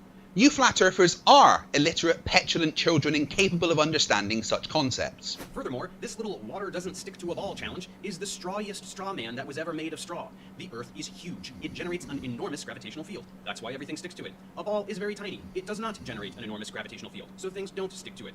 So again, just like your last point, you cannot demonstrate water curving around and sticking to a ball, but wish to claim it only happens on a scale too large for you to recreate. That is no different from me claiming that unicorns exist, and when asked to show a single example of one, I cannot, but instead I say, unicorns do too exist, but they are macrocosmic invisible unicorns that cannot be observed. Invisible macrocosmic unicorns may exist in Dave's fantasy delusions, but if he cannot show a single demonstrable evidential example, it is by definition not scientific. What you just said is one of the most insanely idiotic things I have ever heard. At no point in your rambling, incoherent response were you even close to anything that could be considered a rational thought. Everyone in this room is now dumber for having listened to it. I award you no points, and may God have mercy on your soul. No, that's not the same at all. We can demonstrate the effects of gravity, that there is an attractive force between masses that causes water to stick to Earth. The Cavendish experiment, which is repeated in universities all the time by first-year physics students, demonstrates that attractive force exists in the magnitude we say it does. However, the only evidence for unicorns is that for some reason they are the national animal of Scotland. No, I'm not kidding. Go and look it up. Number 6. Lots of you say that moonlight is cold. This is astonishing for a number of reasons. The first is that it is not related to any claim you could possibly be making in order to argue for a flat Earth. But the second, and much more important detail, is that it is the perfect demonstration of the fact that you have no clue how science works. Some flat Earth priest measured the temperature under the moonlight and then again under something providing shade. Wow, moonlight makes it colder. But does it? Shouldn't you add some element of control to your experiment? What's a control, you ask? You see, your measurement isn't evidence of anything. You now have to repeat the experiment when there is no moonlight to make sure that the moonlight was indeed the cause of the discrepancy in temperature. This is something you should have learned in middle school, but don't worry, I'll finish the experiment for you. Take the measurements again on a night with a new moon so that there is no moonlight. Look at that. You'll get the same result. So the moonlight absolutely wasn't the reason for the discrepancy in temperature. There are countless videos proving moonlight to be colder than moonshade, including peer-reviewed published experiments like in the Lancet journal. Yeah, I can't find a single peer-reviewed science experiment that says the moonlight is cold. I honestly can't believe that this is still a thing flat earthers go on about. Can perform their own research on this topic, but I have to point out the obvious flaw Dave seems to have overlooked while he was so busy talking down to his audience. Dave assumes we don't know what a control is, and insists that doing the experiment on different days during different phases of the moon will give different temperatures. Yes, Dave, of course it will, because it's a different day. Control experiments must be done simultaneously for them to be able to control for anything. That's not how that works at all. How do you know it's the moonlight causing the cooling effect if you don't do it when the moon isn't there or in different phases? You just proved you don't know what a control is with that very sentence, you fucking idiot. Now, look at this experiment by Where's Wally. He built a temperature sensor array and placed it in the moon shade as the moonlight swept over it during the night. These sensors noted no substantial change in temperature because moonlight isn't cold. Redoing the experiment under different conditions on a different day is anything but a control. Regardless, the experiment has been done countless times by different people with the same results. Moonlight, especially during the full moon, is colder than moonshade. No, it fucking isn't. Eric, once again, please go to the remedial classroom.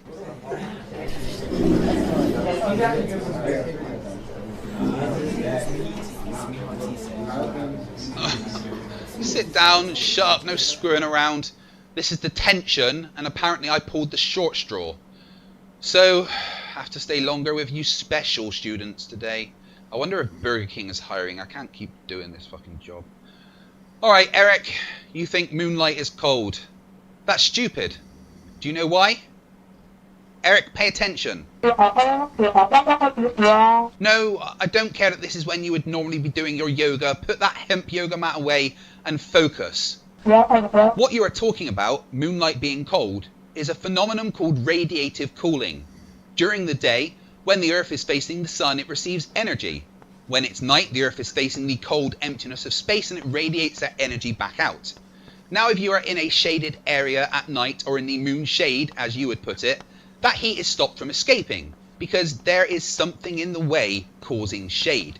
However, if you have an open sky, or in the moonlight, then there is nothing blocking that heat from escaping, meaning the temperature would be lower in the moonlight than in the moon shade, but not because the moon emits cold light. That's fucking stupid, and it violates the second law of thermodynamics. Now, I don't want to be here any longer, so I'm going to let you leave early. Don't tell anyone, and I won't. Go on, get out. Right, is he gone? Where's the fucking whiskey? Oh God, there it is. You did get one thing right, though, and that is that this, once again, has nothing to do with Flat Earth. It's funny how desperate you are to come up with 10 things all Flat Earthers supposedly say, yet several of your examples are just random red herrings that have nothing to do with the shape of the Earth. No, it's still dumb shit that you say. Number 7. Many of you say some unintelligible nonsense about water flowing uphill, or that on the globe model some rivers flow uphill. This one is so stupid that I genuinely can't believe any human could fall for it. You'll look at a globe and say that a river flows this way and that this is somehow uphill, because you seem to think that up on the screen is some kind of universal up in space. Listen up, there is no up and down in space. This is not up, this is not down. To believe so would be as dumb as thinking that on Earth, whichever way you happen to be facing is north. No one on Earth is upside down or on their side. Up on Earth is away from the surface of the Earth, no matter where you are on the Earth. Here, in yet another example of globe earthers trying to make common sense sound like nonsense, we hear that up is not up and down is not down. People live stuck all around a ball Earth, but nobody is sideways or upside down. Another argument from ignorance, Eric. That should be your new name. Ignorance Eric. Globe believers hate thinking about people being sideways or upside down on their silly ball, so they just claim there is no such thing as up or down to calm their fevered brains. But regardless of their internal mind games, their ball model has people stuck at any and all of 360-degree inclinations around the thing, which means people would by necessity be walking around sideways and upside down relative to one another. Relative to one another, yes, but that's the thing. Up and down is relative. On Earth, down is towards the centre of gravity and up is away from the centre of gravity.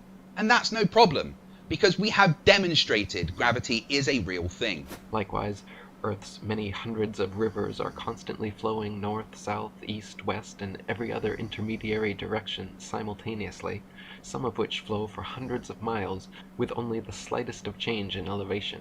An absolute impossibility on a globe of given proportions. Says who? A dipshit who needs directions to feed himself so he doesn't gouge his eye out with a spoon by accident? No. Gravity is the answer that you are looking for.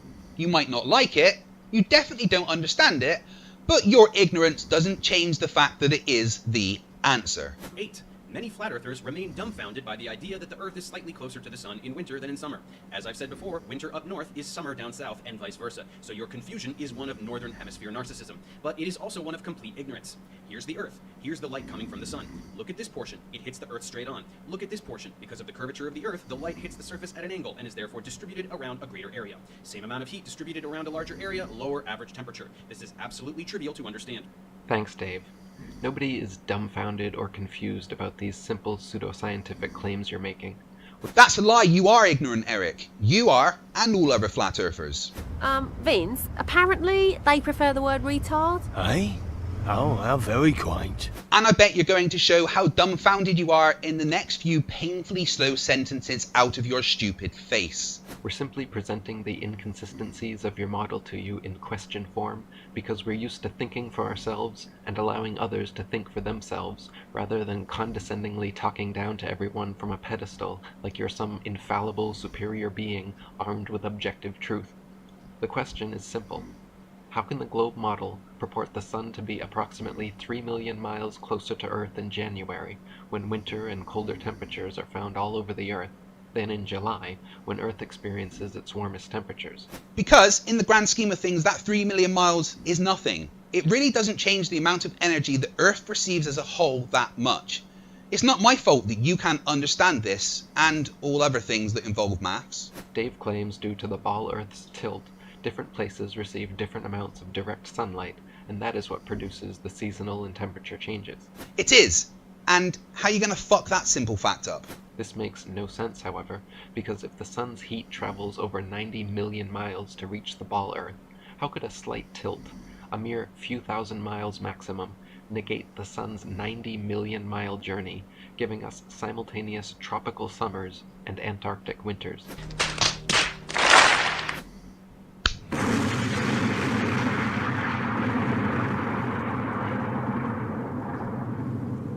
So you just ignored what Dave said and pleaded ignorance again.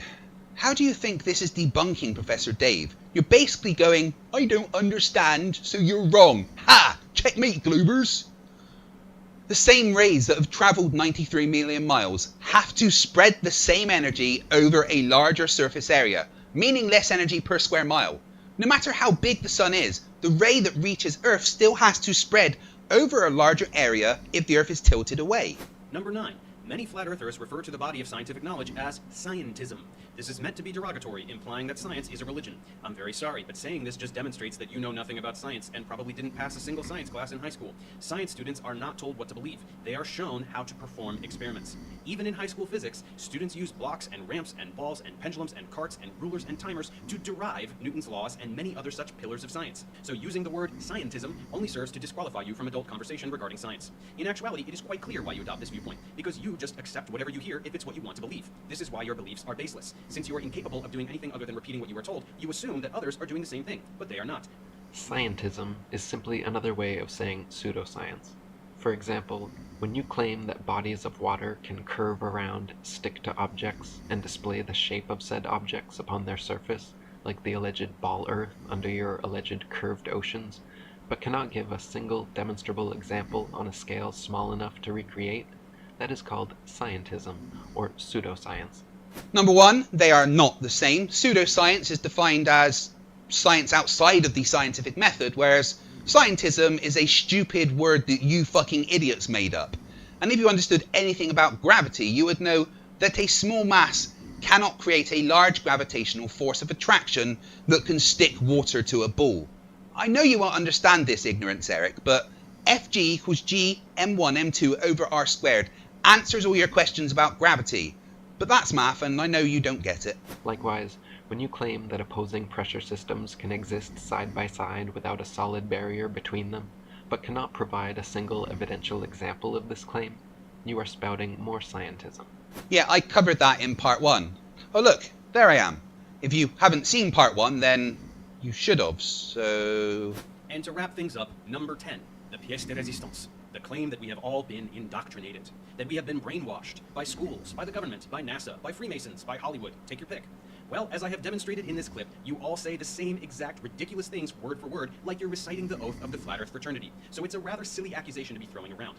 The fact that you all say the same things is not surprising in the slightest. What do you do when you want to brainwash someone? You tell them they have already been brainwashed. Yes, globe earthers say flat earthers have been brainwashed, and flat earthers say globe earthers have been brainwashed. Yeah, but only one of those two are capable of tying their own shoelaces. Globe earthers are simply advocating the first version of reality they were taught as little children. Meanwhile, all flat earthers were actually taught that exact same version of reality as children, the only difference being that they went back as adults and did their due diligence in researching the opposing arguments without any bias or cognitive dissonance to see whether or not what they were taught as children still stood up to the critical scrutiny of a discerning adult.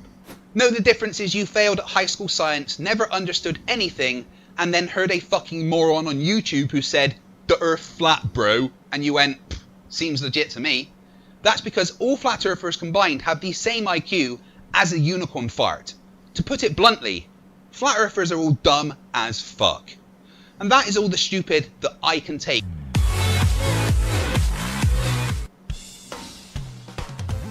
Hey, I'm FTFE and welcome back to the channel that cuts the brake lines on stupidity's car.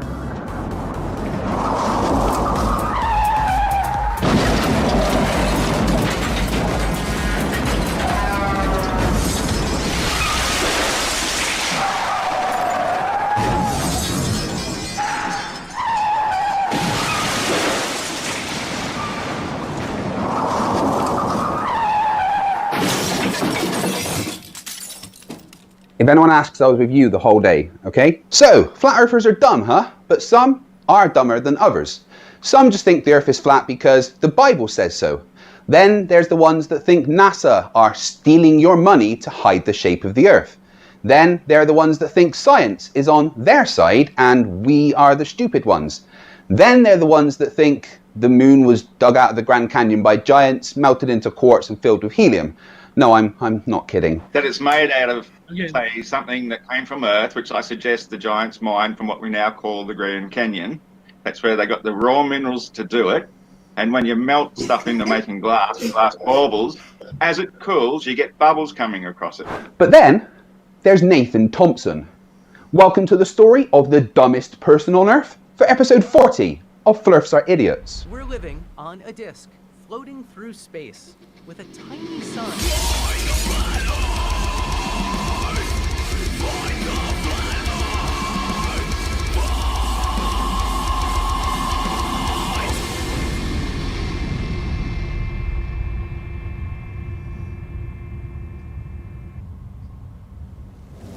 Thank you for joining me once again as we look at the people the evolution forgot. Nathan Thompson is dumb as fuck. Dumb enough to think the earth is flat, and so dumb that he not only commits a crime, but he also posts it on his YouTube channel. Let's take a look. Hey guys, real quick. I got a flyer for you. Check it out. No, I'm sorry, we can't. I can't give him a flyer? No, you can't. The teacher said so. Not only are they the people that teach them stuff so that they don't become crayon-munching moron flat earthers. Vince, apparently they prefer the word retard. Aye? Oh, how very quaint. But they are also there to protect the children from potentially dangerous people. That includes weirdos shouting at them from the sidewalk. That includes you. Hey guys, check this out real quick. Space is fake. You're not on a spinning ball. They're gonna teach you, listen guys, they're gonna teach you you live on a spinning ball. That doesn't make it true. It's not real. No, the fact that they are teaching it doesn't make it real. The fact it's real is why they are teaching it. Why do I get the feeling that you were the kid at school sitting in the back trying to stick as many erasers up your nose as possible instead of listening to the teacher? Space isn't fake. We have a pressure gradient. That means at some point, above us, the pressure gets so low it's considered a vacuum, and that's space. Look at this video from Red's Rhetoric. In this video, as the rocket increases in altitude, you can see the gases expelling from the bottom of the rocket being illuminated by the sun as the rocket gets higher and higher. You can see these gases expanding as they leave the rocket more and more until it gets to a point where the gases are expanding so much you can barely see it. This is because it has transitioned into the vacuum of space. The floor is not moving 1,000 miles an hour. Okay? No. Not where you are anyway. You're in Greenville, South Carolina. That makes your latitude 38.9 degrees north, meaning your tangential velocity is about 853.3 miles per hour. It's math, but then I doubt you can tie your own shoelaces, let alone do math.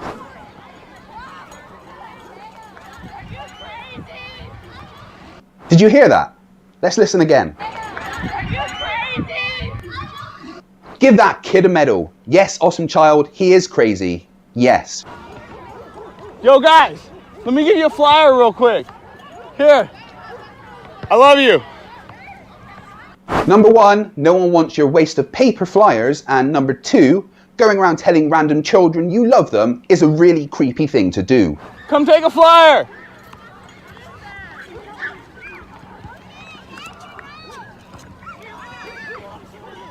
I'm gonna flashback them. Look, you smug-faced asshole, you've been told no. No one wants your diatribe of scientific illiteracy, or flat-smacking, as you call it. Guys, you don't live on a ball, the earth is flat, I got flyers for you right here, you can check out my YouTube, okay? It's not a ball, it's a planet, so it's definitely not flat. Your YouTube channel is probably going to be deleted after this, and more importantly, get the fuck away from those children. Some of them picked them up. Hey, give them to the teachers. Hey, you can verify everything on my flyer. Large bodies of water do not curve. Look at the kid running away from you, man. Seriously, get the fuck away from those kids. Hey guys, you're not on a ball in space. The earth is flat. large bodies of water do not curve. Okay? Large bodies of water do not curve. Research flat Earth. Yeah, that's right. Shouting it louder makes you seem less like a crazy fucker. Good job. That's how you do it right there. That's how you do it. Even your own live chat is telling you what a bad idea this is, you absolute basket case. Once again, get away from those fucking kids. Got them all right there. Jeez. Well, hearing leads to knowing. Gotta tell them. If you don't tell them, you're not doing any better than the people at the top that deliberately lie. One thing you flat earth window lickers need to realize is that just because you don't understand something does not make it a lie. It just makes you an idiot. Two forms of lying in my opinion. Deliberately misleading people and unintentionally misleading people. They're both lies. That's for sure. And you're too dumb to realize that you and all of your flat earth cult leaders are leading people to be idiots. And even worse, you, Eric Dubay, Mark Sargent, Nathan Oakley, you all literally have blood on your hands. It's the final disastrous flight of a daredevil known as the Rocket Man. Moments after liftoff, the rocket plummets to the Earth, killing him instantly. Defying all evidence to the contrary, Mad Mike Hughes believed in the wacky idea that the Earth is flat. He set out to prove it by building his own steam-powered rockets in his garage. And if you keep the truth a secret, well, you're not doing much better than the elite, because that's what they're doing. They're keeping the truth a secret. The UPS driver just waved at me. The UPS driver is probably telling you to get away from the school, you weirdo. That was funny. All right, guys, well, make sure you red pill the youth. That's why they get them when they're young. Get them while they're young. Nathan Thompson, 2020. If you're just tuning in, you just missed me flat smacking like probably 400 kids. So 400? You really are bad at maths. There was 30 kids there at the most. Ah, but you can't, can you? I see the problem there. That was cool. Well, if they're gonna reserve the right to lie to the kids, I'm gonna reserve the right to tell them the truth. Better believe that. I don't need to ask anyone's permission to tell kids the truth if they're gonna lie to them. You're just lucky that some of the parents weren't there to see you shouting at these kids. That could have ended very differently. So, tell them large bodies of water do not curve. You wanna know why? 'Cause that's the truth. Large bodies of water do not lie. I also told the kids space is fake. You wanna know why? Space is fake. They use CGI, green screen, harnesses, wires. That's why you see bubbles in space. CGI wires and green screen can't explain over an hour of uncut single take footage that was live streamed, can it? And bubbles in space are most likely sublimation of ice particles that build up on the outside of the ISS. You can see thumbs in space. I mean, spacesuits don't work, guys. It's just a vain religious superstition that people go to space and float around. They are just in pools. The argument of astronauts being in pools and not in space is easily debunked by the fact that when the water and the glass of the helmets meet, it creates a refractive index that actually makes the astronauts' heads inside of the helmet look smaller, like this. 100%. Geo, let's go, big guy. Let's go. I got a big old long leash. I could just leave Geo over here. All right. So, I've been wanting to flat smack this school for a while. You know what? I might come back when they get out of school and they're all waiting for the bus and walking home and stuff, because I just feel called. Yeah, that sounds like a great idea. Hang around at school at closing time and flat smack children. Are you fucking mentally deficient or something? Seriously, what the fuck is wrong with you? Maybe I'll go live in an hour again. Geo, what are you going poops here, Geo? All right, well, was not expecting that. Gio goes poo everywhere at the house. Oh, and you're one of those assholes that doesn't pick up after his dog. You don't deserve the friendship that dogs give you. Important information! I really appreciate you stopping. Are you just randomly waving at cars now? Good way to get run over. I mean, I'm not saying stop. You know anyone who's ever told you the earth is flat? No, government's lying about a lot of stuff. You know, and they're faking space and lying to the kids. You got a Bible right here? You read your Bible? God created a firmament, put the stars, the sun, the moon in the firmament for signs and seasons. That's not what they're teaching these kids right here. They're teaching that we're blasting through space on a ball, and God never said that. And I love you, bro. I appreciate you stopping, okay? Take care, my man. That guy was laughing at you. We are all laughing at you. All of the time. Because you're a fucking idiot. Got another one. Another one bites the dust. Another one bites the dust. Another one down, another one down. Another one bites the dust. Then, oh, I think there's a dog back there running around. This could get interesting. I got my pepper spray. So, I've actually been waiting for a dog to try me. Sorry, did I hear that right? You're gonna pepper spray a dog? What the actual fuck is wrong with you? Seriously? I got some people up here. Oh, I got some people up here. Come on. Gio, let's go. Ladies! Ladies, real quick! Could I chat with you? They like ran away. Of course they ran away. A fucking crazy person who was just harassing a bunch of school kids is running towards them. You look like you've just escaped from a local home with padded walls. I think they were scared of my dog. But you know what? I'm gonna get their car. You best believe it.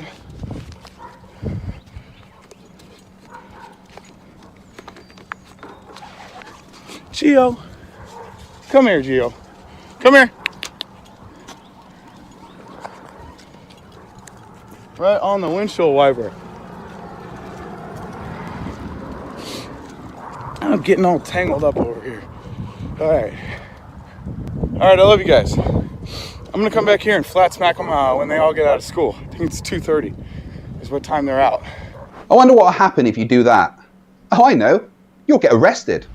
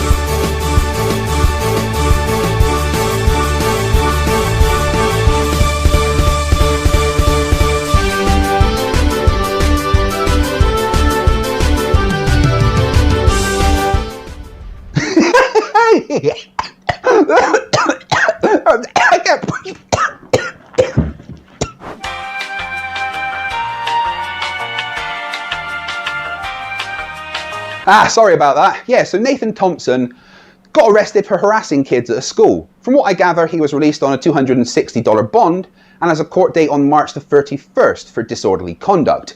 Here's hoping he tries to flat smack the judge and ends up getting hit with contempt of court as well. Because honestly, prison is the best place for him.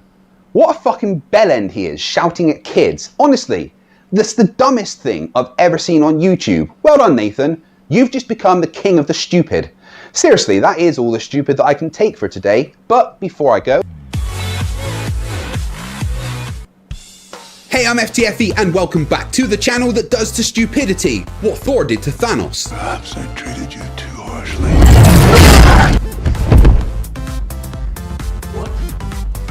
What did you do? Today's subject of stupidity is someone who holds the record for the number of Flerfs Are Idiots episodes directed towards them, because they honestly say more dumb things than anybody else on the entire planet.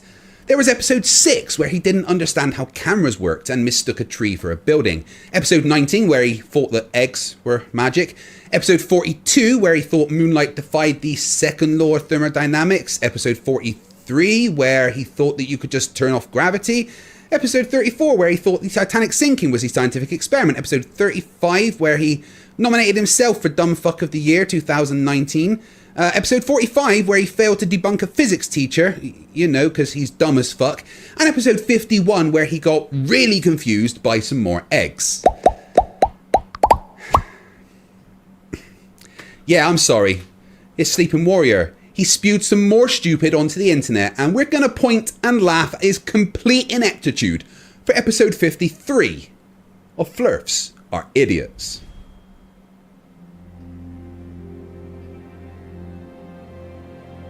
We're living on a disk,